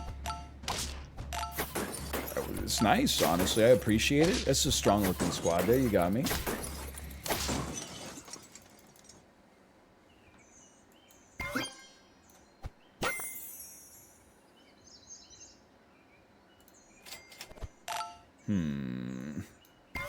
Please let me go to 10. We really worked for it this time. We did a lot of good stuff. Are you going to play Tears of the Kingdom? No shot. Not going to happen. I'm just not... honestly, I feel... Oh my god, it only went to 8. I feel bad saying this, but I've played it, and it's really bad. It's not good at all. Like, here's the thing. It's like... We're supposed to believe that these two heroes and villains, they're in like a constant battle with each other. It just like, what do you expect? I killed him in the last game and now he's back? Doesn't make any sense. What is this? J.J. Abrams' Star Wars saga? And then they don't even, they used to be like you get a little tool. You take a tool, you go, oh, zip up to the base. Now you can use your creativity and engineering know-how to like build something cool, fly around a whole open world or whatever. I don't know anything about this. By the way, I have to go to the bathroom. I'll be back in 2 minutes. See you in just a second.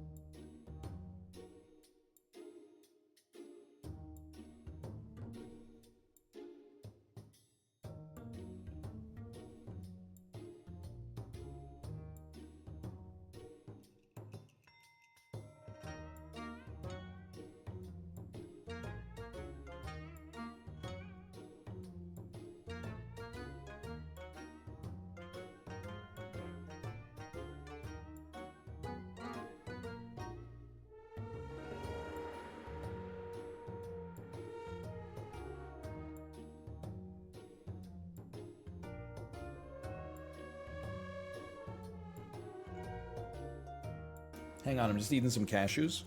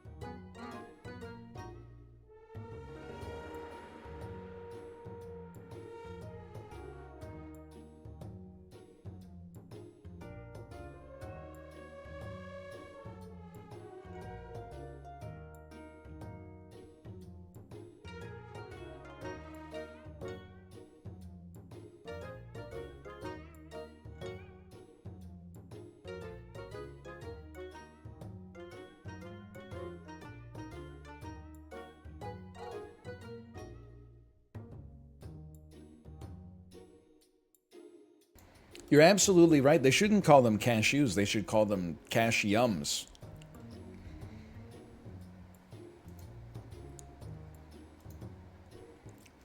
Because they're tasty.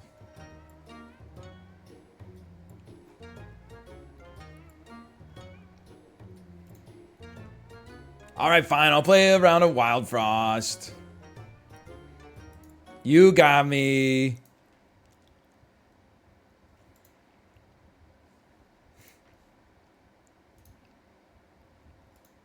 I'm pretty bad at it. I was playing it on the airplane while I was watching a movie, and then I just went. I lost, and I was like, this is too much, man. It's just too much to focus on while also trying to pay attention to the witty repartee and Christopher Guest's Best in Show.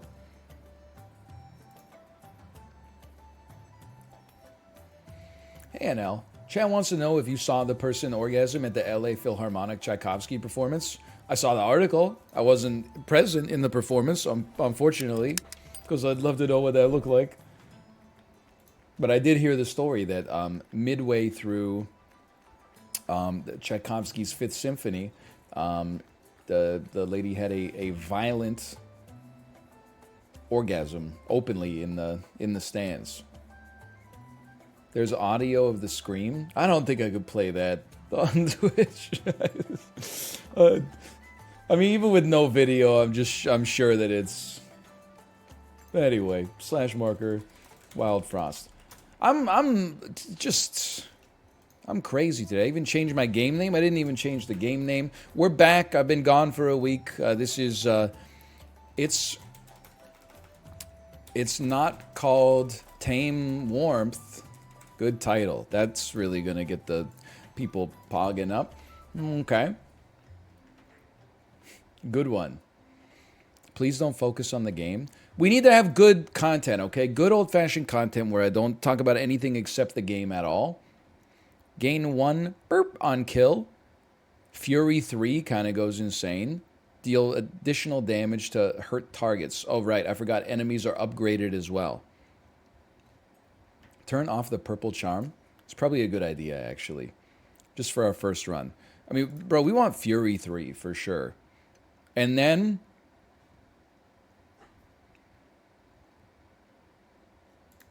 give me this. Give me a chance here. Look at all this. This just makes me sick of seeing all these names in my journal. Place me. One successful run. The rest are just names. I'm just a notch in your bedpost. You're just a line in a frickin' song. Is that what you're trying to say? Okay. Snulf has to die. Pengoon, I literally, I couldn't care less. If you want to hit me for one, by all means. When you get hit, you become stronger. Yeah? Well, wait a minute. Why am I so strong? Chat, why am I so strong? Fury! Fury is not the same as Frenzy. I'm stupid. Deal additional damage when alone in a row. Okay. Well, take one of these then. Fluel said, knock you out. I would let you hit me again, no problem.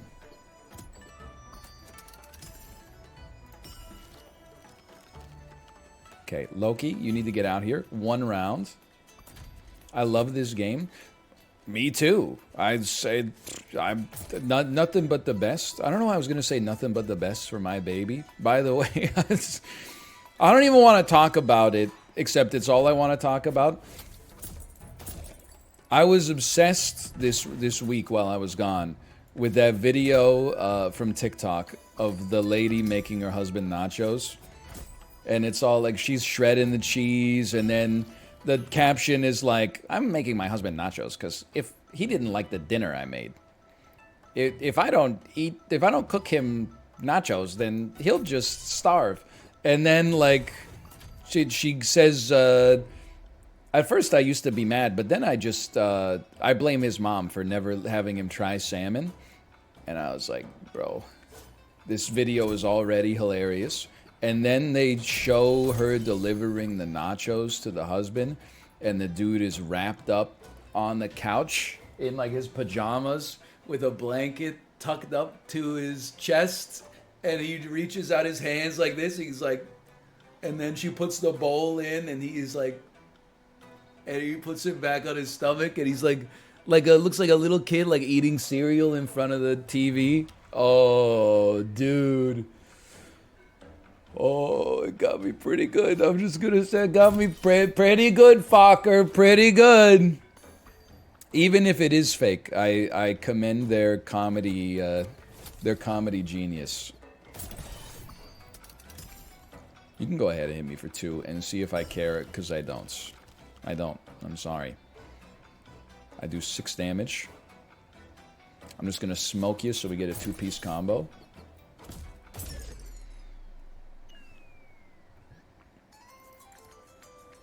Look at that. ×2 combo. Why is he proud of a ×2? Well, usually I get a -2. It's a great video. I'm sure someone on Twitter will show it to you, but I don't know, show it like you're going to type in, because somebody linked me to this? I don't know. Well, these seem pretty bad. Let's try increase health by 4. You just walk down to the town square and say, could somebody show me this video, please? Someone they'll hook you up, I promise. When healed, gain +2. Apply poison, increase when hit, deal additional damage to snow targets. Give me a little berry. Yes, the original clip does also play Mother by Meghan Trainor, which makes it even more hilarious, I would say. Now, does increasing your health by 4 heal you? Oh! I wouldn't have thought it did, but it did. Lucky me. I'm not your mother. I knew your mother. Snap. What's your... If you had to do a tier list of all the lines in Mother, which one would you think is the best, and which one would you... Like, what would be S tier? What would be, like, Z tier? I definitely feel like it's the worst when Meghan Trainor says, stop all that mansplaining and listen to me. 62-way tie. Like, it's not the content. It's simply that the, like, mansplaining as a syllabically, like, is just an awkward word. Holy cow, you're all going down. You gotta go. Why are you mansplaining the song to us? I wasn't mansplaining the song to you. I was just talking about it. Nicely. Oh, you have to be alone in a row. Sorry. It's my mistake. Double damage on somebody here. You know what we could do? Like, set up a combo like this. You apply some double damage here. Get sun rotted.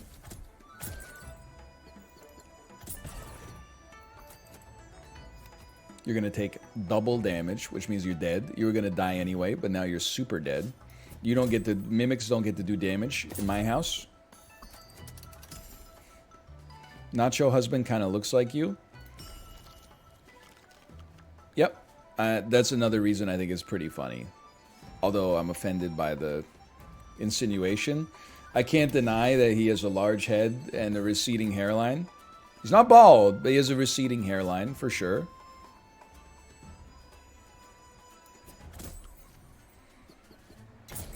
I was just like,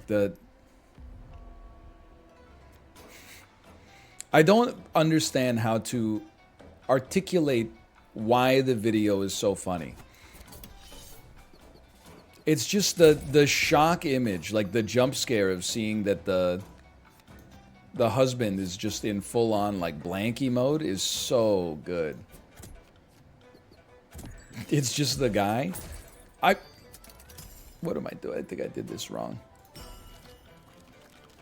It's the blanket, dude. Because, like, it's not even... It's that he looks like a 10-year-old boy, but he's a man.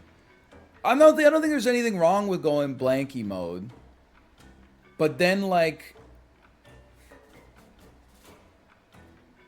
I would say I don't feel comfortable going blankie mode. It's not that I feel like society would judge me. It's just like as a man, that's not what I'm at my most comfortable anymore. Unless I'm sick, in which case I'll go blankie mode, and that's no big deal. But he also, like, he shows no appreciation. Maybe he does later, but he shows no appreciation at all for getting some nachos. If my wife came in with some nachos, I would be like, holy cow, nachos, thank you so much.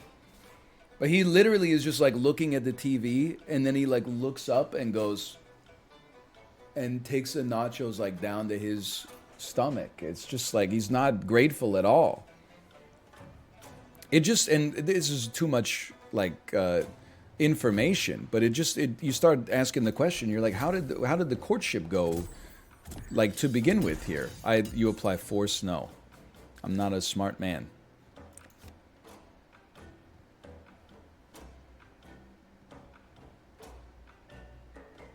3 Fury. There's a sequel where he's grateful. I'm not interested in that one. No thanks. You do know nachos are easy to make. You don't have to be thankful. Okay, well then if he made them, I would agree with you. But he didn't make that shit. His wife made it for him because he doesn't eat salmon.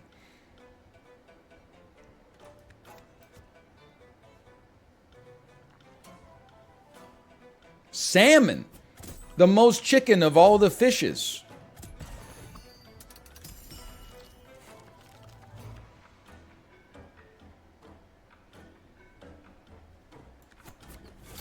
I thought that was tuna.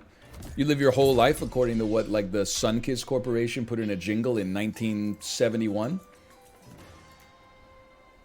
Yes? Alright, well, as long as you know, that's fine.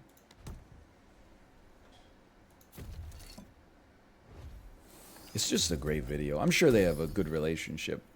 That's what you have to say. Because I don't actually know them, otherwise it would be parasocial. You have to watch her other TikTok. It's comedy gold. Comedy gold, you say. Salmon tastes like butthole? You better find a wife who's willing to make you some nachos. I just can't imagine, like... This could be a great combo. I just can't imagine, like, being a fully grown man. And I'm putting my own beliefs into this, okay? I can't imagine being a fully grown man. Like, I'm not there yet. I'm still waiting for my next growth spurt.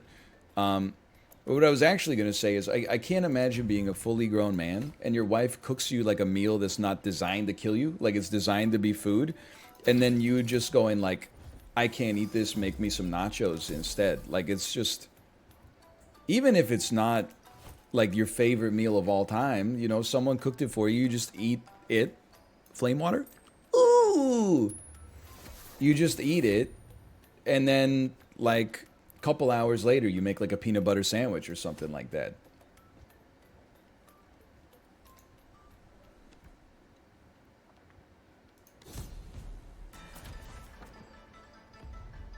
When an ally is killed, gain their sword. They got kids, too? Listen, I'm not... I don't want to act like they're not in a good relationship. It's just that one video gave an image of their relationship that is a little surprising. It's not even that he's a picky eater. It's that I'm getting gaslit here. It's that he barely looks up from the television to receive his bespoke nachos, man. It's like it's...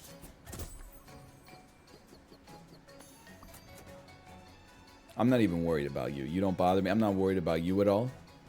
You're going to do 2 damage. You're going to do 5 damage. You're going to get a kill. That's going to let you heal Lil Barry. It's over for you. Here, get snowed.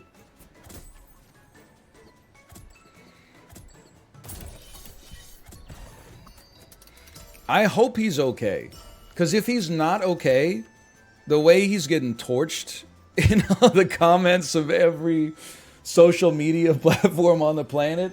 Like, if he's already depressed, and then he's getting just ripped, TikTok, Twitter, like, it's gonna be even, it's gonna be even harder to get out of the pit for sure, but I hope it's just comedy genius. Holy cow, we're insanely strong.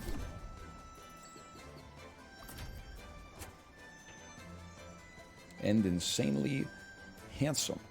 We're going to... You do 20 damage. Sun Rod on you will always go crazy.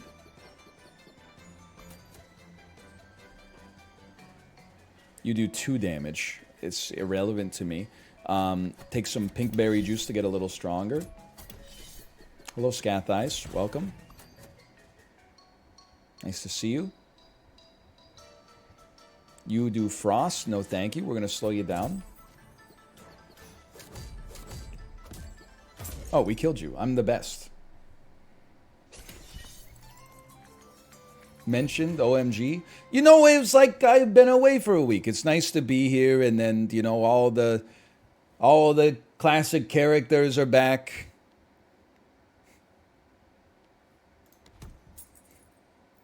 It's like whenever they make a new Star Wars, they always got to be like, you know, here's Chewbacca, hi Chewbacca. Here's Han Solo, hi Han Solo. Here's Gleep Glorpo. I'm not in the slightest getting involved in the Jedi Fallen Order, this Jedi Survivor, whatever, because I like just don't care. Basically, full stop. But I'm so sick of like a new Star Wars property comes out, and then everybody, all the reviews are like, and the main guy is not that interesting. But you know who really steals the show? A plucky, foul-mouthed robot named Beep Boop. How many different games and movies and TV shows can they do where there's like a sassy robot? It's a different robot every time, and people still are like, oh my god! The robot said the F word! I mean, it's a Disney property, so probably not, but... Always take a crown.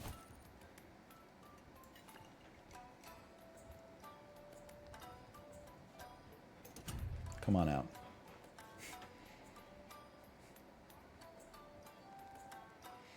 I'm reading the comments on Nacho Husband. By the way, I love that you capitalized it as if it's like he's a character now. Men are not okay. Dude said she married a man-child so she could mock him to get sympathy online. Many women desire this sort of life. Well, to me, that seems like a win-win. He gets the nachos and she gets some attention, and maybe that's the dynamic that works for them. Who am I to judge? It's possible. Everybody's got a different thing going on, I'm sure. That's what your image was based on? Now I feel bad. I assumed that everybody was as online as I was last week and saw Nacho saw Nacho Husband like as it appeared. We're going insano mode, brother. Look at this. Holy cow. I mean, I should probably get Loki out there, but I what can I say? Guy might be my ex. We're still talking about Nacho Guy? There's a lot to glean from Nacho Guy. There's a lot of gleanability.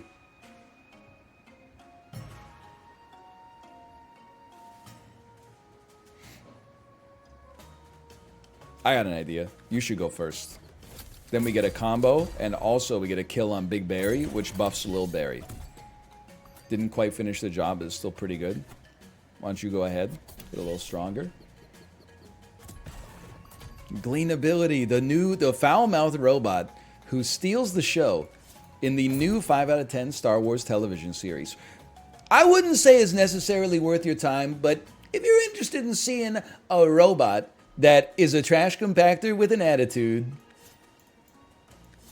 there's a lot worse ways to spend 17 hours this summer.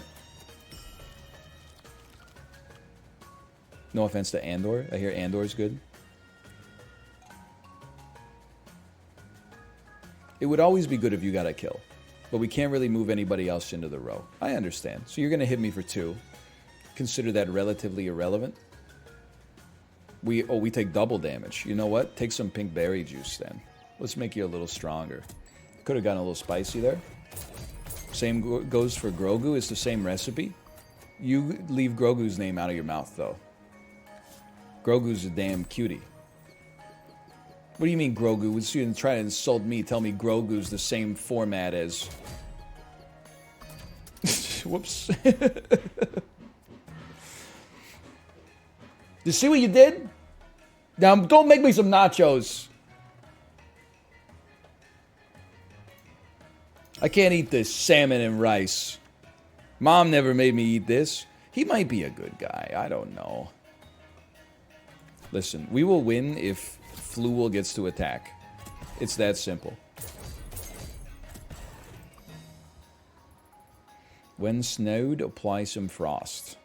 I missed the part where that's my problem. Let's get combo this turn. Get smoked. Little Berry smokes you. Little Berry clears you easy. I don't even care. Frost me. See if I give 2 shakes of a lamb's tail. You do what? 4 damage? That's irrelevant. Reroll me. Still acting like it's not staged. I'm telling you straight up, I don't care if it is staged. There's no, I don't know where, like, we as a society went wrong, man. And now, well, you're right, that is double damage, isn't it? Where now we can't appreciate, like, staged humor anymore. It used to just be called comedy. These days, everything has to be like an embarrassing act that someone was caught unawares. I'm sorry, Big Berry, it's my fault. I mean, if they staged it, I'll give them some credit. It's kind of comedy genius, quite frankly. It's smarter than what I would have come up with. Okay, a mobile campfire. Do some munching. I think we have to, like, losing a scrappy sword makes sense. I also feel like maybe it's okay to keep Woodhead. Give me 2 scrappy swords out of here. Ice Spice reference. I love the Ice Spice. Have you considered not being on platforms that do psychic damage? No psychic damage. The Nacho husband is it's the funniest story of the year as far as I'm concerned. It's one of the funniest stories I've ever seen. Found it very entertaining.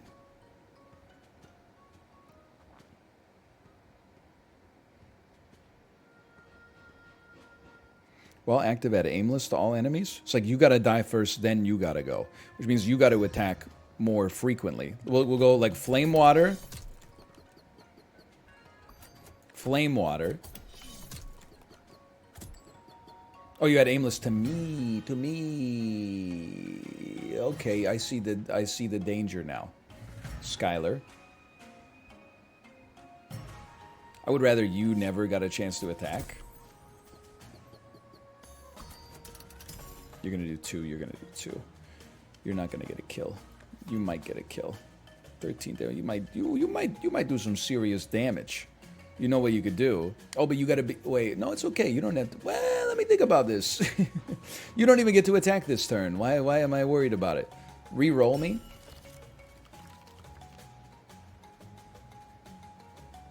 Now you get to attack.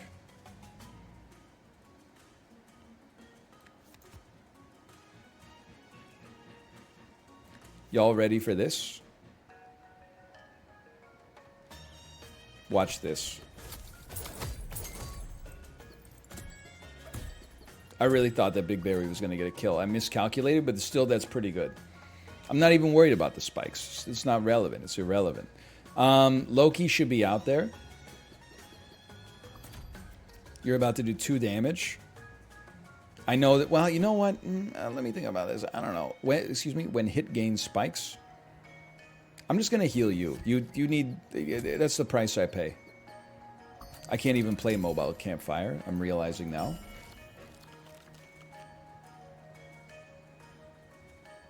Let's get a sweet combo piece out here. I mean, as long as our hero gets to attack, nothing can stop us.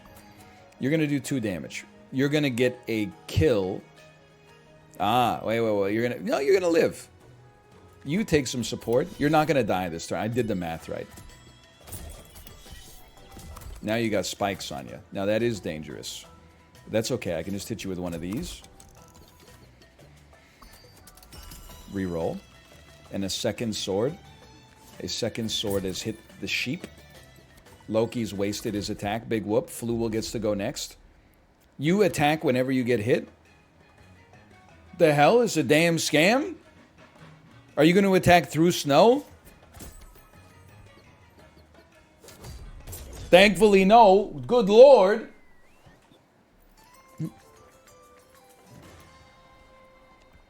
Okay, he's recovered from his injuries.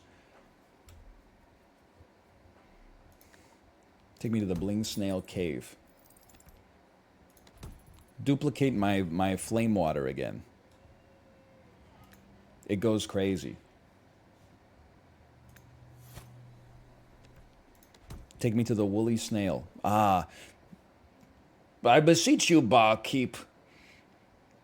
'Tis nice to see the warm glow of the hearth after a day out at sea on the frozen mountaintops. A goblet of ale for me and my party, please. Prithee, has anyone mentioned anything about a sparkling jewel in a dragon's eye?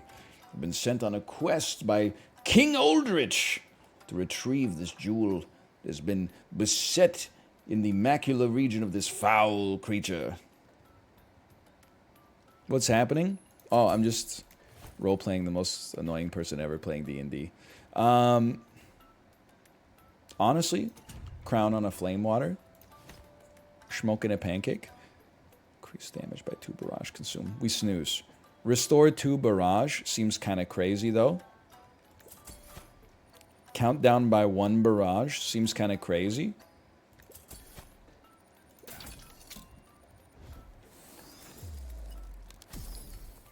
Gain 8 acorn. I'm going to put this on my weakest unit. Actually, you know, I'm going to put this on my hero, because if they die, it's all over. Would you smoke a cigarette with a pancake? I'll be honest with you. I'm not that into a schmoke or a pancake, quite frankly. Add frenzy and gain consume. I'm more into the pancakes than the smoke, but I feel like this doesn't really work on anything for us.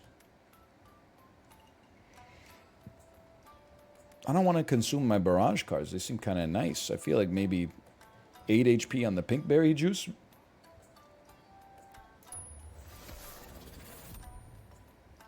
Nice temporary bonus for Lil Berry. I can't say Lil Berry also, because isn't that like a guy from Archer? Makes me feel like I'm 10 years old.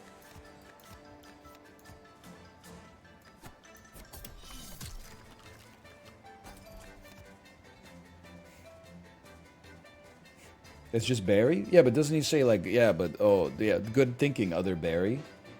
That's normal Barry? What are you talking about? Honestly, just count me down. Like, we win if we attack faster than you.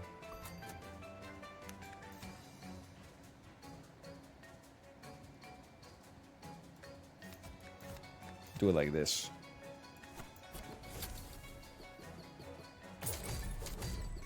Whoops. Dunky, dunky, dunky, dunk. Well, you know. How about one of these? I bet we can get an extra trigger on Big Berry's heal by doing this. Nope. I don't know why I assumed they had Frenzy. You do 4 damage. You have so much HP. I'm going to take my reroll immediately. I don't care about the 4 damage. It's irrelevant to me. This is very relevant to me. You do 2 damage. That's irrelevant to me. This is very relevant to me. Why are you dinky donking like it's Cult of the Lamb? It's illegal for a man to have a good time now? Could have fooled me. Everyone seems to be on the side of Nacho Husband. Okay. You... Listen. You're going to get a kill. You're going to heal. You're going to do more damage. It's great news. Keep it up. It's a great turn to send Loki out there.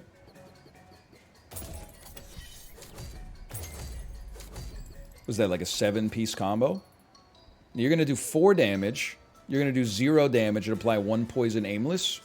You trigger when an... Trigger against the target when an ally attacks at all? Huh?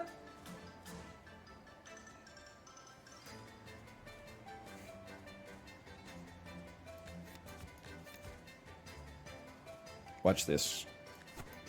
Hit the puffball. Oh!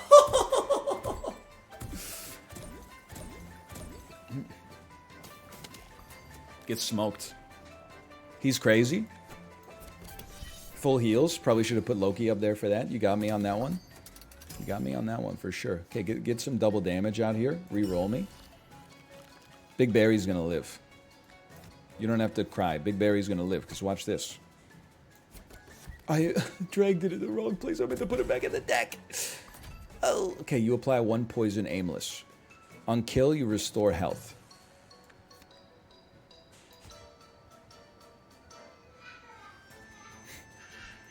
It's the sound of a child's laughter. Nothing like it, man. I'm a genius. Watch this. Here comes the genius. Cannot split. Did you see that? And my campfire died, allowing us to do this. Now you're going to do 4 damage. You're going to do 4 damage. But you're not going to do 4 damage. You know why? Because your ass is dead. I mean, frozen. 2-piece combo. Easiest kill of my life. All we have to do is kill you and then it's over.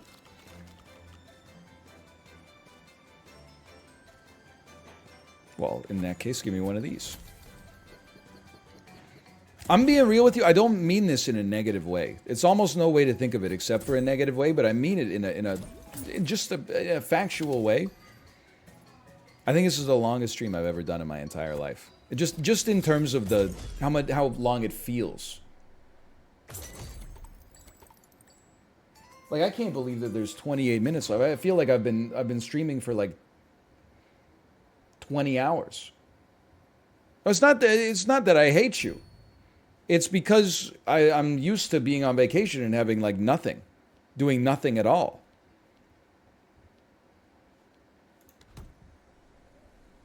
Like, I've had days on vacation where like I had one thing to do and it was like go to the bank, and I'm like, ugh, that's gonna be annoying.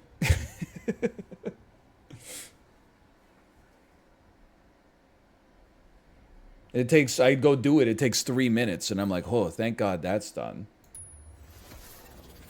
No, it's not that it feels long and it's like torturous. It's just that it feels like I've been here for a while. I need to go away again. This is the worst fight in history. I did not say I'd rather go to the bank.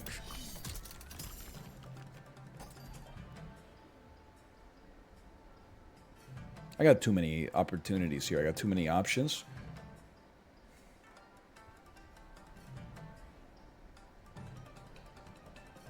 Always good to get Loki out there.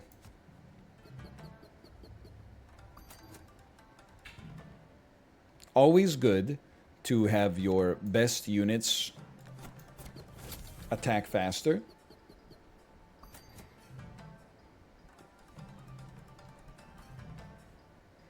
Always good to have Flame Water. In fact, I don't know why I haven't applied it yet. I should definitely be attacking you. I'm not paying attention. You know I'm not paying attention? Somebody said, I have been, I'm so lazy I've been trying to procrastinate getting a haircut for the past month. And I was going to say, be careful, brother. That's how it started with me, and look what happened. And now I've probably cost myself the game as a result. Can you believe this? Here's what we're going to do. We can at least kill you. We can make it so that only Lil Barry gets affected by haze.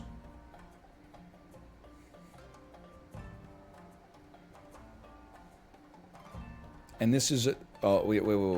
It's okay. This still does enough damage to get 2 kills. It sucks about your not getting Fury, but it doesn't matter because we got enough to kill you, and then you just, you take it on your armor anyway. So we can Sunlight Drum here.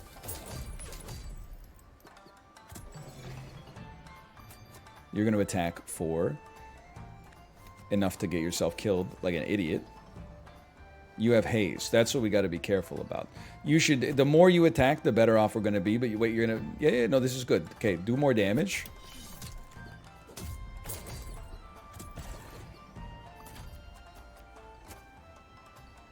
You got double damage taken. You're about to get a kill.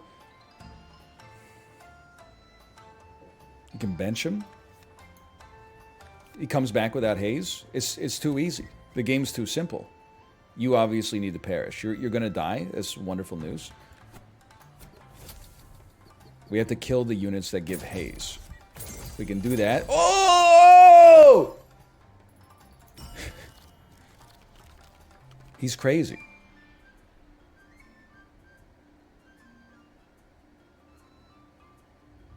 I mean, honestly, I redraw. I just want a little berry out there. Bro, where's my... Oh, there. He's literally the first thing we pulled. Okay, fair enough. Get a little berry out there.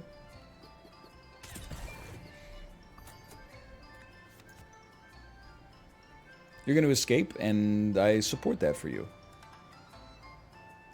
It's kind of... You're like extremely annoying to kill. You know that? You're extremely annoying to kill. Snow stick you. I'm not worried about the goblins bling, okay? What is this, like Peter Jackson's 17th Hobbit movie? The goblins bling just, it holds no interest for me. Why don't we make Lil Barry, like, insanely strong? When active, add hog-headed to all enemies.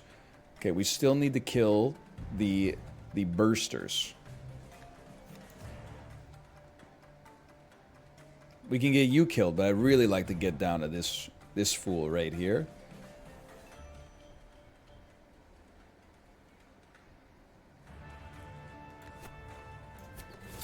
Tempo. It's called tempo.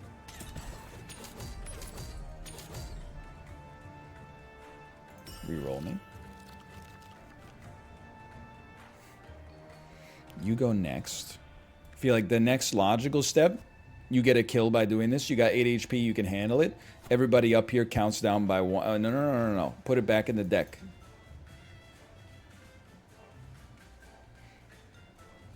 You gotta go. No, this is sensible. Originally didn't appear sensible. I think this is sensible. Count me down by 1.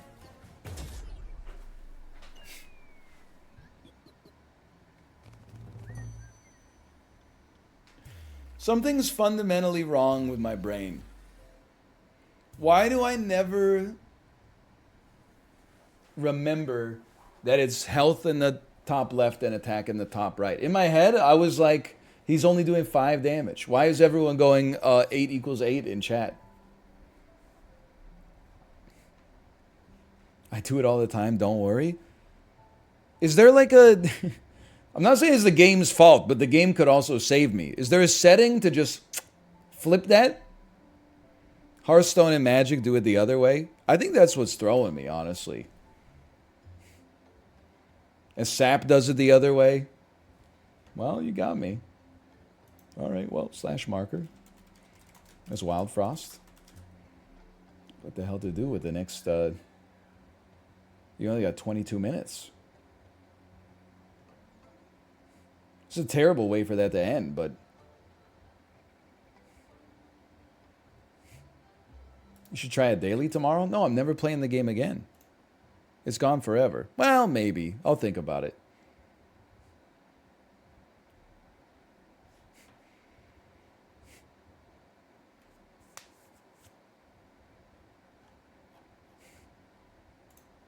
We just need to get some sleep, I think. It's a big part of it. What else have we got in... What came out on Steam while I was gone? Don't you ever get tired of arguing over video games? It's just what I want to say when I'm on Twitter these days. It's been like a week and a half now of Jedi Survivor discourse.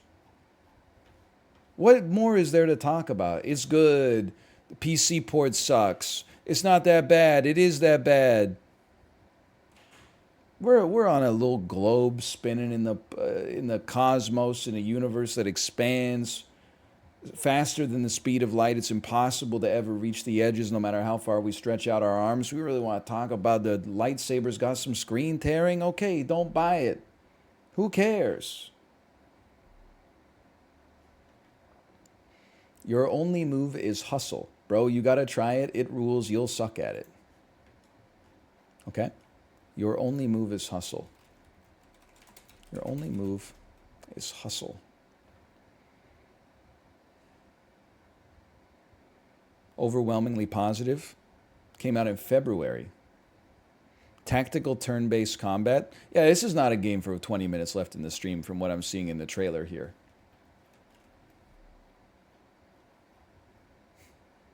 It seems cool, but there's no way.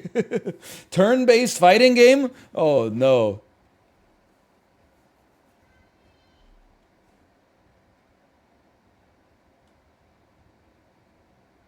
Monster Tribe.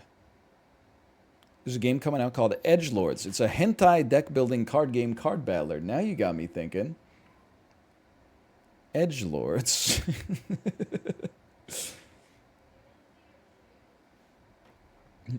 Finally. Oh, this is what we need is a hentai deck builder. Confront your sorceress rivals and claim their magical essence for your own. In this fully animated and voiced hentai deck building card game. Published by Sinner's Lotion. What is this, dude? I'm so thankful I did not have the store page up. Oh my god, dude. Let me just say I saw some stuff that would not have been out of place in the movie Bros. I'm not going to... I cannot show it.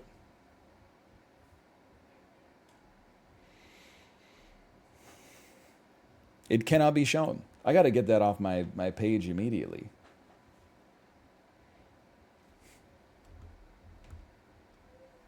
Not available in your country? Son of a... They took everything from us.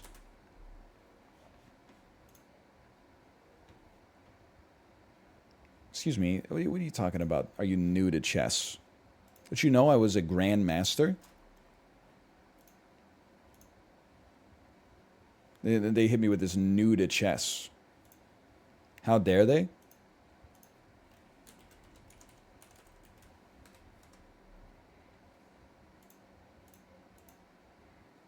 I'm in. Play.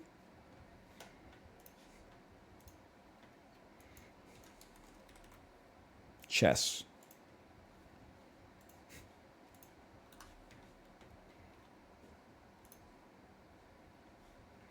Give me 3 minutes, 2 seconds. I can't believe we're here playing some chess, but here we are.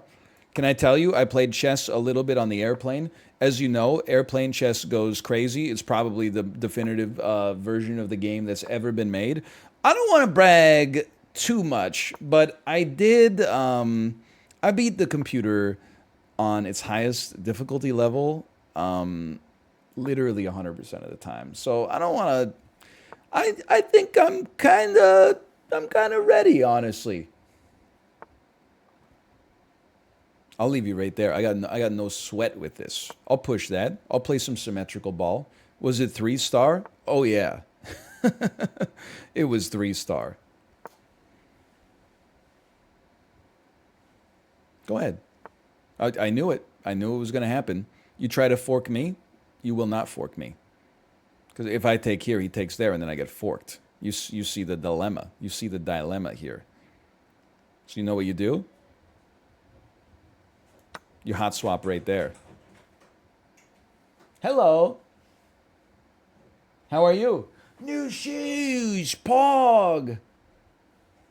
Those look so cool, honey. Yeah. You're welcome. Who got those for you? Mommy got those for you? Mommy always gets you the nicest clothes.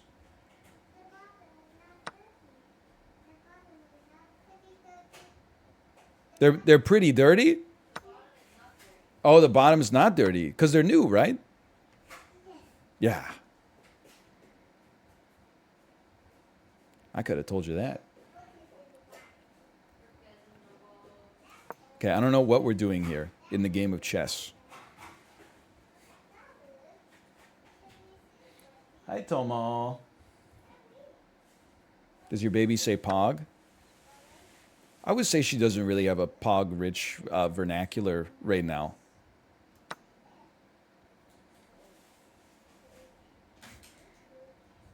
But one day, probably. Hey, Tomo, don't get into the chords, please, okay?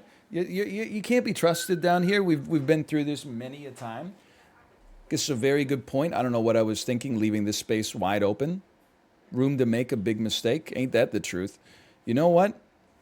Pop me up here. That's pretty nasty.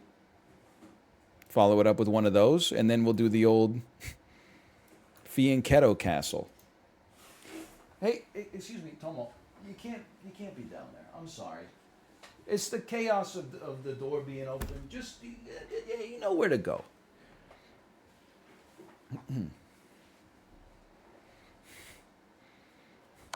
Now, let me tell you, what is this? I'm not afraid. I had no need to threaten their bishop. Their bishop is meaningless to me. It's irrelevant. In fact, I'll just be straight up with you. I don't think I need the castle. The AI did not do this on the airplane.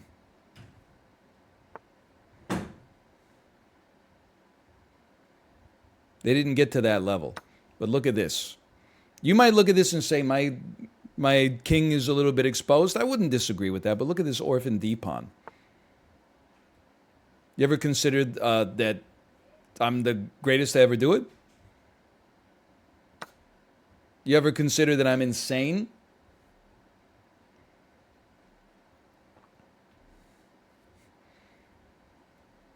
Where are you going to go? You're going to go here? Then you got to come see if I care.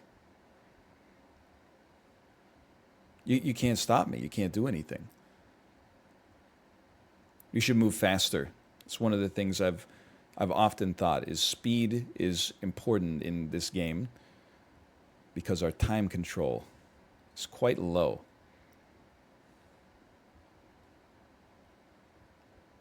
And yet I'm taking forever. Why am I taking so long? That's not necessary. I'm going to go.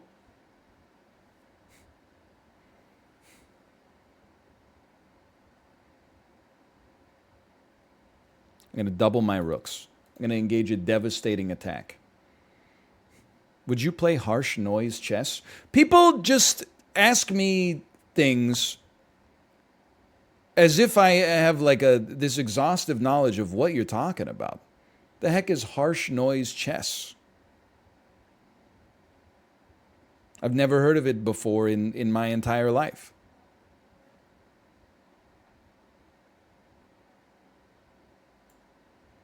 I don't know what I'm doing. I'm taking too long.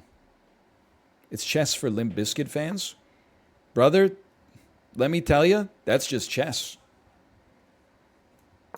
Okay, you try to take my bishop. I understand. You would think that this would be a big moment for you. We have a problem. If you threaten my rook, I have to find a way to protect my rook, or alternatively, engage in some distraction. Right, I've made a mistake, haven't I? No, I haven't, because watch this. Look at that. Now my rook's back to safety. Are you seeing this? You've taken my knight for free. Okay. And I thought I'd done something quite clever. We're also down on... we're up a point. We're down on time. You're going to come down here. You're going to place me in check. That's going to be absolutely devastating. That's going to be bad. Yeah, that's not going to be good. I'm going to try to trick you into swapping queens. We're going to be way down here. This was horrendous. We made a horrible mistake. Now you can just take my bishop. It's all falling apart. I resign. I've chosen resignation.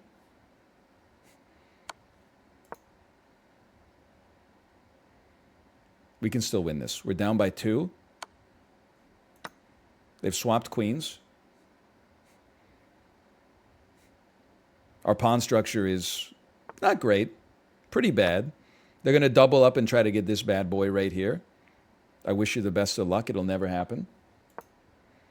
Now it becomes time to focus on our time instead of focusing on our on the position.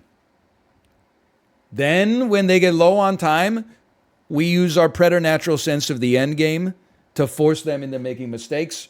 They make mistakes. We're feeling okay. Start here. What are you gonna do with your king? You can't take him anywhere. I move my king up. Now it's 25 versus 29 seconds. We're not just gonna do random checks. It's beneath us. It's insulting to our opponent. We're gonna force them to be in a position where they have to think of a good move. Interesting. You know what? I thought that was a very good move from them. You kind of tricked me on that one. Your king's all sequestered, though. I'm feeling fantastic.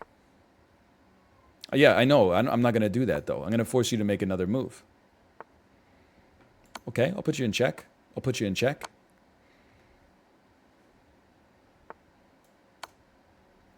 Where are you going to go, brother?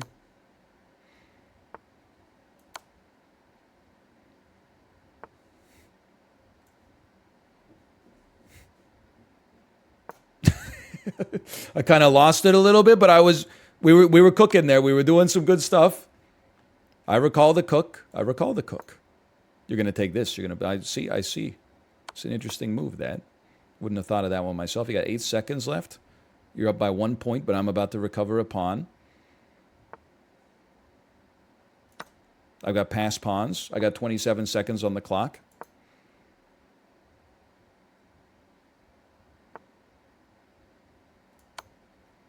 We take your bishop. It's over. I'm glad we didn't resign. I was so sure I was going to resign. We don't need to resign. Feeling great. We got there. What are we playing here? Little e4, e5.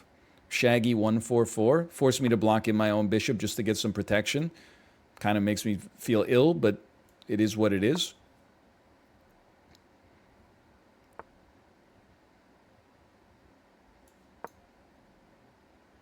What do you think? What do you think here? What are you going to do? You're not going to take me. You're gonna. I'm going to bust open your whole king side here right after you castled. Caught me castling in the shower. Wasn't me. It's a good joke. I understand what they're doing here. They're going to put me in check. It's a very clever move. Well, what comes next?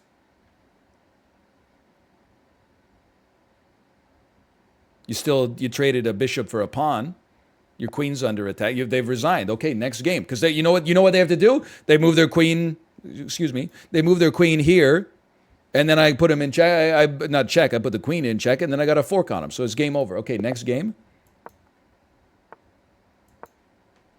Me when the streamer declines my gambit. I don't know how to play against the Sicilian defense. Okay, but I do know how to play chess.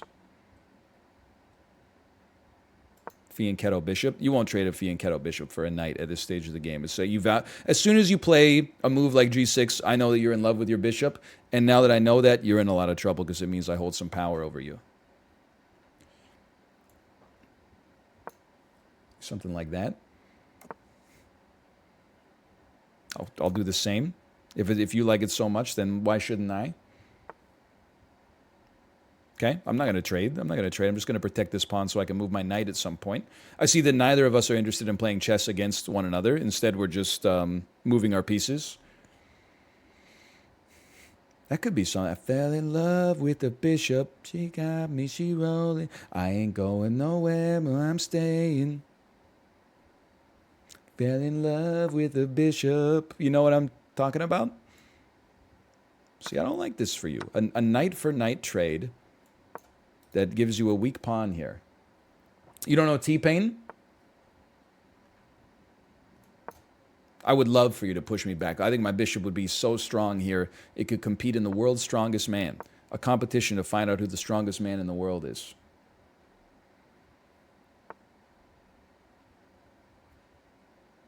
Just being straight up, I didn't expect you to protect it. Here's what I'm going to do. I'm going to threaten this bad boy. He can't move. This is stuck.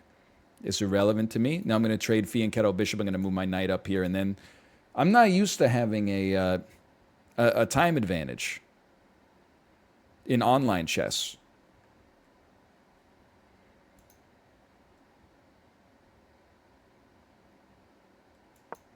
In over-the-board chess, yes, because the last time that I really played it, I was like a little kid and everybody else was old. They took forever to do everything. I'm going to keep your pawn structure just doesn't look good, man. That's what I'm going to say here. But in internet chess, usually I'm slower than my opponent. Tends to be the case.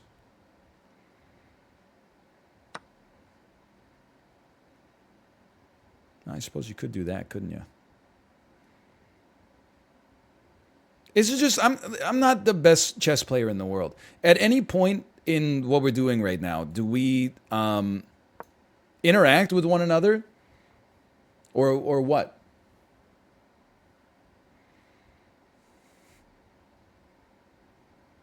Do we ever engage in, like, we're 18 moves into the game. What have we done? We haven't done anything. Traded a couple of bishops, traded a knight and some pawns.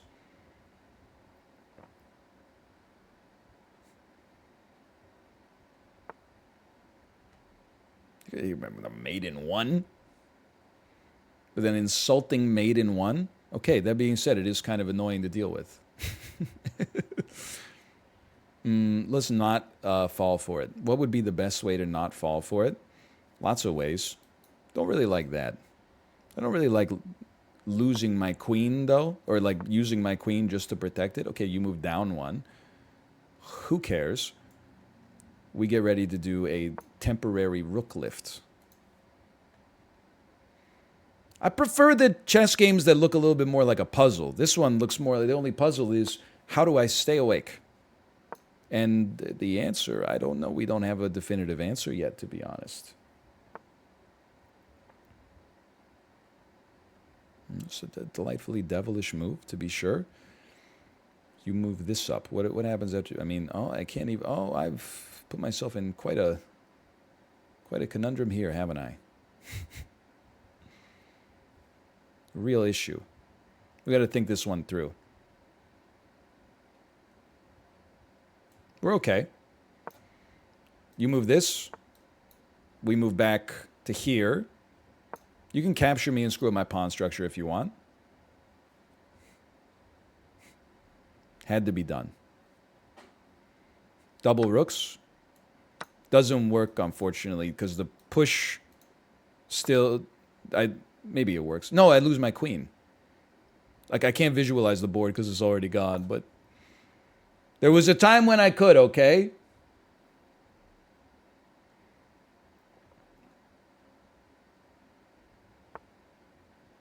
I'm not even worried about this. You put me back here, it's still the world's strongest bishop. We push you down here. We'd like to resolve this.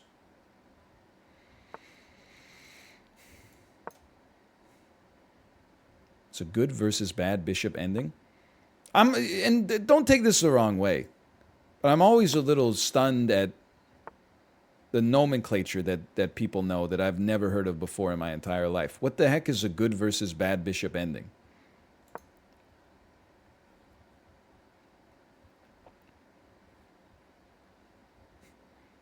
I've never heard of it before. People will be like, I'll make move number 3. It's knight to f6. People are like, oh, the Rosolimo defense. And I'm like, what do you mean the Rosolimo defense? What's your rating? And they're like, 900. Like, what? You say 900? I'm literally just marking time. I mean, their position is 10 times better. I got no anything going on here. I think we definitely do this. And then we bust this cookie wide open. The cookie is not busted wide open. I would happily let you take this, and then I would look to recover space on what would soon be an open file. You're just going to push me down? It'd be tough. They're not going to push me down. Okay? Oh, they get a free pawn out of me here. Oh.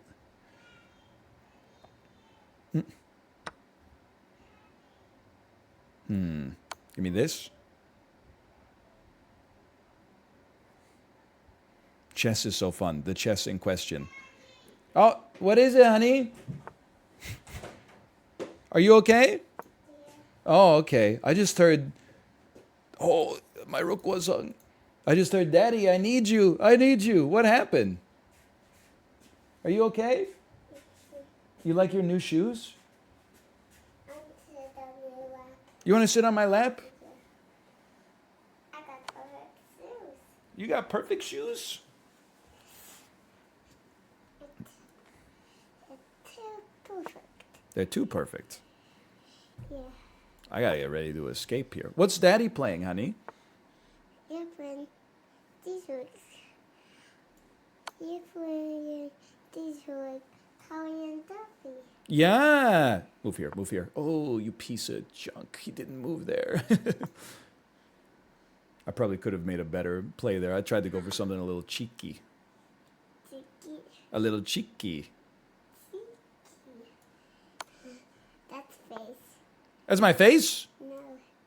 That's for the blue. You see Charmander? Yes, he's turning around too busy.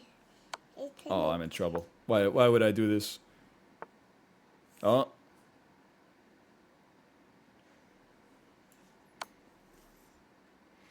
Just throw him a little curveball. A little curveball you wouldn't see coming. How about this? Why are you grabbing my shirt?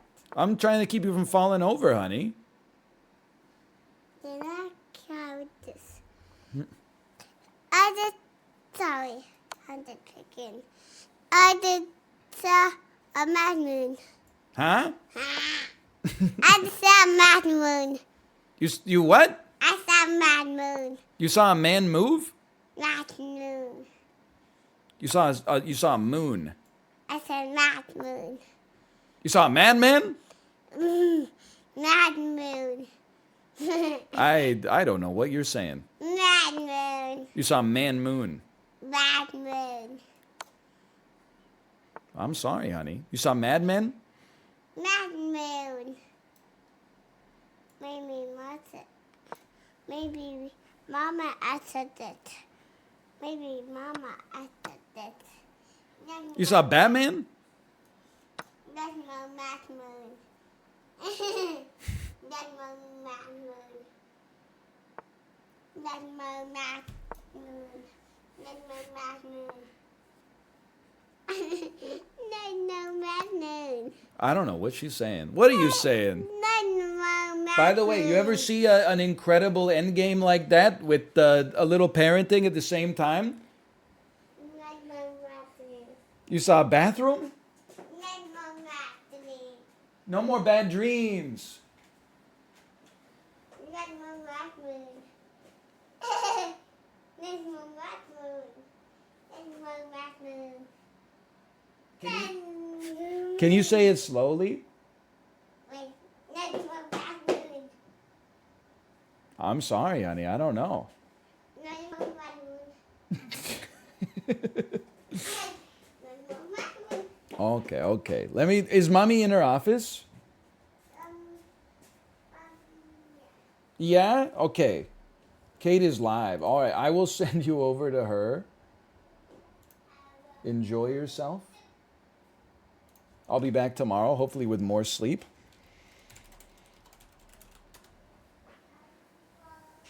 Have a good evening. I'll see you then. I don't know, I was just stretching. See ya. Mad moon, mad moon.